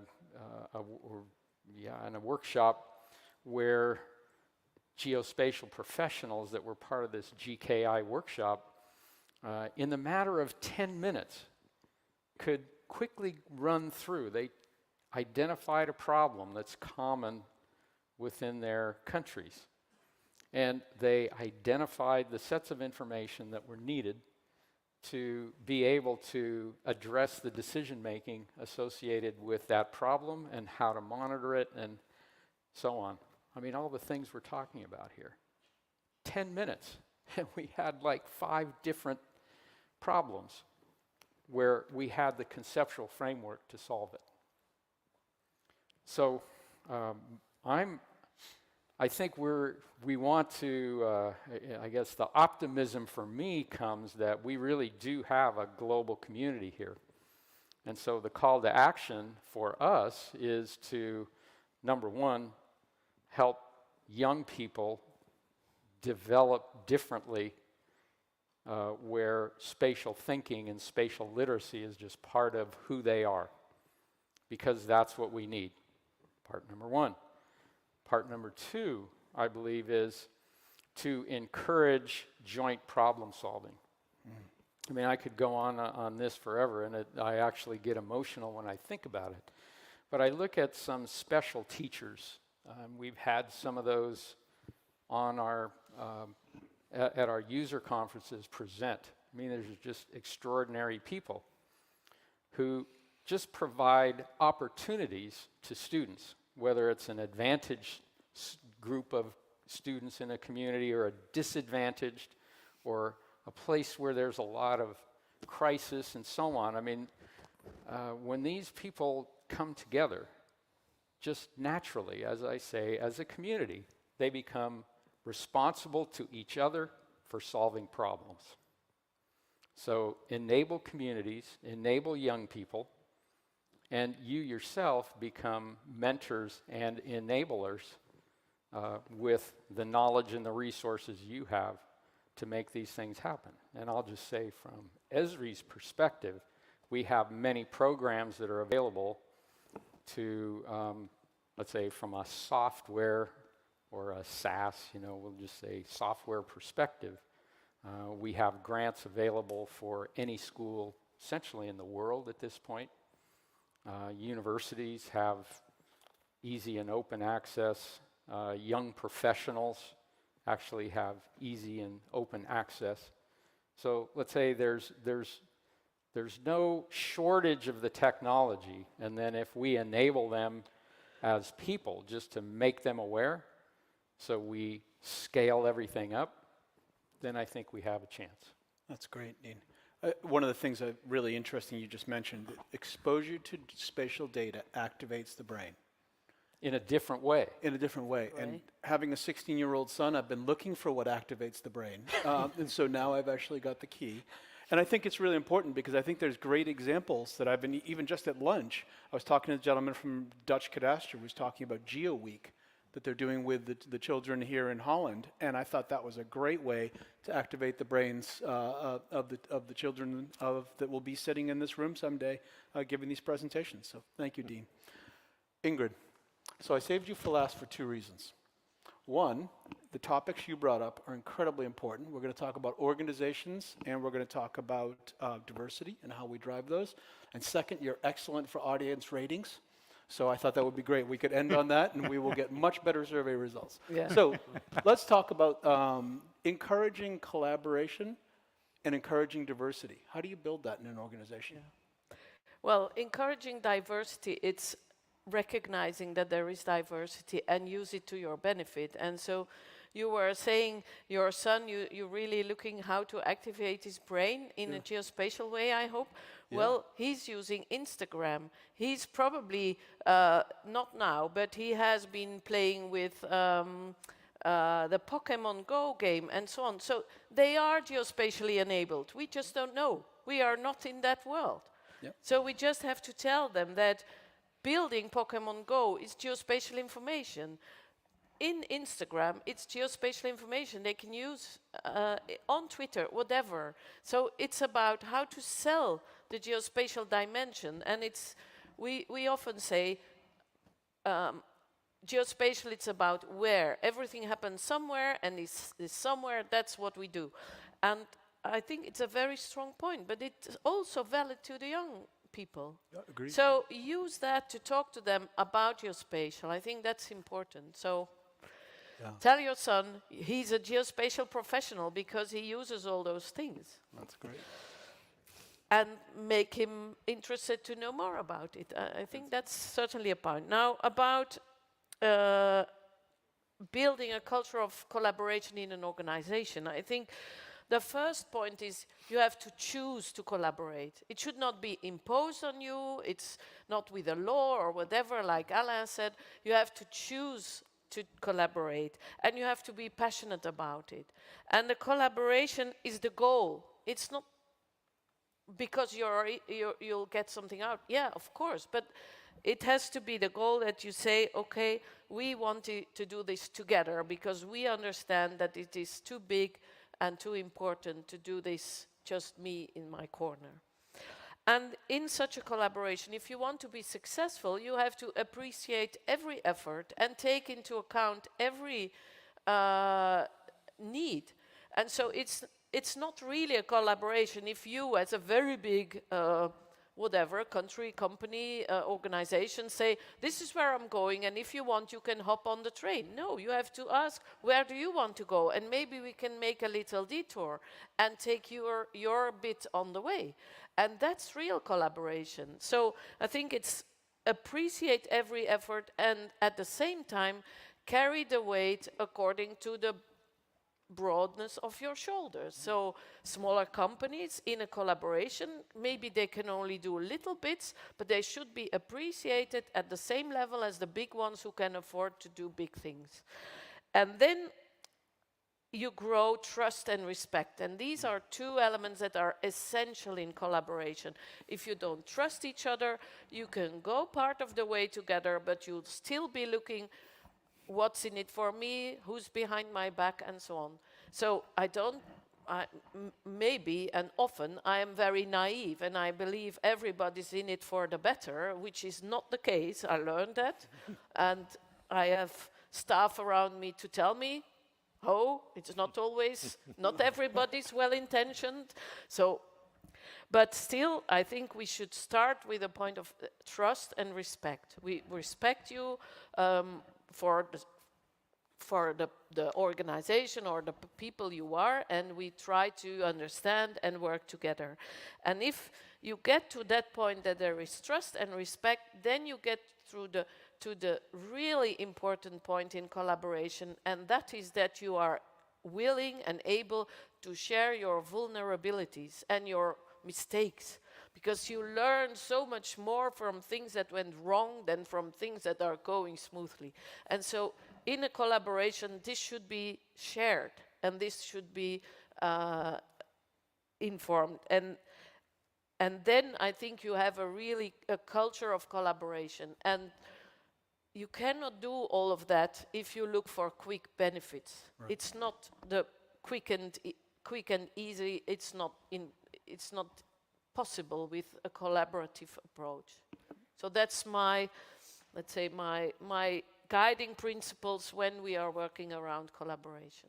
That's great. And I think you even mentioned something, maybe you didn't even realize you were mentioning it, but you were talking about how your team felt comfortable telling you when collaboration wasn't, what they needed more. And that's an open dialogue that you have with your team, and your team feels comfortable saying that. Well, with your team and with your partners in this collaboration. Yeah. And so the successful collaborations I've seen, and also, you go to conferences and everybody says, oh, look how great I am. Well, these are interesting examples, but sometimes I don't really learn a lot of it. I learn more when somebody says, I tried it this way and it didn't work. And retrospect, I see, well, maybe that's why it didn't work, or maybe I did this thing wrong. Sure. And so I think that's important to share that as well. And this can only be shared in an environment where you have trust and respect.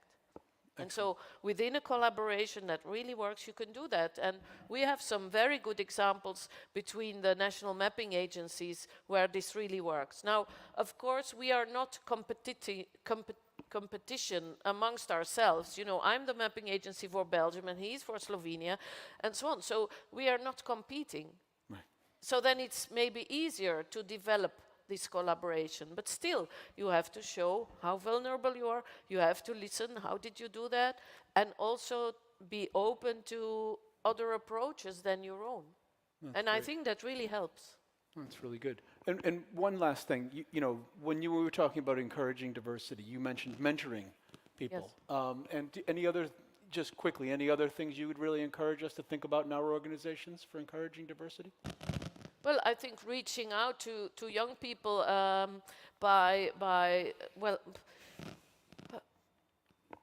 there's so many things you can do, and one of the recent projects I've been involved in, which I'm quite challenged, it's working with people who have autism spectrum disorder.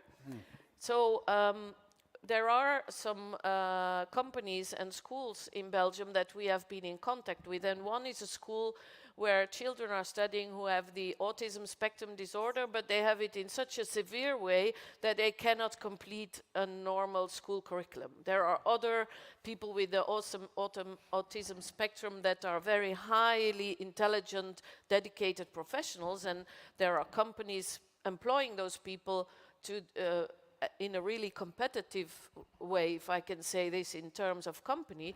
But so there are also a group which are more on the let's say the more difficult for them, and this school has been looking at those working with those people, with those young people, to see how can we learn them something in a field where there is a need for professionals, even without this sheet of paper saying I have a diploma.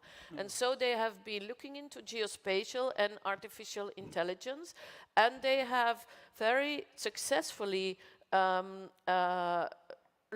trained those people to be a professional in this business. And so now they've been going on for a few years, and now they are seeing, okay, can we develop some kind of a, we call it a protective environment, which can provide commercial services where these people can do the training of machine learning machines or detection of objects and stuff like that. So it's really very interesting, and we learn a lot from working with these kind of people, and it's really heartwarming when one of those guys who has a passion for high tension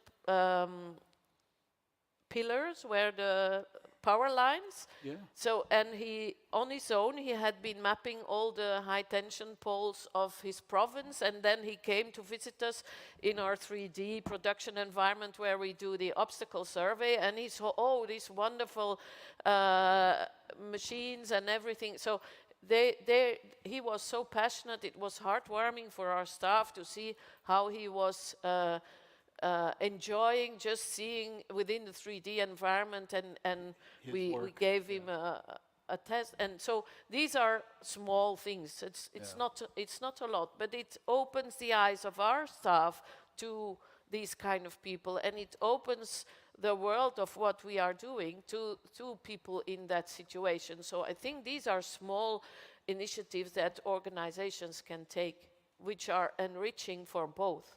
Yeah, both sides win in that. That's great. That's great. Thank you very much. Well, first off, before we take a few questions, I would like to thank my panel, because I didn't actually feed these questions ahead of time, so these were great answers and responses, and really heartfelt responses in real time. So thank you very much, all of you.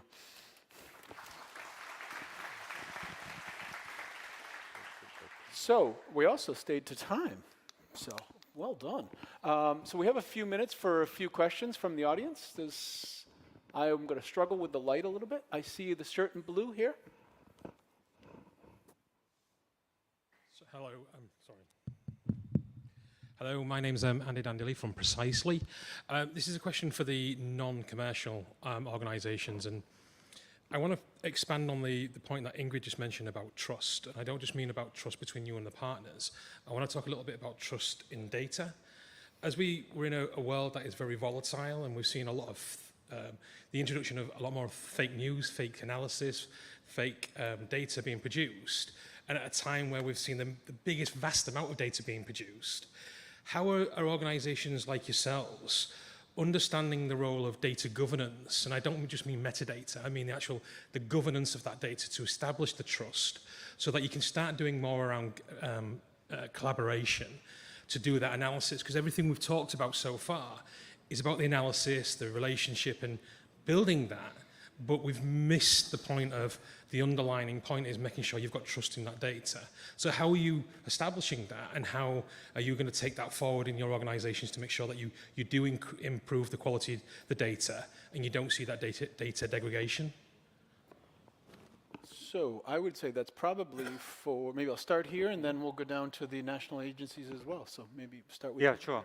Nigel. So I mentioned the FAIR assessment that we did of the Geo6.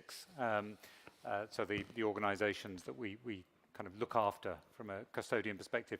But we also added Q on the front, which is QFAIR. So looking at the quality of that data. And from that, we then created a data improvement group from across that team. And we also funded a number of data improvement projects.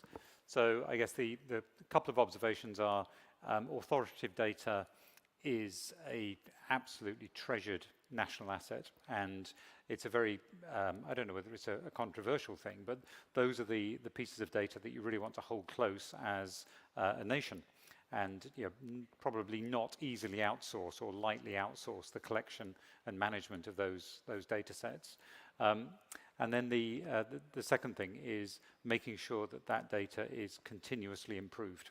And so putting either incentives or collaborative communities together to make sure that you are creating not just fundamental data, but also the amalgamated data. And I think we've mentioned it a few times, which is kind of the view depends on where you stand. If you're standing inside the National Mapping Agency, then the mapping data it's okay. If you're standing as a consumer in an infrastructure company, then the mapping data may be fine, but it doesn't talk to the flood data, or it doesn't talk to the ownership data. Now, in that case, the geospatial data or the geographic data is not fine, because it's a silo and you can't use it. So I think thinking about the quality of data in a number of dimensions is healthy, and I think always thinking about it from the point of view of the consumer is critical, because otherwise you can be fantastic but absolutely useless when it comes to creating outcomes, great inputs but terrible outputs coming from your work. So a couple of observations. Great. For those of you that don't know, Nigel was also the director of UK Ordnance Survey for how many years? I thought you were going to say 100 years then. No, for 3 years. Felt like 3 years. So again, speaking from a position of authority here. Did you want to add anything to what Nigel said around data governance to build trust, or do you think we...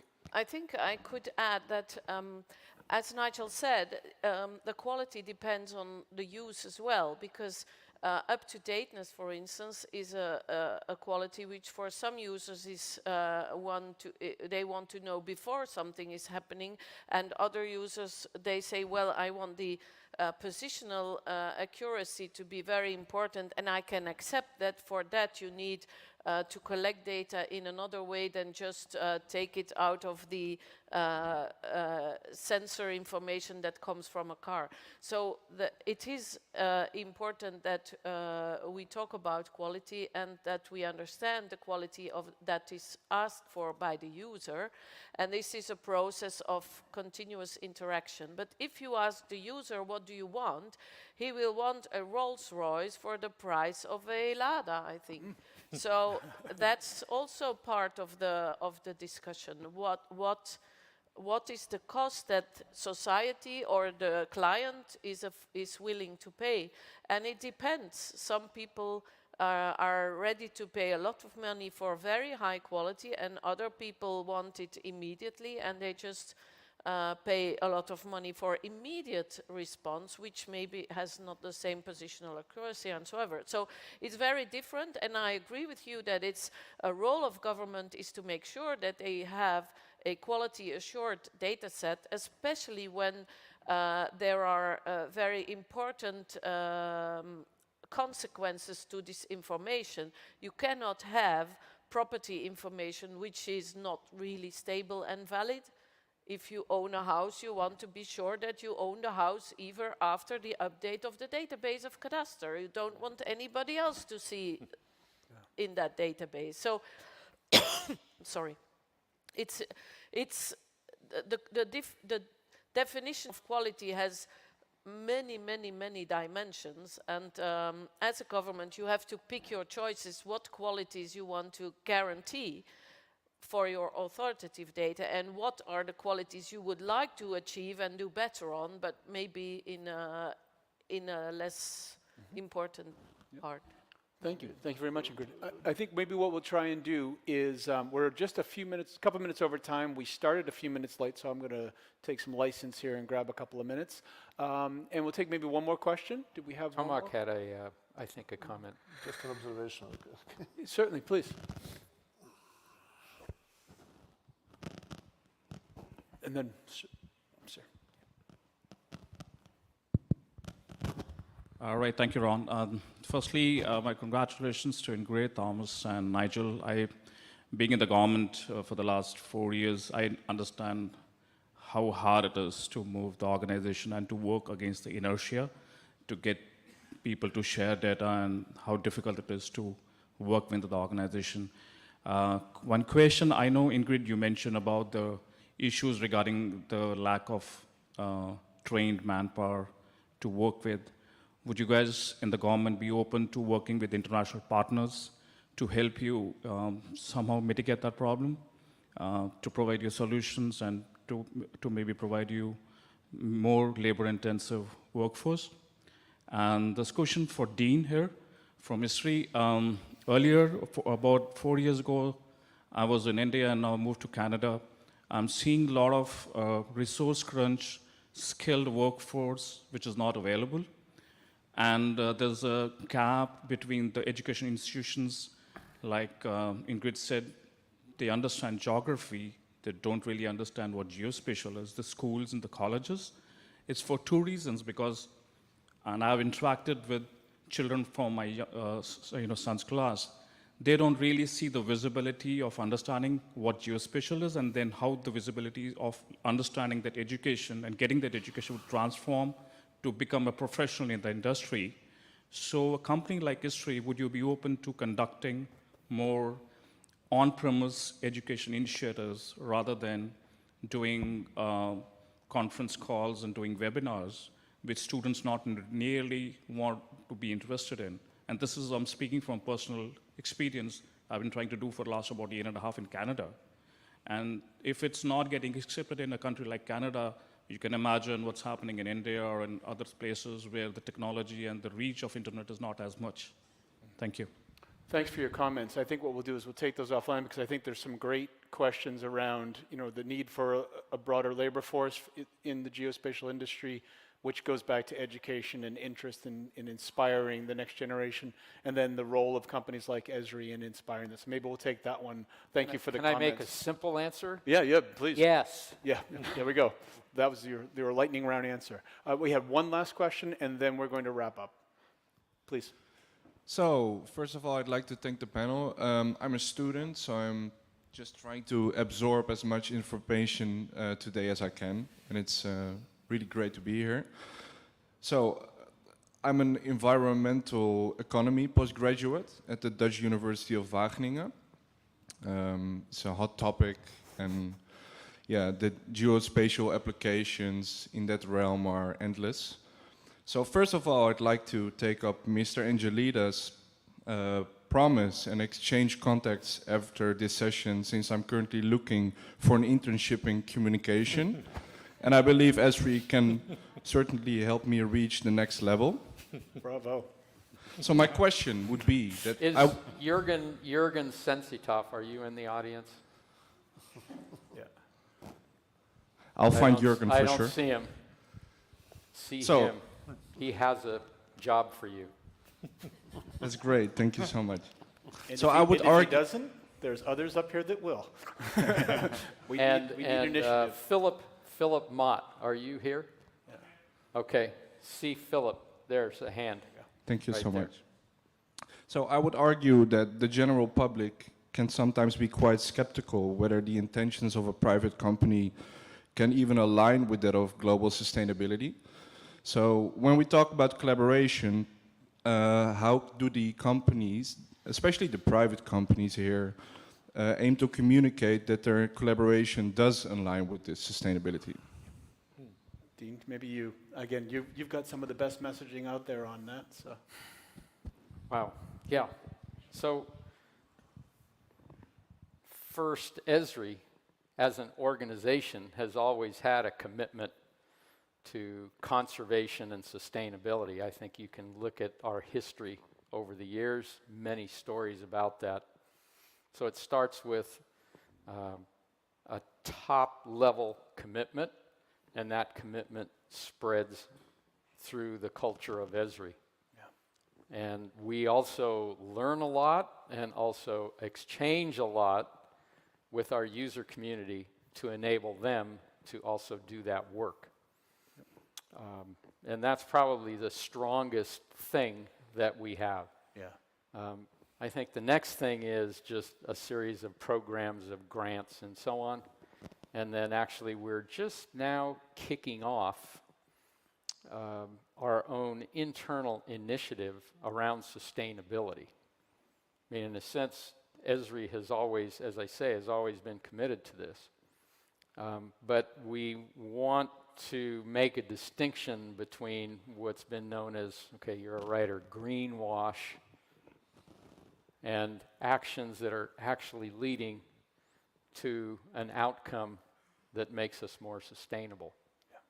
So what are those things that Esri can provide tools to organizations to accomplish? So that's an internal initiative that we're just now kicking off. Yeah. I'll stop there. Great. And I think we all have a role up here in sincere advocacy for what we can do. So thanks for your, by the way, thanks for your initiative and your great questions. So welcome.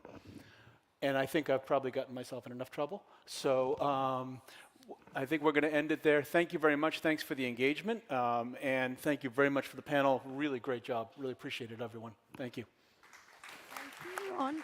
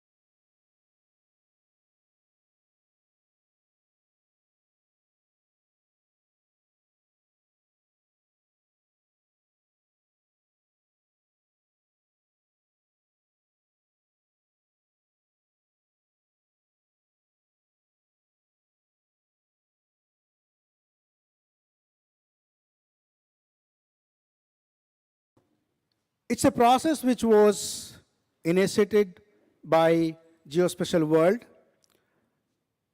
about 2 years before. And that was an outcome of various suggestions which we received from various sections of the community. And then we went through the process of, a very detailed process of developing a campaign, encouraging people to nominate, self-nominate, as well as nominated by their organizations. And I must say that over a period of 2 years, several institutions have actually gone very, very proactively to nominate their rising stars in this program. We have a great jury for that, led by John Kedar, who is a very accomplished person, and we all have seen him many times. John led this jury process for 2 years, and he is the one who has been building this concept of rising stars with our team. So today we are going to hear some of them who are the part of the rising stars of this year. And trust me that there are just very few of them, but each one of those 50 rising stars have made huge difference and huge contributions in their organizations, in the professions they are, and around their own community. And they encourage a lot of other youngsters to actually pursue this profession. They encourage a lot of their ecosystem to get more attracted to the profession of geospatial industry. With this, I would like to congratulate all of you, first of all, for being a rising star. And one of those rising stars is my own colleague, Ananya. Some of the facts and figures and the economic impact assessment studies and reports which you have seen in this morning or across the, the galleries, the posters, all that has been led by Ananya. She's an economist by education and geospatial by, I think, her pursuit of evangelism, or maybe pursuing some kind of unique which is more connected with the society. So rising star Ananya, please take over the stage and move forward. Thank you, Sanjay. Thank you for the introduction. First of all, a very warm welcome to all of you for a very interesting panel. I don't think I could have been more honored to host a panel with the rising stars of today and the future of geospatial industry tomorrow. I have an amazing set of panelists. I think in the last panel, Ingrid rightly mentioned that we need to focus more on young professionals. How young can we get, right? So I will not waste much time. I'll introduce you to my panelists today. I have Iris Kramer, founder and CEO, ArcAI. I have Brella Campos, census analyst, Brazilian Institute of Geography and Statistics. I have Pooja Mahapatra, solution owner, Geospatial Fugro. And I have Meena Assam, GIS developer, IT Smart Vision. So just to start this panel, I would request Iris to first give us a brief introduction of herself and also tell us what interests her in geospatial. All right, yeah, so my name is Iris Kramer, and I'm the founder and CEO of ArcAI. And when I started, my career was in archaeology, and during that studies, it's very much like a humanities studies, but actually I was really interested in the geospatial side. So like on a really big landscape scale, where did humans live? What places did they choose to live? And am I also speaking about my 5 minutes? Is this the 5 minutes? Yes. Okay, brilliant. Okay, so yeah, you can see on the screen a bit of my background from archaeology, then into doing specifically a master's in GIS within archaeology to study the landscape patterns of humans. And I was really interested in actually the rise of AI, self-driving cars, and I thought, wow, maybe I can automate the discovery of archaeological sites with Earth observation data, LiDAR, satellite imagery. And so I learned how to code in a 3-month bootcamp, and then was looking for funding to fund a PhD to do specifically this. And I was really fortunate to find funding from the Ordnance Survey, and did a PhD in computer science at University of Southampton. During that process, we saw that there was a lot of it worked so well, so I thought I could scale that up to a national level, maybe even international. Like, there was so much potential for the technology that I was developing. And so I founded ArcEI towards the end of the PhD. I got funding from various grant bodies like Geovation from the Ordnance Survey, Royal Academy of Engineering, and we now have, after 2 years, customers including the Forestry Commission and the National Trust. And most recently, last week, I was named one of Forbes 30 under 30, so that's a big personal achievement. So roughly, like, what do? We use LiDAR data and we visualize it really for an archaeological purpose, because what we're looking at is small elevation differences, earthworks, like these round houses, which are prehistoric dry stone walls that have been overgrown. As you can see, as this picture from the Isle of Arran, it's so overgrown that you can't actually really often find them when you're standing on the ground. But LiDAR allows us to remove the vegetation and really appreciate fully what is underneath. And so we've been then using AI, so we are using known archaeological site locations of these round houses to train the AI to find internally features like circles, to find these round houses. And we've been able, in my PhD, I used an object detection approach, which you can see on the bottom center image. And then during the company, we've now got a segmentation approach where we can look at images of lots of different sizes and shapes, and we're able to do that really well. And what you can see then is that even with field work, we can then further verify and really go to those locations that maybe previously we couldn't see, and then really appreciate them, remove some of the vegetation, and yeah, discover new archaeological sites. We found over 100 in the PhD research. So far, then, I've worked with the Forestry Commission to look at detecting ridge and furrow, which is an approach to medieval ploughing. And you can see that on the image on the left, where we can see in the landscape what that looks like today as a result of continuous ploughing over decades, hundreds of years. And I can take you with this video through the landscape of Northumberland in England. And we're looking at how high is that preservation, how tall are these ridge and furrow earthwork remains, so that we can see which locations should be protected and not planted with new trees. So that's a legal requirement. So we are helping organizations like the Forestry Commission to interpret the results of a LiDAR survey. And then another project that we've been able to do with the National Trust is actually something completely different. We haven't used Earth observation data for this. We used historic mapping, and we've been able to detect orchards. The symbols of orchards and the gridded pattern of orchards is very specific. And so we've been able to train the AI on these on a national scale, something that has actually been done manually for the last 6 years, and they've only come so far as a third of the country with a large group of volunteers. Now we've been able to map on a national scale where the orchards used to be, and we can compare them to the modern day locations of orchards. And that is just really exciting, never done before, and we want to do that on lots of different woodlands of diversities, that we can decide and find out where we should replant trees in the efforts of biodiversity and all that. So yeah, that's my introduction to what we do.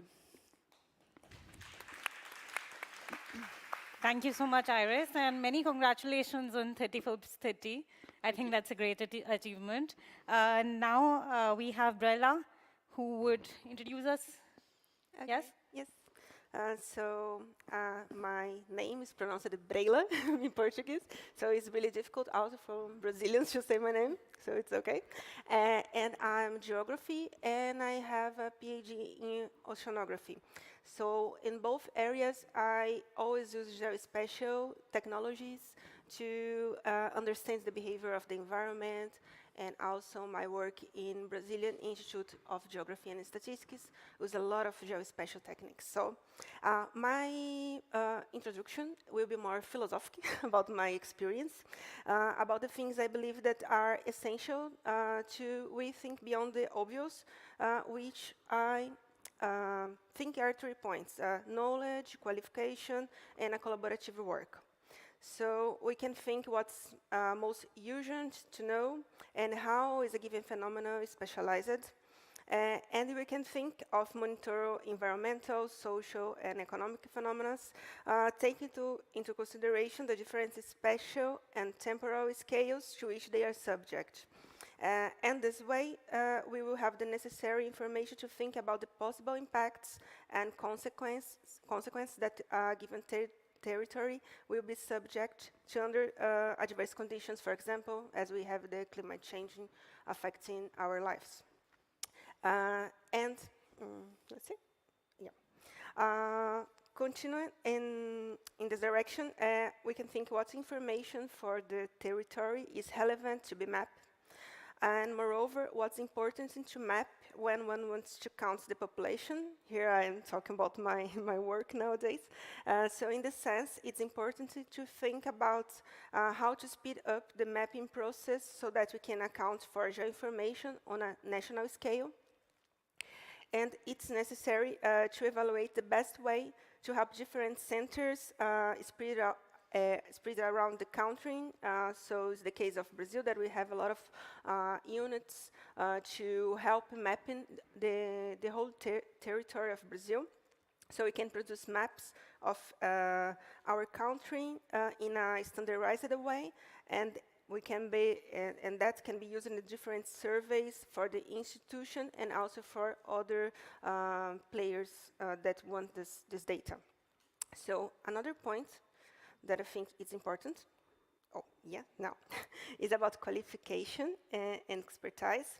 So in countries like Brazil, the access to quality education is not a reality for everyone.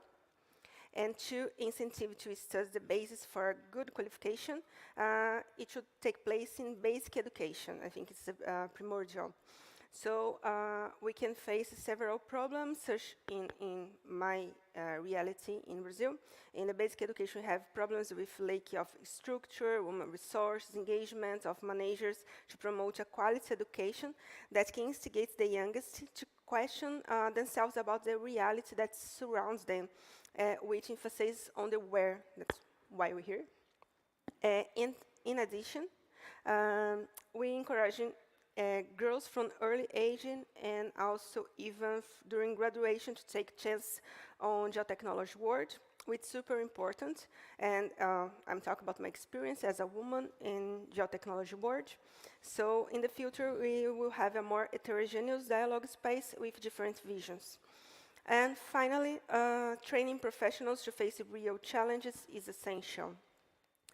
And to all of this, working in a collaborative effort is really important to have the best approach to understand the space we live and to see better possibilities to solve geospatial problems, such as teams with collaborators with different backgrounds, treating the problem in an interdisciplinary way, and exchange ideas. That's why we can go forward.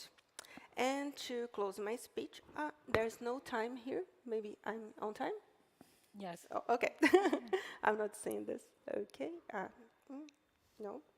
Yes. So to close my speech, I bring a quote from Esri's chief scientist, down right, which captures my thoughts pretty well. That the more diversity you have in the data and also in types of people work on a problem, then the better probability of getting closer to an answer. So with this, I say, no. Let's see. Now I can say thank you. Obrigada. Thank you so much, Bella. I hope I pronounced your name right this time. Breila. Braille. It's okay. Okay. No, it's fine. Pooja, what interests you in geospatial? What brings you here? Yes, thank you. Thank you, Ananya. I have no doubt that you can pronounce my name correctly. Yes.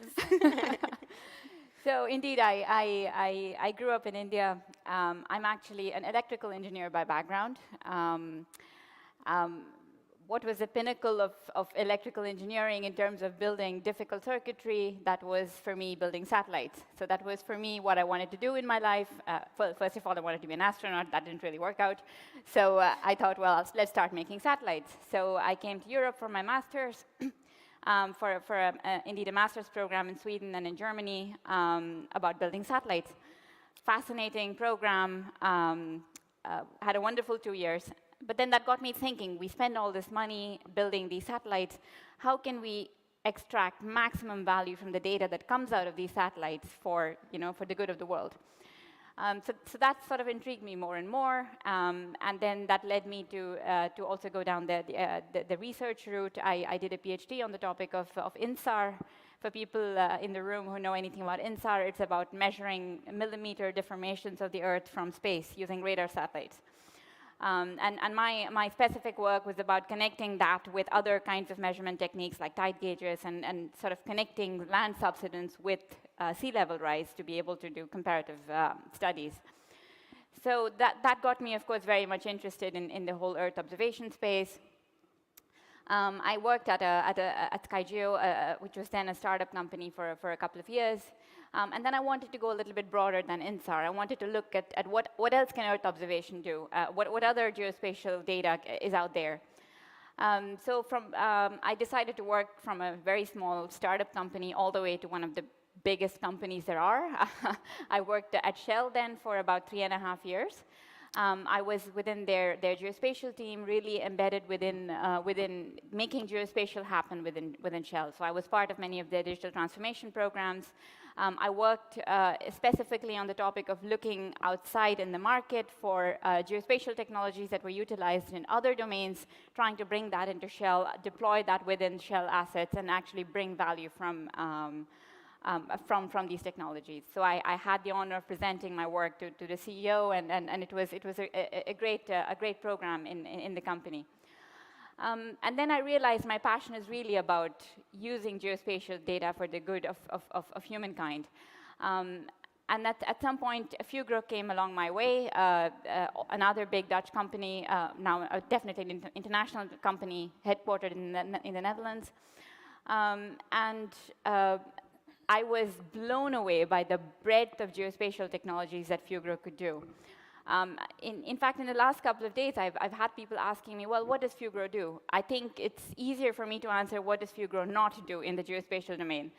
From gathering data to look for the MH370 plane that ended up somewhere in the middle of the ocean, all the way to topographic mapping, to Earth observation, to, pretty much the whole spectrum is what Fugro is busy with. And my role within Fugro now is as a solution owner for geospatial, is to really connect all our internal innovations to build compelling solutions for our clients, to make sure that we're not offering them a range of things to choose from, but really listening to our clients, understanding what they actually need, and offering to them the most fit-for-purpose solution for their problems. And this spreads around the three main pillars of basically climate change related, energy transition, and resilient infrastructure. And I specifically focus on resilient infrastructure because I think for me that's the topic closest to my heart. So the effect of climate change on infrastructure and how geospatial can help in that domain. So for example, talking about coastal resilience, talking about infrastructure in the Arctic, pretty much over all of these different regions, we as Fugro, we offer our services. And why that's personally interesting to me, I was actually thinking about this over the weekend. I was thinking about the GWF, and I was thinking about all the sessions and what I would speak. It was a beautiful sunny day, really, and I was watching my kids play. I have two girls, 4 and 1. They were happily playing in our little garden, and I was thinking, what is the world actually going to look like for them, in 20, 30, 40 years' time, when they're in their prime of their youth, if I want to call it that? What's the world going to look like? Are they going to be walking around in Wellingtons because there's going to be, water everywhere, especially in the Netherlands? I would not say that's very far-fetched.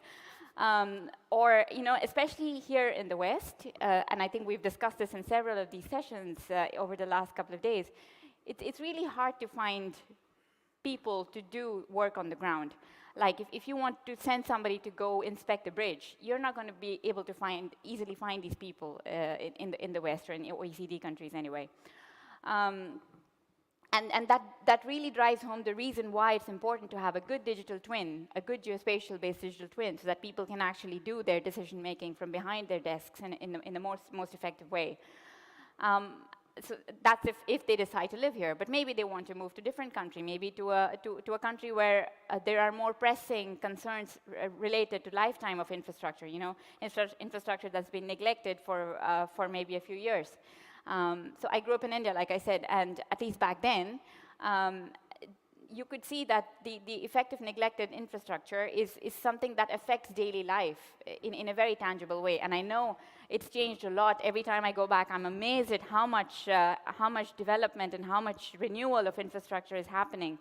And I would like us as the geospatial people to really be part of that. This is not, so resilient infrastructure around the world is not a problem that one company can solve. So I'm also Fugro is a very active member of the World Geospatial Industry Council, the WGIC. There are lots of other members, obviously, here in the audience as well. And I think together, collaboratively, we, as the private sector in the geospatial domain, can definitely make a difference by forming the right partnerships and having those fit-for-purpose solutions that our clients can use.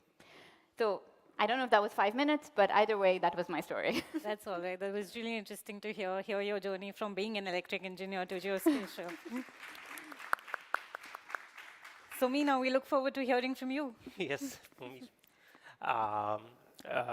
Let's start. My background.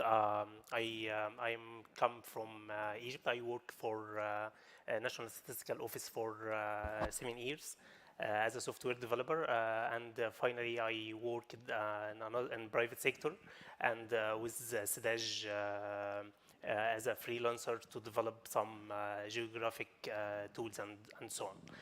Today I will speak about SEDAJ Carto, the online map catalog. This is the unique one in Egypt. Let's start with who's SEDAJ. SEDAJ is French research center in Egypt for economic and social studies and documentation. So why this map catalog, online map catalog, is very important because let's start with it's the unique map catalog in Egypt. And it's interactive and easy tool for the researchers to find the maps, and it's a big step to open data in geospatial field in Egypt.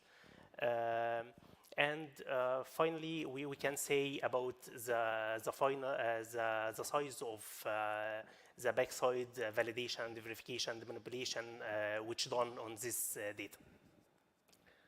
About this library, it's multi-collection, a multi-scalar collection of topographic and geographic and cadastral maps. It contains more than 5,000 maps, and as a phase one, and SEDAJ working to reach 2,000 maps at the end of the year. These maps are grouped in multiple series or matrices. Right now, it contains more than 70 series. The first one, or the oldest one, from the end of 19th century, and for sure they in multiple on different scales, started from 1 to 500 till 1 to million. And finally, there are many sources for this data, like Defense Mapping Agency, Army Map Service, National Statistical Office, and Corps of Engineers, if I remember, in cooperation with many external agencies from outside of Egypt. Today, I will highlight the most features for the researcher at the front end. And I think if I have some time, I will highlight the size of data manipulation and verification which done for the backend for this data. About the front-end features which developed to easy find these maps for the researchers.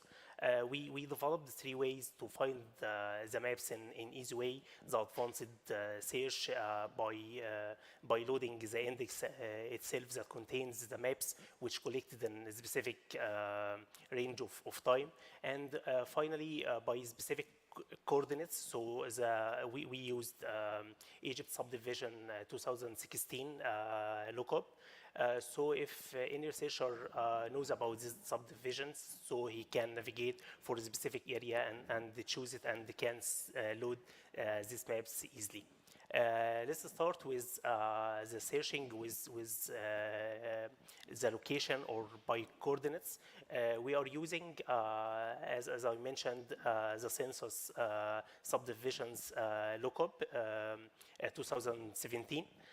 So the operator or the researcher or anyone who interested to find the maps easily, he can type any words from this region and can flying to it, then just click on any coordinate or any location, and we will show him all the maps in this area. And this map will be projected on the current base map, and also he can fly from map to map, from scale to scale, and this map will be presented with the suitable zoom, so he can see the differences over the time, and for sure can see these maps with the right zoom. Let's say quickly about the advanced search. We offer many advanced tools to search for specific zones, keywords, dates, the collection dates, scales, and so on. The final way and the most important one, the search by index. So the researcher can load the index, all the index, and can show the index in just boundaries or the original images. So he can see the difference as we mentioned over the time. If we see here military city 25,000 loaded as boundaries, and also can load it as images. And we build one of the algorithms or technologies we used as a back end for the manipulation and use as a front end. We use some normalization for the Arabic language and as well as the English. So sometimes we type the regions as we pronounce. So we work to find all areas that match these keywords, so we can see all the keyword match the Cairo as if the researcher or anyone. Sorry, can next slide.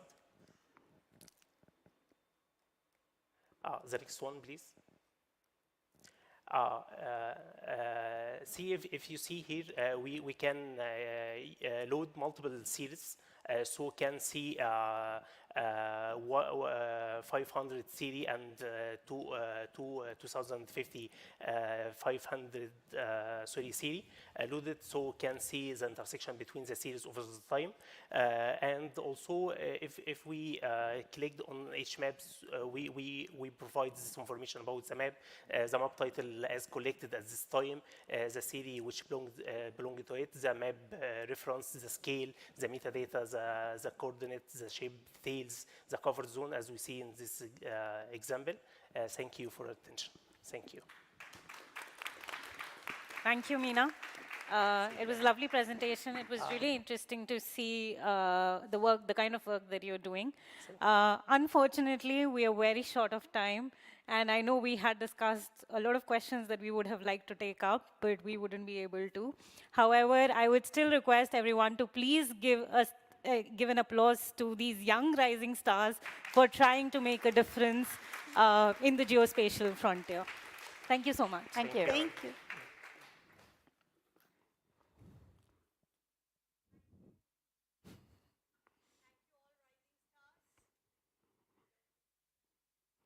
I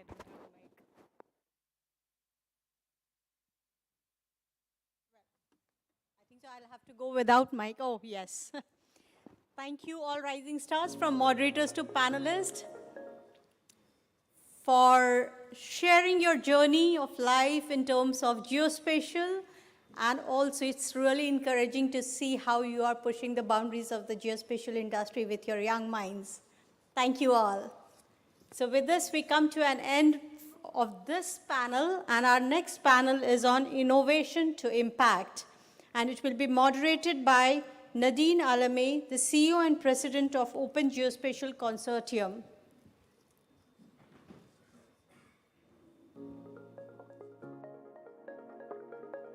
Geospatial technologies are enabling many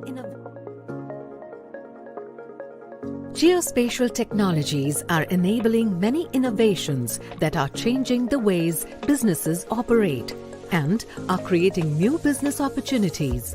The rapid proliferation of connected and automated vehicles, drones, robots, mega satellite constellations, 5G communications, and other advances are leading to the emergence of a hyper-connected future, enabled by an Internet of Things consisting of location-aware devices and connected devices.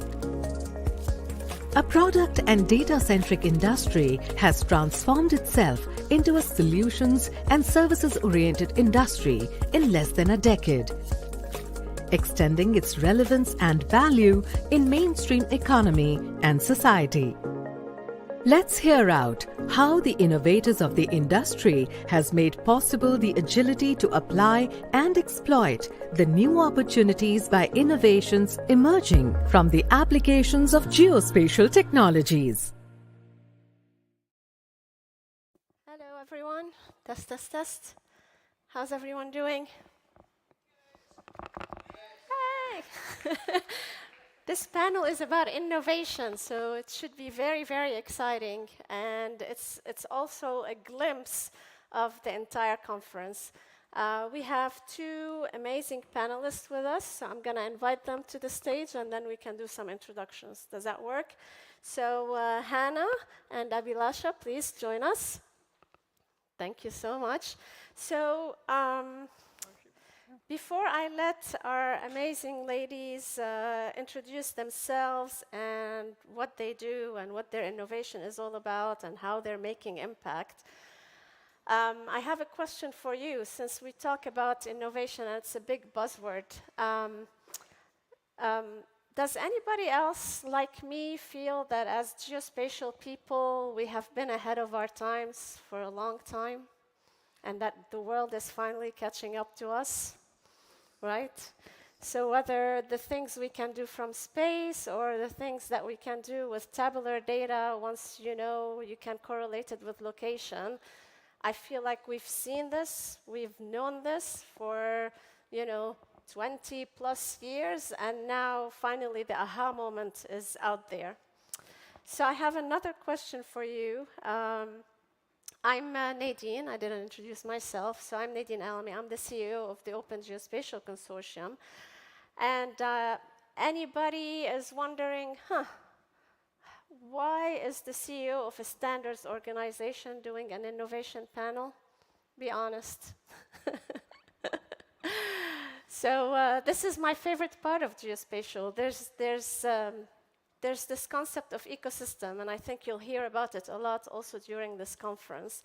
But this whole idea, when I look, for example, at the work we do in OGC, at the end of the day, our geospatial power, this expertise in space and time and in connecting not just the systems and the organizations and the data, but actually also the people. This whole power essentially enables us to do some pretty impactful collective problem solving. And I think that's what we're doing here. And so why I'm here? Because if we want to do some serious problem solving for some serious challenges, and you're going to hear a lot about this, we're talking about climate change, we're talking about disaster response or prediction or mitigation, we're talking about infrastructure, we're talking about public safety, I can go on. Serious problems require collective problem solving. And when we do this collective problem solving, and as geospatial people, you know this, we cross industries and boundaries of countries and disciplines. So it's interdisciplinary by just the definition of it. And that's why we need the standards. So the standards are the glue, and the innovation comes together with those standards, with the bright people, with the real pressing problems, and this is how we can create the impact together. So my favorite part actually today is that our two panelists, I did not know them before this event. So again, it's a great way to meet new people, but also it excites me because this is how I know that they're truly, truly innovating. Like, oh my God, you're doing this how, where? Let's get started with Hannah. So Hannah, do you want to introduce yourself and your company and the innovation? Please, you have a video to play? Yeah. Yeah. If you could put up my presentation, please. That's the last slide. Could we have the first? Yeah, I'm really honored to be here, quite excited. I will give you a small glimpse about what Plan Blue is doing, and also how Plan Blue fills the data gap for space and bathymetric data. Our data feeds in 9 sustainability goals. My name is Hannah. I'm one of 4 founders from Plan Blue.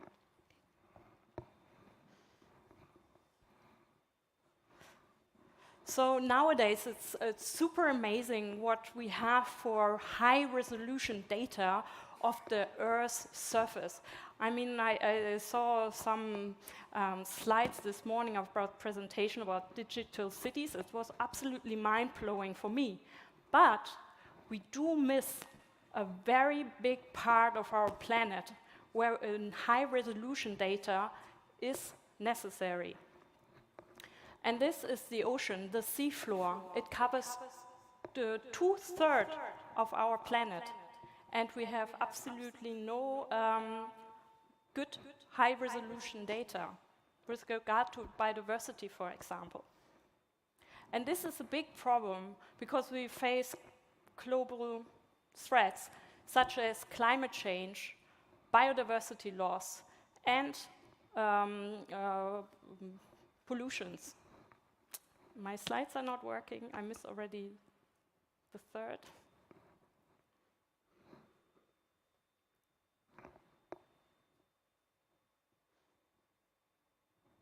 Perfect. So one note, why is the seafloor so important? So first of all, the seafloor mirrors how healthy the ocean is above.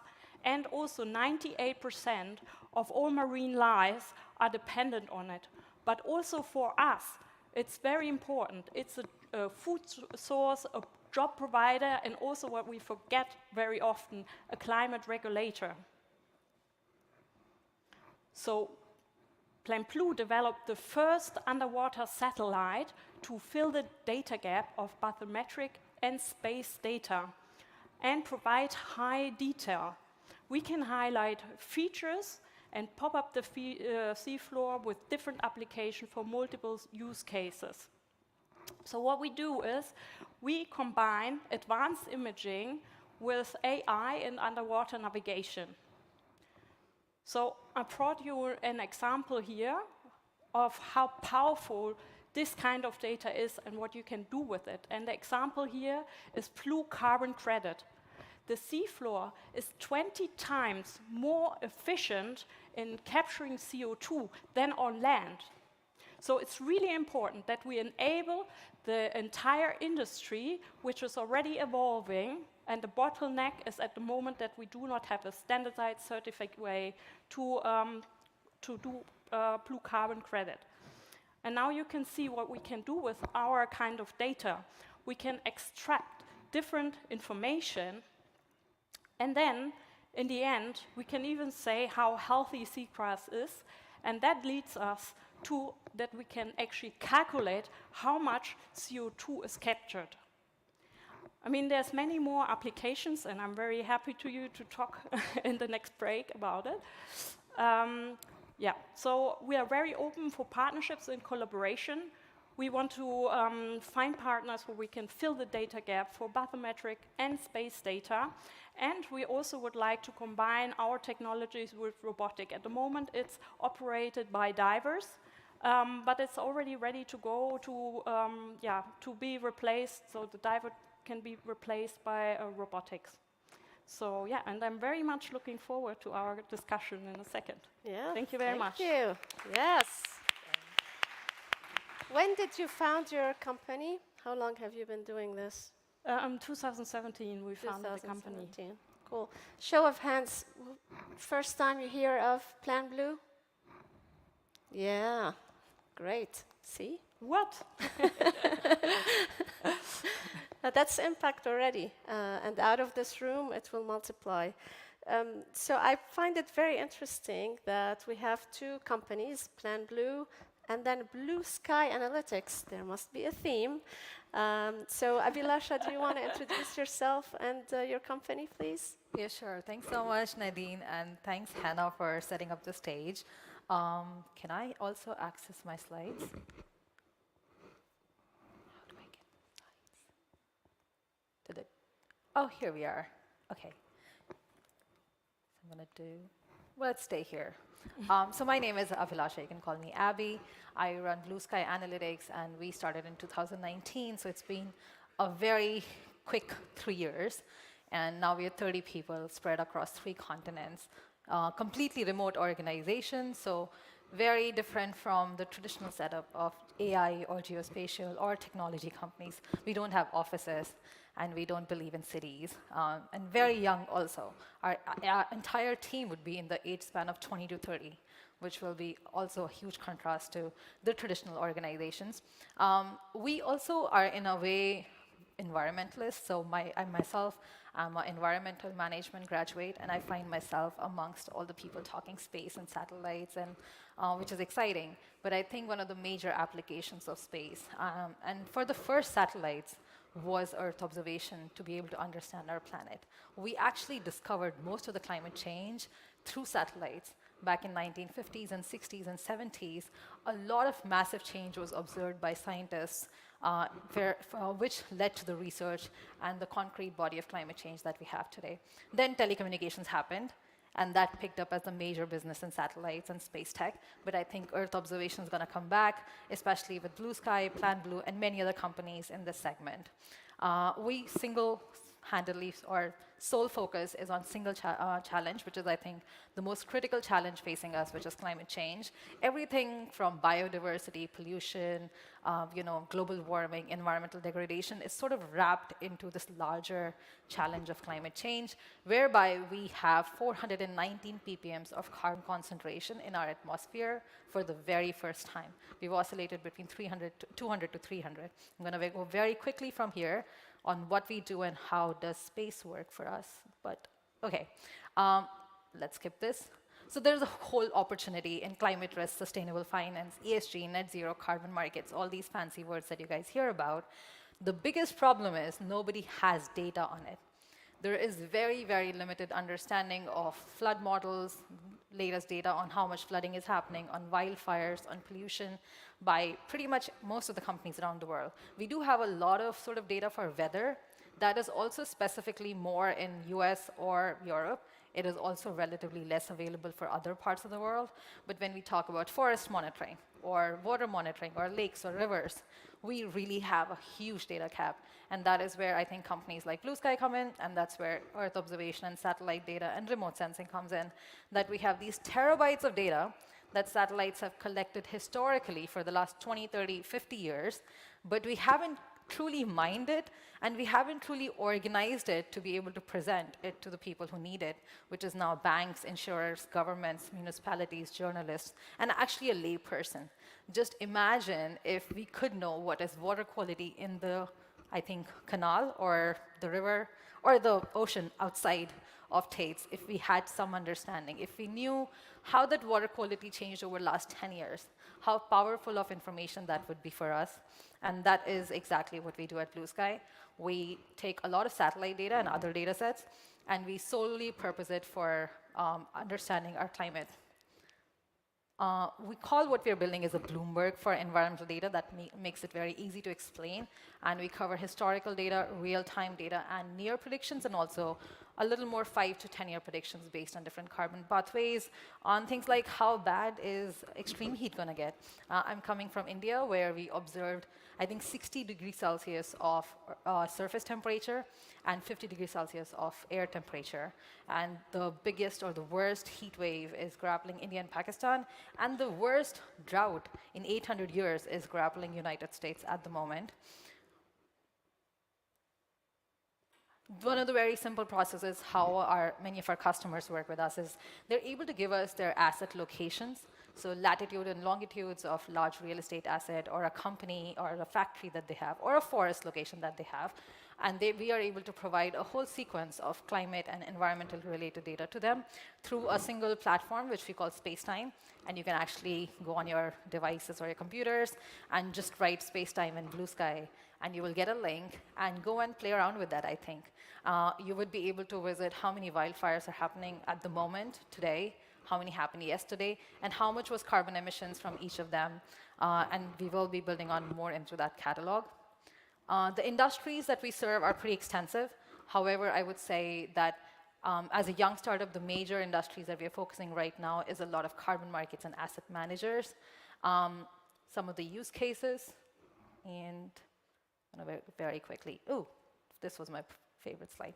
So this is Spacetime, our platform, in which we're able to go from global level of data coverage to national level, state level, all the way down to an asset level. What you see there is a power plant, and we can monitor pollution and air pollution, carbon emissions, water pollution, heat from that particular power plant.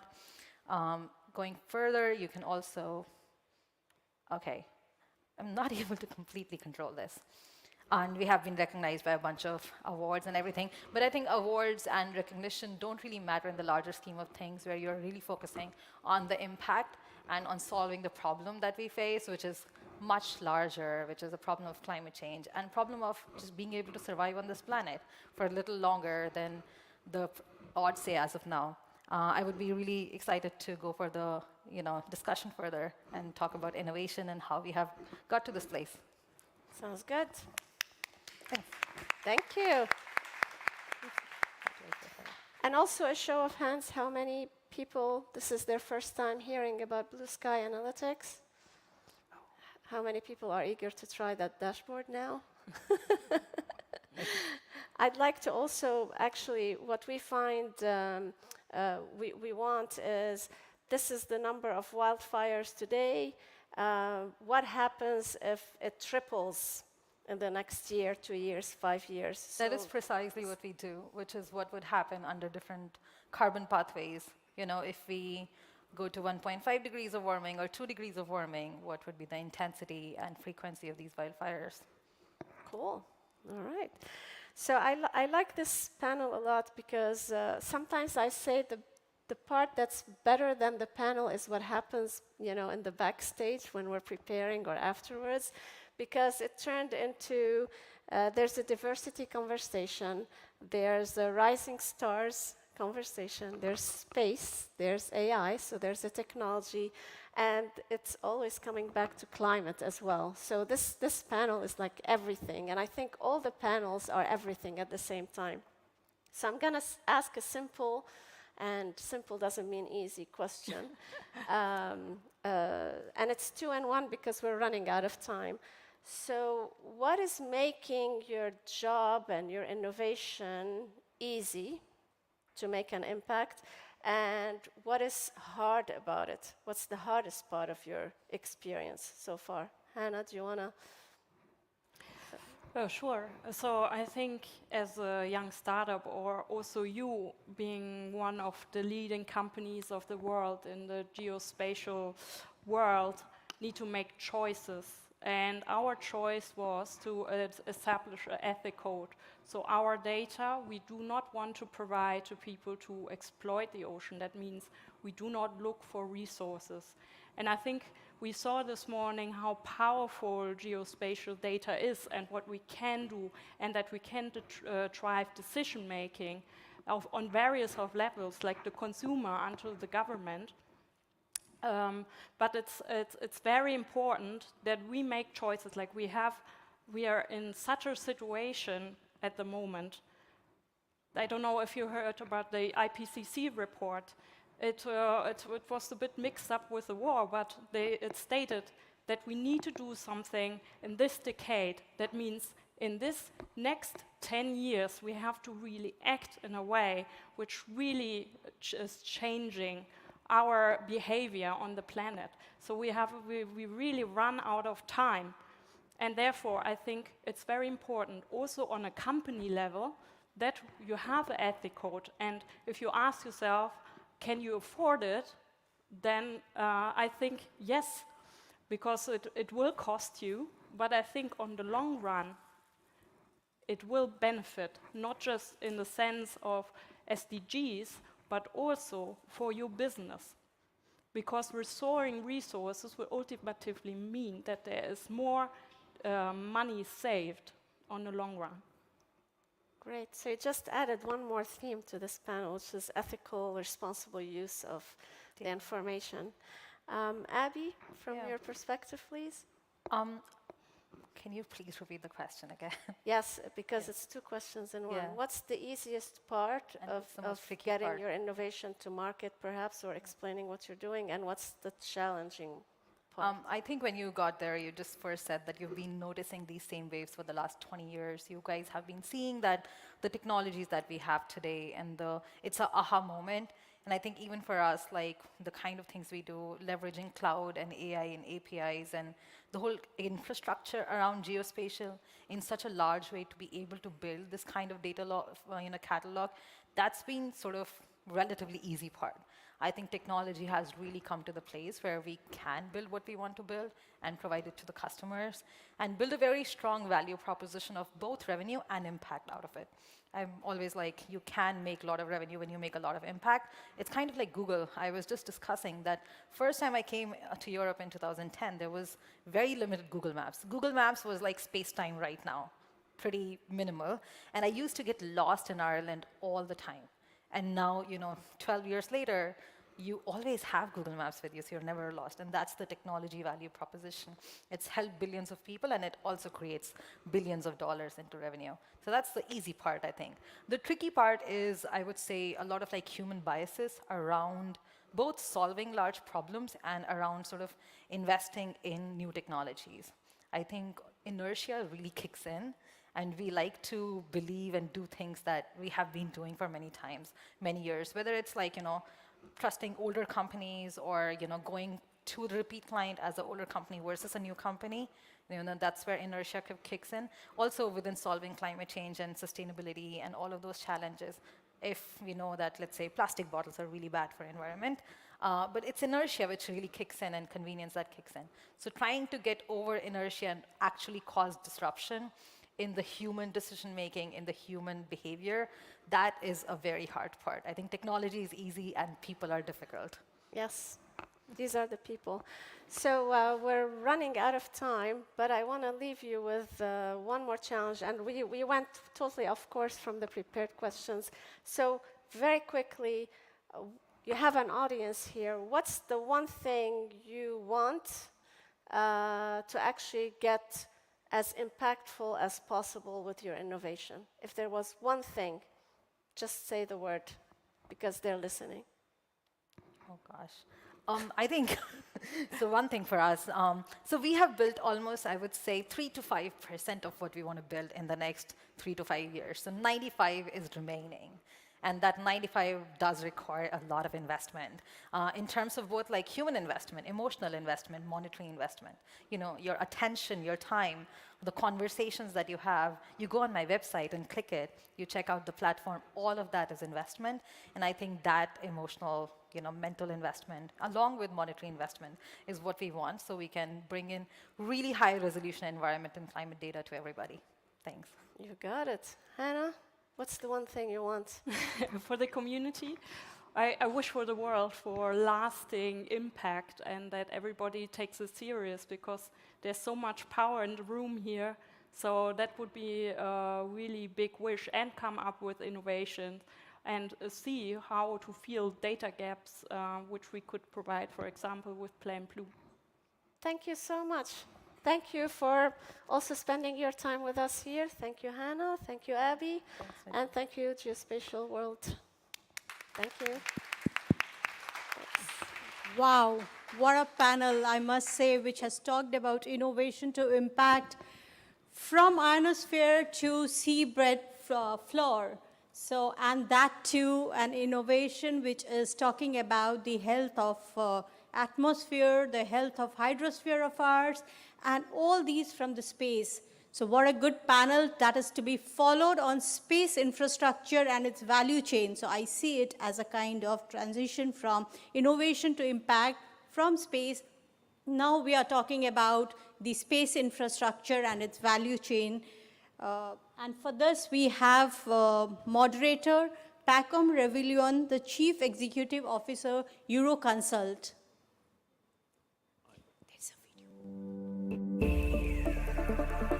The Earth observation industry is going through a transition from the traditional satellites to new space. Companies offering small satellite constellations with greater spatial, temporal, and spectral resolutions are revolutionizing the industry. Such advancements not only promote innovation and democratize access to space, but also mean easy availability of a lot of data. At the same time, improvements in launch systems and innovations such as the use of commercial off-the-shelf technology for space applications are driving down costs. This combination of decreased cost and increased capabilities is unleashing a plethora of opportunities in Earth observation. Undoubtedly, there lies greater value in collaborative engagement among the space infrastructure value chain, from the satellite manufacturers and data providers to cloud infrastructure and analytics as a service platforms, to deliver capability not just in space, but the geospatial ecosystem at large. Let's hear from the experts. All right, good afternoon. Welcome to this final roundtable of the day. So it's a pleasure to come just after a first session that was about rising stars, and then a second one where Abhilasha talked about how space data were amazing. So that last roundtable out of that will be about space infrastructure and its value chain, so we'll stay there. On that, space industry at large has been about deep evolution, transformation in recent years. I don't think we'll talk as much about some of that today. That would go from constellation to delivering broadband to even space exploration and how we shall populate the moon. And maybe that's a future session of business for the GIS industry. But as for today, I think we'll focus a lot about space infrastructure, Earth observation, how that ecosystem is transforming and how it interacts with the geospatial industry as a whole. So, in order to do so, I'm very pleased to have with me today, joining me on stage, Mark Boguet, CEO of Seraphim Space. Please, Mark, if you can join me. Massimo Comparini, Deputy CEO, Executive VP, Observation, Exploration and Navigation for Thales Alenia Space, and CEO Thales Italia. How does that fit on a business card, Massimo? Welcome. And last but not least, Dr. Motoyuki Arai, CEO of Synspective. Welcome, Motoyuki. So, before getting in a few discussion topics, I think would like you to share maybe in your respective roles, as certainly you have different businesses and perspective in this ecosystem, some of your views obviously on well, quick intro on your activity and some first views at notion of space and ecosystem. So maybe Mark would like you to get started. Yep, certainly. Good afternoon, everybody. Mark Boggart, I'm the CEO and one of the co-founders of Seraphim Space. So we're an investment firm that invests exclusively in the space domain globally. So we have 3 activities, an accelerator program that helps early stage businesses develop their business plan, engage with the market, and importantly, engage with customers. It's a 3-month program that runs twice a year. We've had 55 companies that have gone through that program to date, raising $150 million in their seed round. Then we run a venture fund that invests at seed and Series A. We've invested into 20 companies globally through that vehicle, and we're looking to try and identify and back the emerging category leaders that are building the infrastructure in space. And many of those companies have gone on to become billion-dollar businesses already today. And then we also, more recently, listed a growth fund on the London Stock Exchange that's focused on investing in later stage rounds, the growth rounds of space businesses. That's called the Seraphim Space Investment Trust PLC. So it's a listed public fund that invests into B rounds and C rounds and D rounds of more mature space businesses. So across all of those activities, we've got a portfolio of nearly 80 companies. We invest from seed stage $250,000 up to $25 million checks in the B round. And over the last 12 months, we've invested nearly $200 million in the market. Not bad. Thanks, Mark, for this intro, and we'll come back to some of the trends that you see. So, Massimo, for Thales Alenia Space, in your views. Yeah, I think that in your brief introduction, Pacam, you already gave part of my answer because you know that I'm passing through the service domain and now back in TAS for the observation. We know how the geospatial infrastructures are changing this industry and what is the impact that we will have from the new space infrastructure, new systems, new architecture, new constellations to the data generation and to what is, let's say, the focus of this conference. But observation is not the only domain where we have this change. Change in terms of technologies, change in new architectures, and also change with respect to what happened through the supply chain and the partnership in the industry field. And you mentioned exploration, and honestly, really, if someone will ask me 5 years ago, 4 years ago, what will be the speed of change in the exploration, and if model like the commercial exploration is going to raise up so fast, I was skeptical for a few years ago. But now I see, of course, it's part of my activity because you know, we are building the majority of the Lunar Gateway, but we are building also the first modules of the first ever space commercial station. So I think that this is really the way that the space and the infrastructure is going today. And I think at the end, we should always have in mind that it's the services that those kind of infrastructure will enable, which is really the, let's say, the big change in the paradigm, and I think also in the business perspective, because we know that double-digit and reach double-digit growth is in the services in downstream, while we have, of course, a stable, wealthy industry, also the space infrastructure, but all what we build is at the end in support of new services and new models of services. Thank you. Yeah, we'll come back to digital twins of the moon anytime soon. Moving to you, Moto UK, so slightly different perspective in the operation and services, more specifically at Synspective. Yes, Synspective is the solution provider with our own satellite constellation. Yeah, as you know, SAR is synthetic aperture radar satellite. So yeah, it means we can cover from hardware development, SAR satellite development to the downstream analytics development and providing a solution. So the whole, not whole value chain, but the almost value chain is covered by one startup company. So that's Inspective. And we have two services. So first one is data sales to defense and the intelligence sectors. So as you know, through the war in Ukraine, so how can I say, the Star satellite and the other optical satellite also shows the power of the data set of satellite constellation. And also we provide the solution with the satellite constellation data for infrastructure development sectors and the insurance sector through flood damage monitoring solution like that, and also environmental sector as well. So so that's Inspective, and in space industry, so ISI and Capital Space and Unbearable and Inspective, these are SAR satellite operator tried to develop the constellation, tried to develop a constellation, and it already realized. So the industrial phase is completely changed.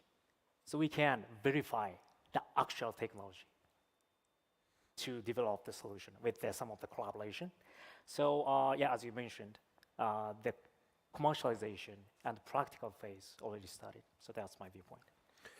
Thank you. And that may be a good transition to actually my kind of first question or getting your views. You know, the way I look at the industry, we've been talking about innovation or new space or deployment of constellation, new capabilities. If you look at the reality and with the financing also that came to the market, quite a number of constellations or companies started to deploy last year or the year before, or just introduce their commercial services, or are doing so at the moment, and with definitely large expansion plans for the next 2 to 3 years. So in terms of disruption or what the industry has offered or shall offer in the next 2 to 3 years, and how to work, or what the impact working with the geospatial or in the Earth observation industry, what do you see as the next disruption or the transformation taking place right now? Because it was about plans or projects, and now it's about services meeting their clients or markets. So either from your view as the investor in some of those platforms or in the industry at large, or Massimo Matsuyuki, happy to have your views on how you see that transition phase, let's say, from some of those new plans to the actual services. Yeah. I think, okay, Mark. One of the things that I'm particularly excited about is also the software element. There's a company that we're involved with called Ursa that has built a platform to ingest data from multiple different satellite constellations, effectively creating a virtual constellation. They've brought together many of the SAR capability, and on top of that, they're also laying other forms of data, such as radio frequency signals. And they're then able to fulfill a full service right now because of the virtualization of this network. They can offer very timely data, and it's really playing a huge role at the moment in fighting the defense in Ukraine. But I think it also has significant impacts on the geospatial world and the ability to be able to access that data in a very, very timely manner from a platform that makes it easy to use and to simple to buy, easy to understand, and very accessible. So I think whilst defence is driving the sort of use case for that, we're going to rapidly start to see other industries like insurance taking advantage of this very simple infrastructure for them to start to engage with. So that's one of the big things that has accelerated far quicker than I would have envisaged a couple of years ago, and is really working right now. And then, of course, we've got a whole range of other satellites with exciting payloads that are going to bring us a huge amount of new capability over the coming years. So areas that we've been investing in recently are areas like hyperspectral. So very high resolution hyperspectral that's really going to, from a climate perspective, have a huge impact, being able to tell us the health of individual plants from space, We've then been investing into other payloads such as thermal imaging. Again, at such a high resolution that we can look inside of buildings. You can determine economic activity of buildings, looking at through their thermal image. But you can also understand how much carbon a building is emitting. And buildings account for about 40% of all of carbon emission globally. So being able to monitor and control that over time, I think is going to become very valuable. So there's a few areas that we're particularly excited about from both the software side as well as the actual infrastructure and hardware that's coming down the line. And just and before passing the mic, so on that software part, so certainly quite a few companies, including Ursa, got created, I think, in 2017, are kind of 5 years old, roughly speaking. So it was about starting building platform, but also starting to work with a set of clients to build some use cases or see what to create and then how to create some leverage. So as you were talking about seed financing and growth, do you find that in terms of maturity, we're entering of that growth phase or some scalable applications now based on maturity on the development and working with clients to understand really how they want to consume, let's say, some of the services? Yeah, it's absolutely clear that those companies that have developed a business model that makes it easy to access the data, cost effective and easy to understand the pricing plans are able to start scaling their business, moving away from a project-related platform into a SaaS-related platform. We're starting to see real growth now in those types of businesses, but it's selective. It's still hard in that market to move beyond a proof of concept into a scaled customer, but we're seeing increasing numbers of businesses that are now at the early stages of doing that. Thanks. So, Massimo Matuyuki. I think that digital technology, so for sure, and IT and digital technology for sure, will be a pillar of this evolution. Mark already spotted that. We will have a huge amount of space data. New system will generate huge amount of new data. Then I will comment a little bit because this is an information-driven business. And to have a good information, you need to have a good quality data, which means that, of course, we can add and will add, the new constellation will add the temporal resolution to the spatial resolution. But I still believe that we need to think about the best data that we can generate on board. It's not just a question to have a constellation, it's not just a question to have many satellites. And the second trend is the capability, the computing capacity that we are going to see on new generation satellite is incredible growth with respect just a few years ago. And that will give a kind of powerful asset to the space and ground interaction. So also in the observation domain, I think that complex systems like synthetic aperture radar can extremely have benefit from the power computing that we can put in space now and in the coming years. It's completely a new way. It's a completely new way that will have smart tasking on even artificial intelligence helping us to spot what we really need to understand what is the change on the Earth, change for many different reasons. So I really think that on one hand through the verticalization, on the other hand through partnership, the combination of the evolution of space technologies and digital technologies is the key to catch the market growth that we prospect. And as you said, Pacom, I think that we are really at the edge to see really a kind of exponential growth, because it's a growth that we projected over the past years, but maybe the start of the exponential growth has been pushed a little bit far. I think that we are close to that. And the very last comment on my side, I really think that new companies and let's say new constellation for the geospatial business will be essential and fundamental. But please remember that if we can measure today's carbon emission, if Europe has, let's say, an outstanding leadership in the geospatial business for space infrastructure, is because programs like Copernicus, and the technologies that we built over the past years to build a little bit bulky satellites, but really extremely high performing. This is the background that we have. I'm always used to say that when people ask me, okay, what is the performance of Cosmos second generation? And I said, okay, it's the performance of a radar that is a 2-ton plus and 20 kilowatts. And you know, physics is physics. If you want to have high quality data, you need high power, you need something like that. So some physics are, and certainly government either are investor in infrastructure, data buyer, service buyer, policy maker for, well, Green Deal or other purpose, will continue to play a key role. So, Mathieu, for your standpoints on the changes, and maybe also, obviously we're seeing shifting how you see your own service and maybe the role of cloud providers or how to partner with certain stakeholders in the ecosystem. So I think this satellite data market is going to be a part of, geospatial data market, and this geospatial data market is going to be a part of big data market.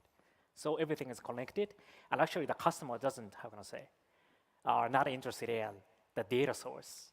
They are interested in information detected, through the analysis with many types of data. Maybe it comes from the satellite, optical satellite, SAR satellite, drone, and every IoT sensors is also included. So, the satellite is just IoT sensor in orbit. So it's very costful, but that's it. So, new data market will make the new ecosystem in next 5 years, I think. So, in this phase, we have to take care about the, viewpoint, smart city, big data, AI relevant market. Always, nothing happened in this market, right? Because we always discuss technical viewpoint. So the most important thing is customer viewpoint, needs. So in this phase, we have to focus on the customer needs and know-how already accumulated in maybe the external players in geospatial market. So, and then we have to make collaboration to make the tangible use case, convincible use case first. And then the common part is going to be a platform. So this viewpoint is very important, I think. Okay, and maybe jumping on that, because I always get the point about space data being part of the data, being part of big data, being part of, well, everything you need to deliver a decision, which is fine. And to a certain extent, obviously, the more you have, the more you shall have a commodity for at least parts of the data layer.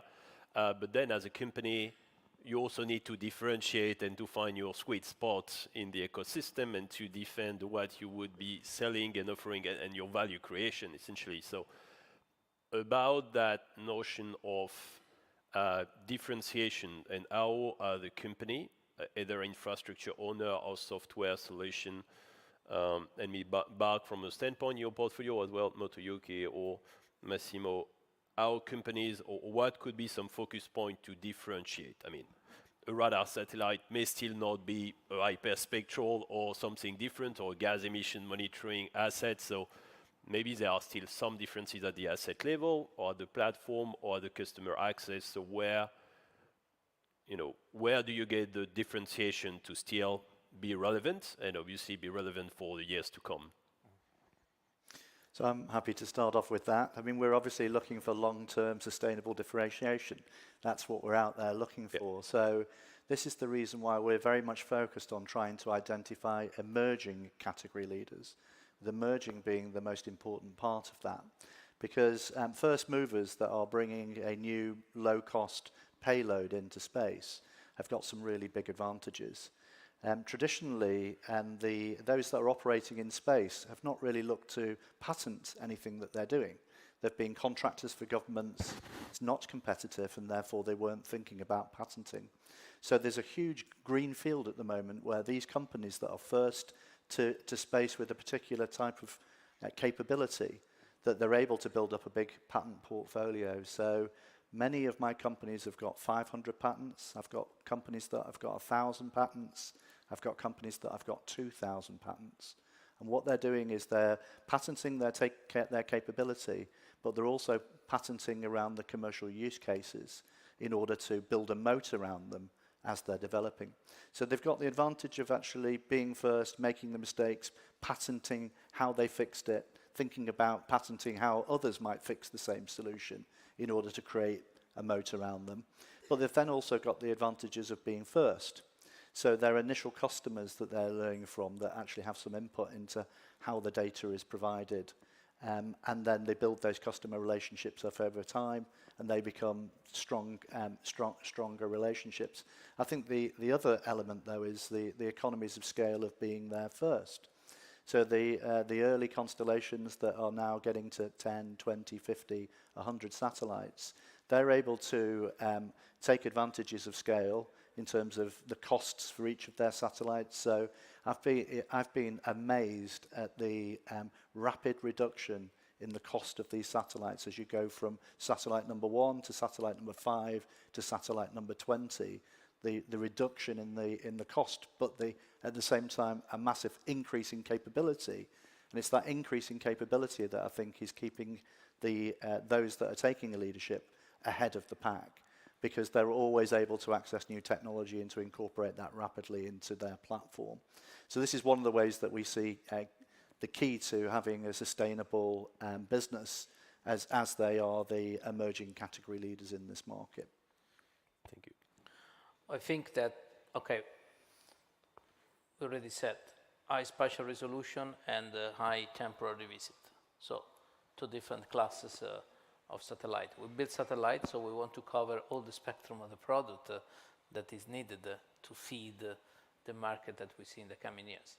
So for the high-end satellite, of course, the deep submetric is still extremely important for government, for, let's say, dual or, let's say, institutional purposes, but also for further kind of application. And this is a class of satellite.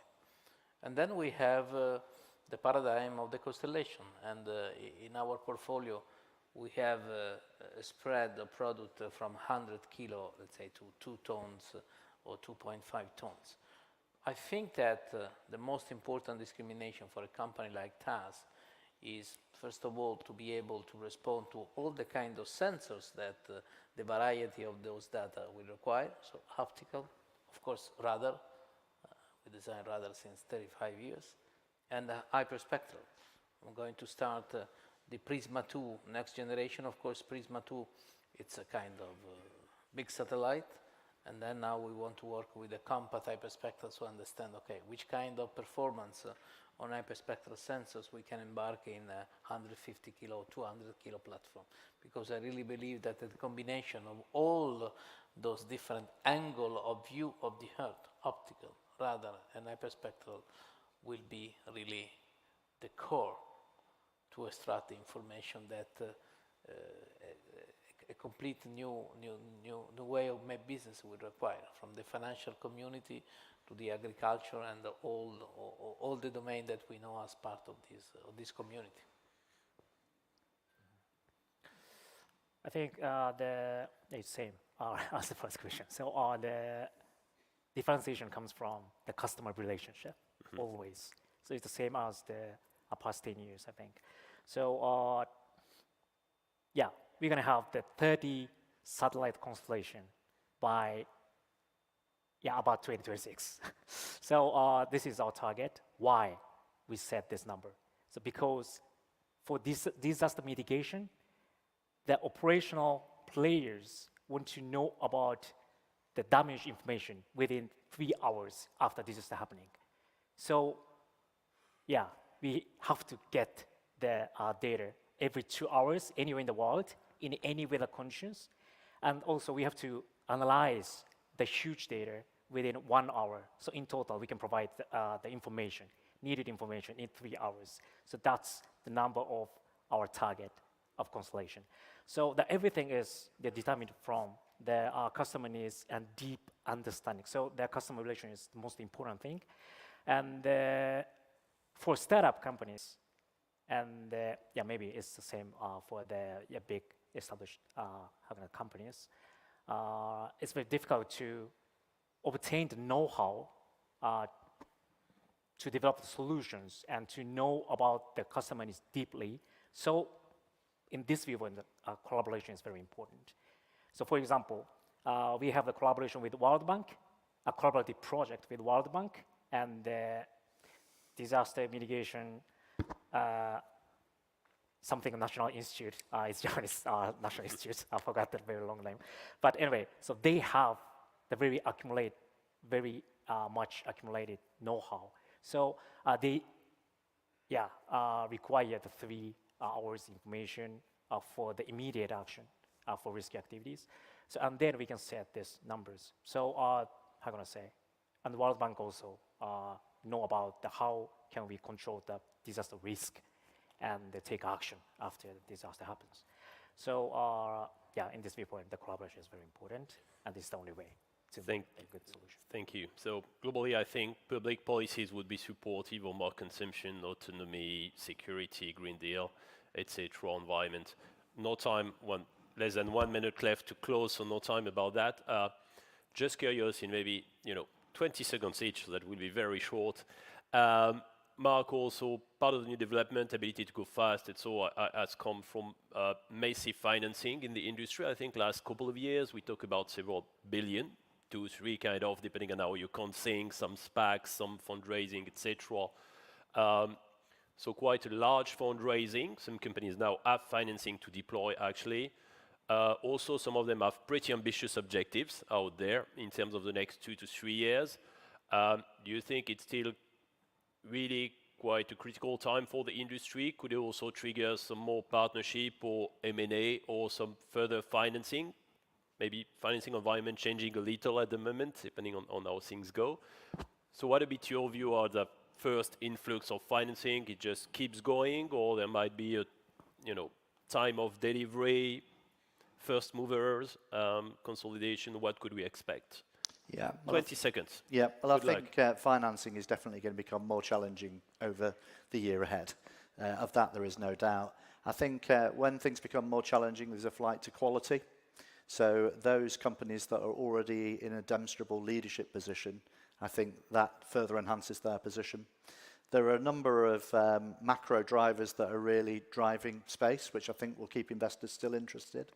So defense and increasing defense budgets is really going to continue to drive space over the next decade.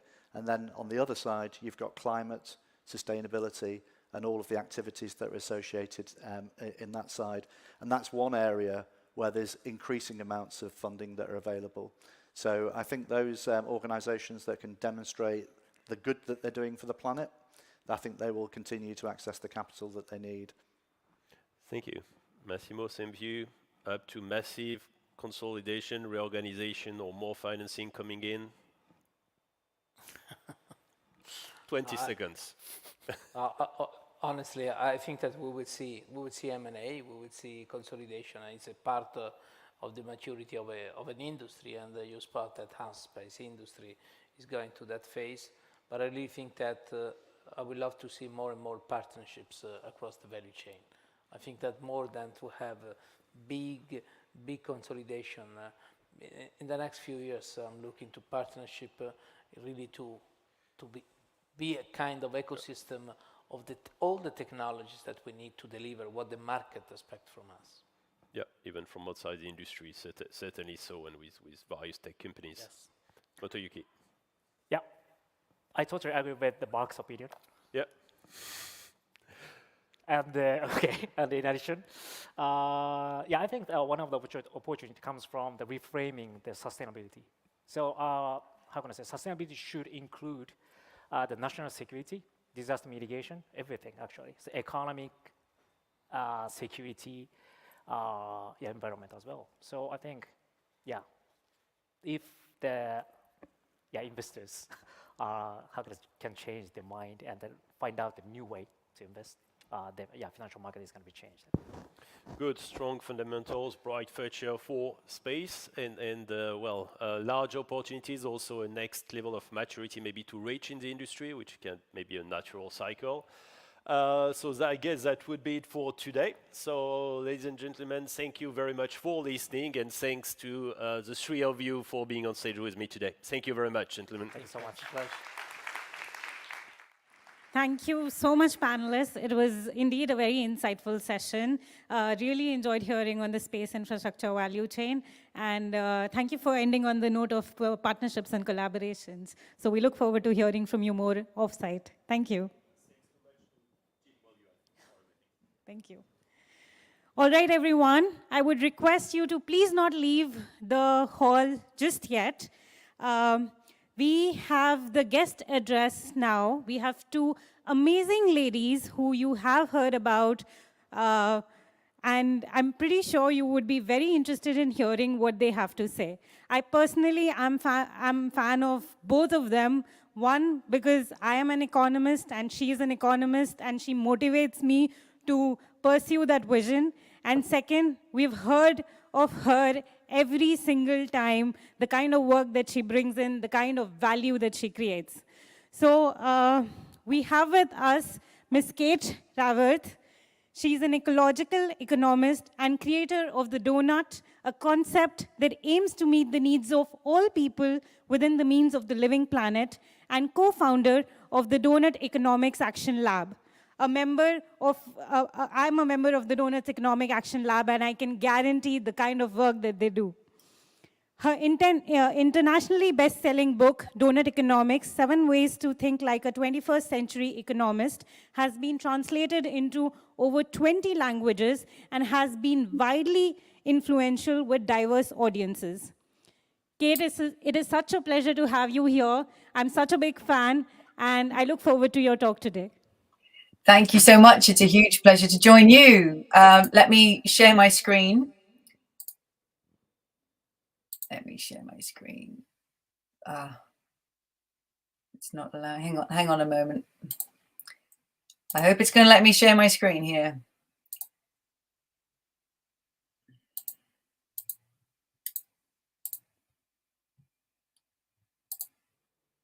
Okay.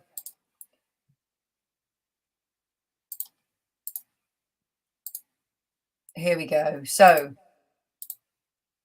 can you confirm that you're seeing my screen? We cannot see your screen yet. You can't see my screen. Then I don't think it's going to work for me. So give me one moment.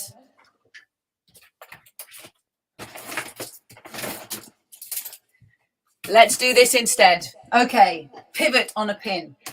I'm delighted to join you, and I'm going to talk about donut economics because I think this is a critical moment for redefining the shape of progress. We have inherited from the past the idea that our economies succeed by growing endlessly. Now, just tell me, can you see me holding this up? Can you see my endless growth curve? Yes. Right. So this is the idea of economic success that we inherited from the 20th century, the idea that economies succeed by growing endlessly. I'm sitting here in the UK, you're in Amsterdam. We're in 2 of the richest countries in the history of humanity, and yet our governments and our economists tell us that these economies succeed by growing yet more, growing endlessly until just forever. It does not make sense on a delicately balanced living planet. So we also know that we're facing huge crises, as the previous speakers have been talking about, crises of ecological breakdown, climate breakdown, crises of huge social inequality. We need a new shape of progress. So for this, I offer the donut.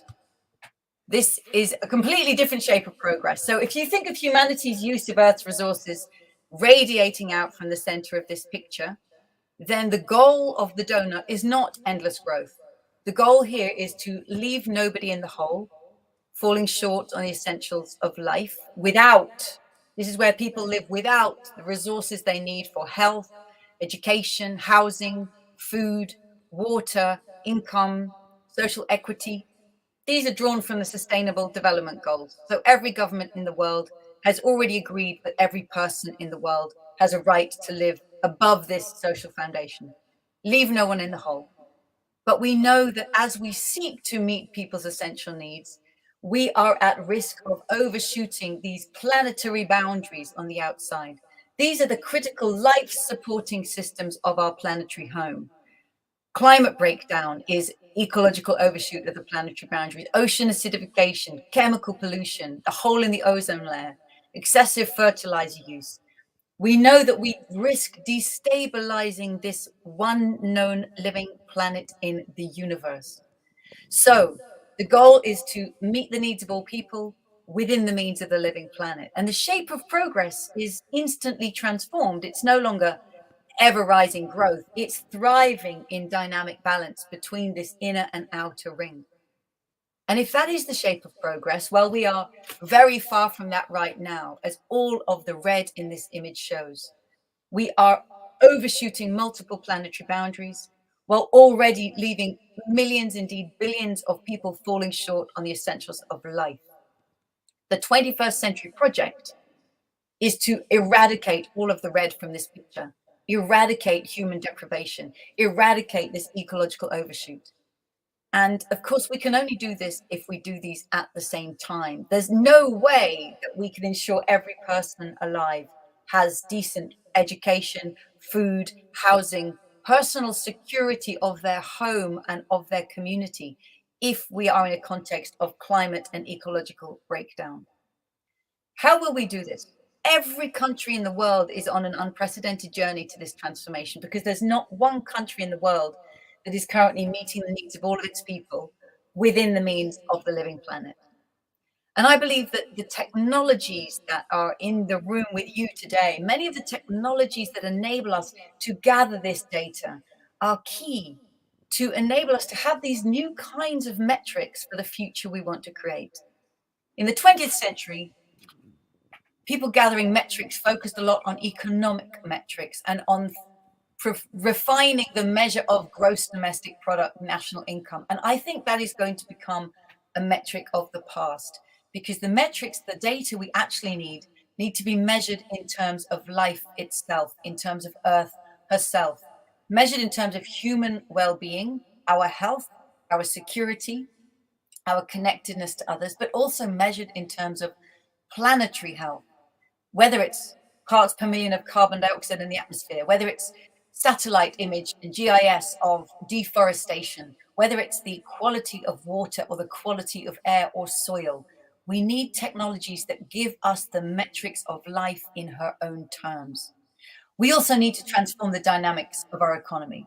We've inherited linear degenerative economies like a hosepipe. We take Earth's materials, put them in the pipe of production, make them into things we want, use it for a while, and then throw it away. And that take, make, use, lose pushes us over those planetary boundaries. We need to turn this linear degenerative economy into a circular, cyclical, regenerative one, where resources aren't used up, they're used again and again. Again, we of course need new technologies that are purposed to enable us to create circular economies. We also need to learn how to measure how circular are our economies becoming, how regenerative by design are they becoming. At the same time, we've inherited economies that tend to drive opportunity and value into the hands of a few. We are seeing phenomenal rise of a global 1%. The number of billionaires in the world has more than doubled over the past decade, from 1,000 to 2,000 and now more billionaires. That divisive world will never end the deprivation of humanity within the means of the planet. We need, instead of this divisive world, we need a distributive world where value and opportunity are shared far more equitably with all who co-create it. I'm glad you like that. And how do we do that? How do we create distributive societies? Again, this comes down to the technologies that we use. The technologies that we use, whether they capture value and opportunity in few hands or distribute it far more equitably. And so I want to say, for every technology that's in the room and every technology that we believe can help us transform the future, I would be a detective about the design of that technology. 5 design traits. I invite you to reflect on your own company or your own organization and the technologies that you're bringing. Think of any technology that matters. What is its purpose? How is that technology being put to use to transform the future of the world? How is it being networked with other technologies? How is it relating to others? How is it affecting those whose data we're gathering? Who's that data being provided to? How is it connecting in with the ecosystem of technologies? Crucially, how is this technology being governed? Who has voice in deciding how and when it's being used? And the metrics of whether it's being used well or not. Going deeper, we get to more profound issues. How is the technology owned? Is it owned by a private founding entrepreneur? Is it owned by a shareholder-owned company? Is it owned by the state? Is it owned by a foundation, a stewardship organization, a not-for-profit organization? Because how the technology is owned is going to profoundly shape, of course, how it's financed, where that money to make the technology successful is coming from, and therefore what that money is demanding, how much it's investing and how much it's extracting for the owners, or how much it's reinvesting in the purpose. So for me, any technology that I encounter in the world, I can see its positive applications. I can see some really challenging and troublesome applications too. What makes the difference between these two? It's these 5 design traits. And I invite everybody in the room today to be a detective about any technology that you are considering. How is it first networked, governed, owned, and financed? Because we know that this will make all the difference to whether these technologies are used to enrich a few and actually exploit and extract in the world, because that's been happening a lot, or whether they're used to bring humanity into this space, used to enable us to meet the needs of all people, to come back within the means of the living planet, to measure life in her own terms, in terms of human well-being and planetary well-being. And if we do well with the technologies that we now have, and we have, I believe, the technologies that we need to thrive within the donut, if we use them well, they can show us life in completely different terms. We will develop the metrics that enable us to measure for every single country, in every single city, and every single region, whether or not it's thriving in the donut. And I profoundly hope we'll be able to look back in maybe a decade, and the metrics of last century will seem so crude. To judge a country's success by its GDP, by its national income, will seem insane. Let's measure life in her own terms. Let's make the technologies that we have actually be put to work with the design that's needed, owned and governed and financed in ways that actually serve us in the 21st century. Thank you very much.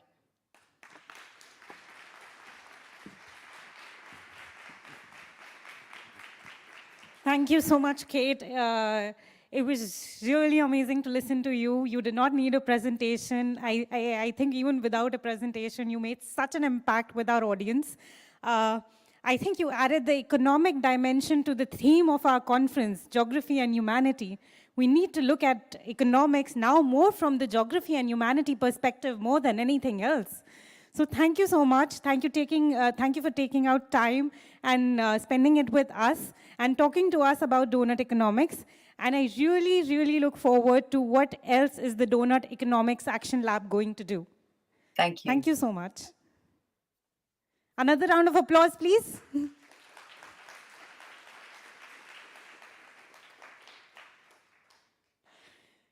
All right, after that talk, we have a guest address from another inspirational lady who needs no introduction. I don't even think I should be introducing her because I don't stand anywhere when I have to talk about her.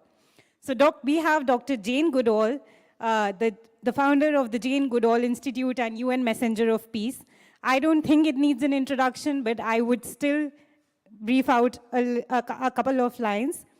Jane Goodall, at the young age of 26, she followed her passion for animals and Africa to Gombe, Tanzania, where she began her landmark study of chimpanzees in the wild, immersing herself in their habitat as a neighbor rather than a distant observer.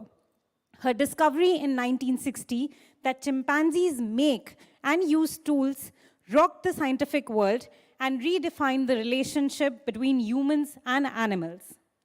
Today, Dr. Goodall travels the world speaking about the threats facing chimpanzees, environmental crisis, and her reason to hope. In her books and speeches, she emphasizes the interconnectedness of all living things and the collective power of individual action. So I present to you Dr. Jane Goodall.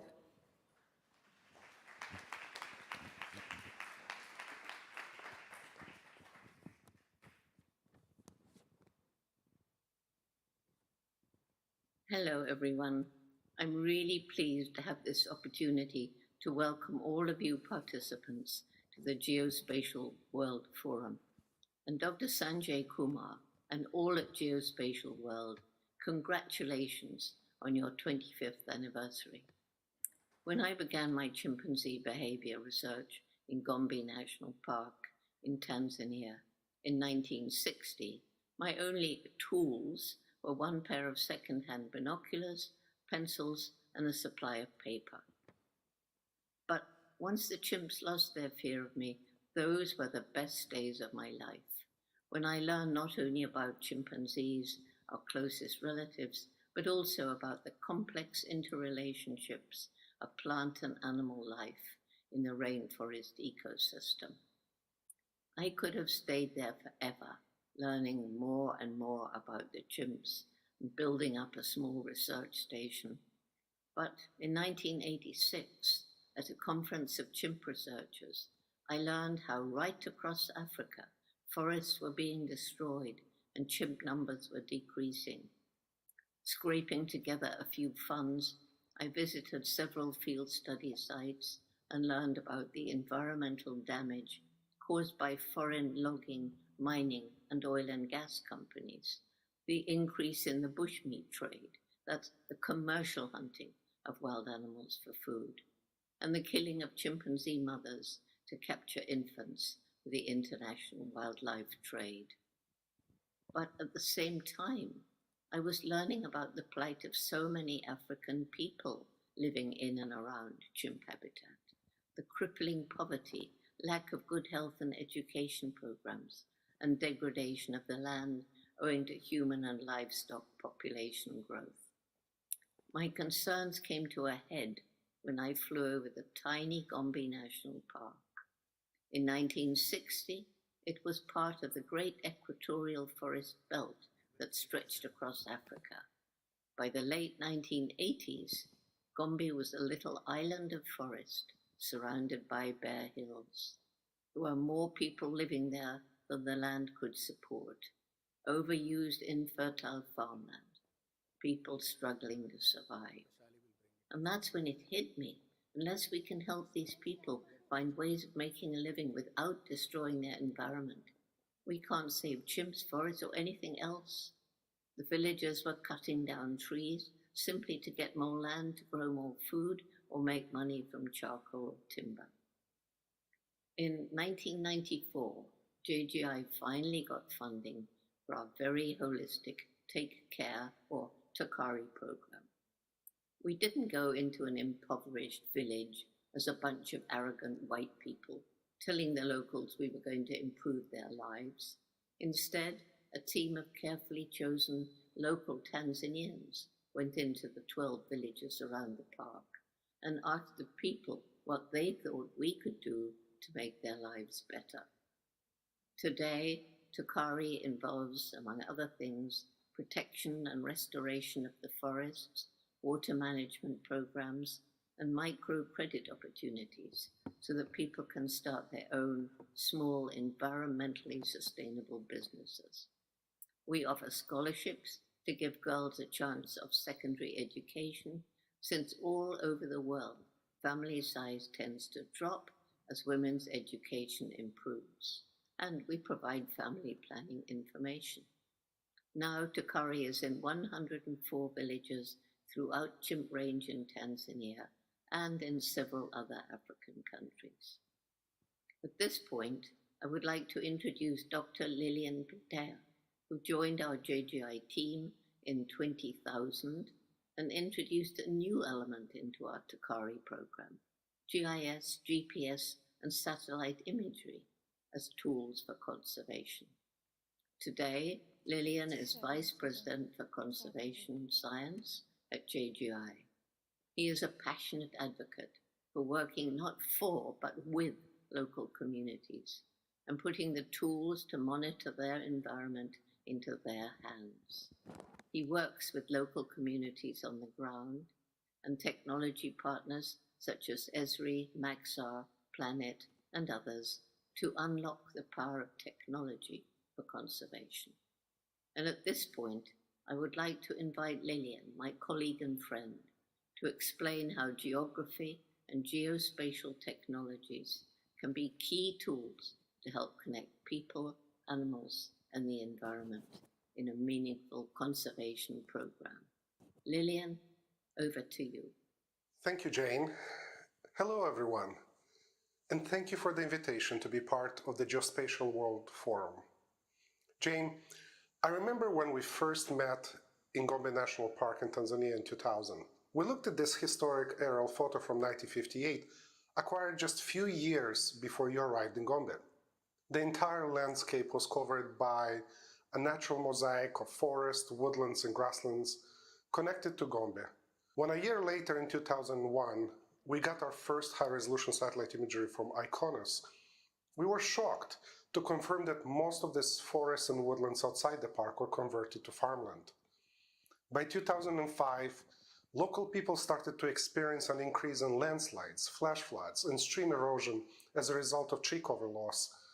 And this was when local communities decided to work on their village land use plans, facilitated by the GGI Takare team, with support from USAID, and using approaches such as geodesign, conservation planning, and use of geospatial technologies supported by Esri, Maxar, and other partners.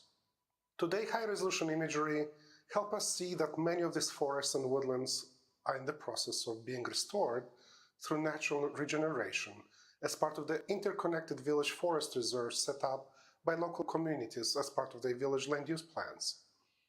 Village forest monitors selected by their governments are equipped with smartphones and Survey 123 mobile apps and continuously monitoring their forests, sharing their observations with local decision makers through dashboards and decision support and alert systems powered by Esri ArcGIS technologies. What local communities around Gombe managed to achieve here changed my view on conservation and how to leverage and use innovative technologies to build resilience in our social and ecological systems, and gave me hope. A few years ago, I had a chance to join you and our Tanzania colleagues and listen to local communities interpreting the satellite images. One woman pointed to an area on the imagery when she used to have a farm very close to her house. She had to move her farm because the village land use plan delineated that area as a village forest reserves.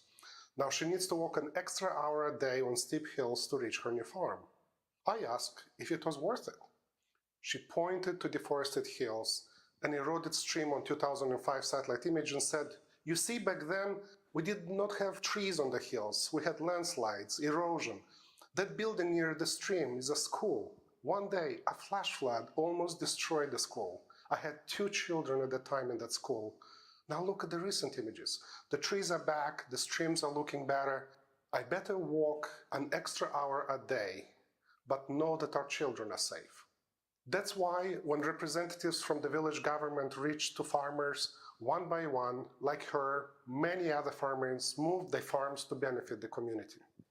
I was struck by her story because the power of geography and geospatial technologies was unlocked not only because communities had access to these technologies, data and training facilitated by GGI, but also because, thanks to our Takare approach, these technologies and other science approaches became part of a decision-making process owned and driven by the local people themselves.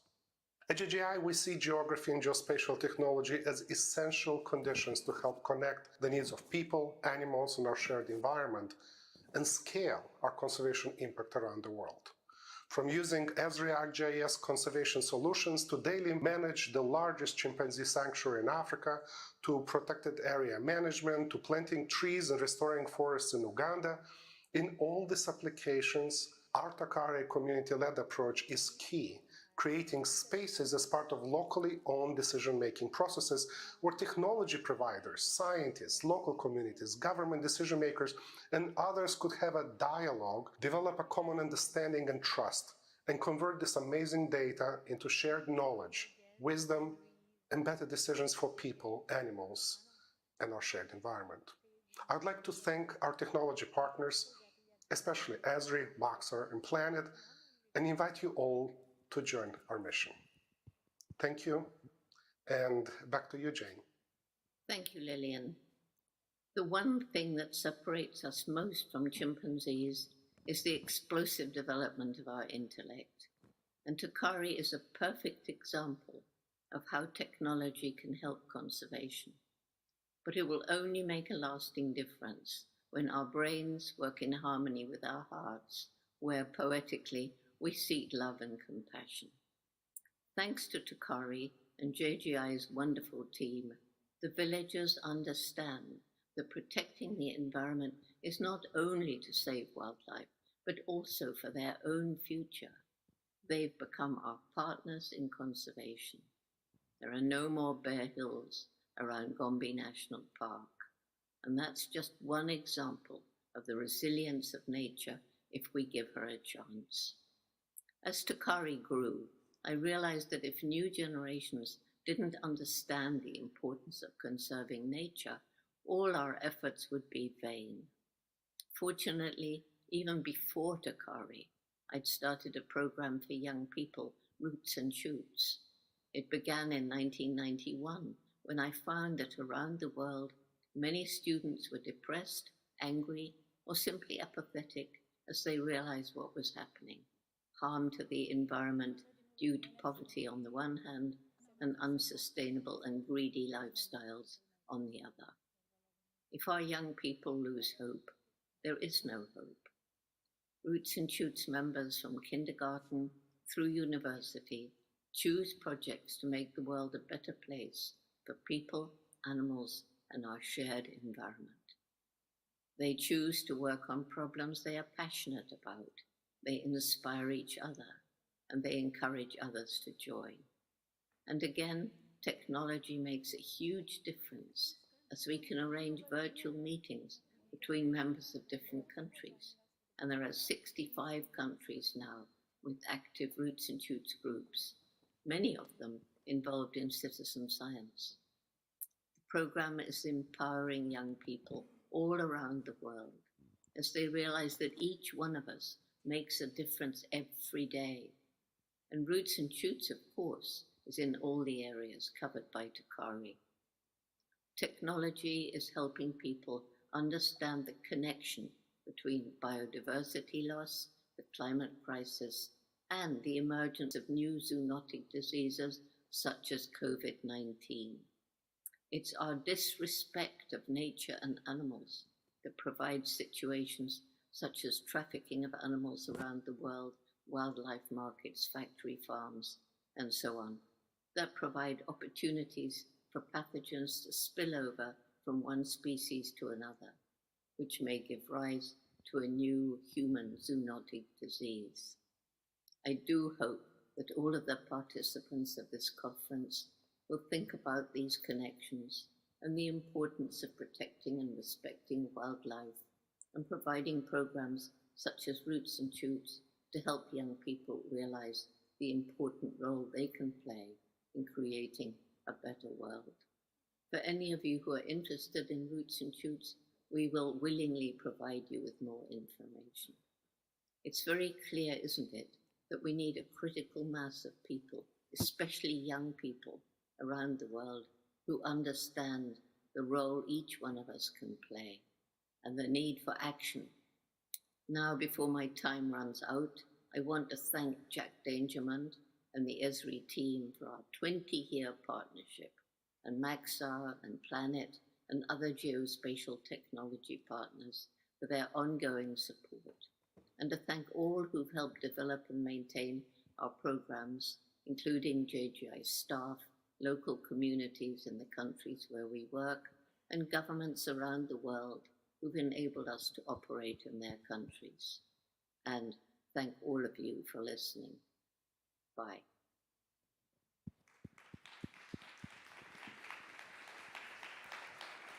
After that talk, it made me really emotional. So I would really like to thank Dr. Jane Goodall and Dr. Lillian for their talk. I think the case study that they shared and their passion for biodiversity, I think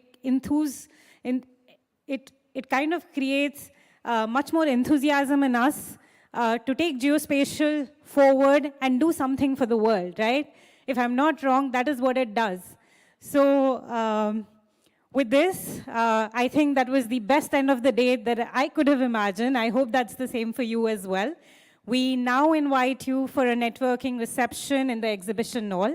And I would also like to request people who are joining us for the gala dinner in the evening. The gala dinner will begin at 7:30 in the evening, and we hope to see you there.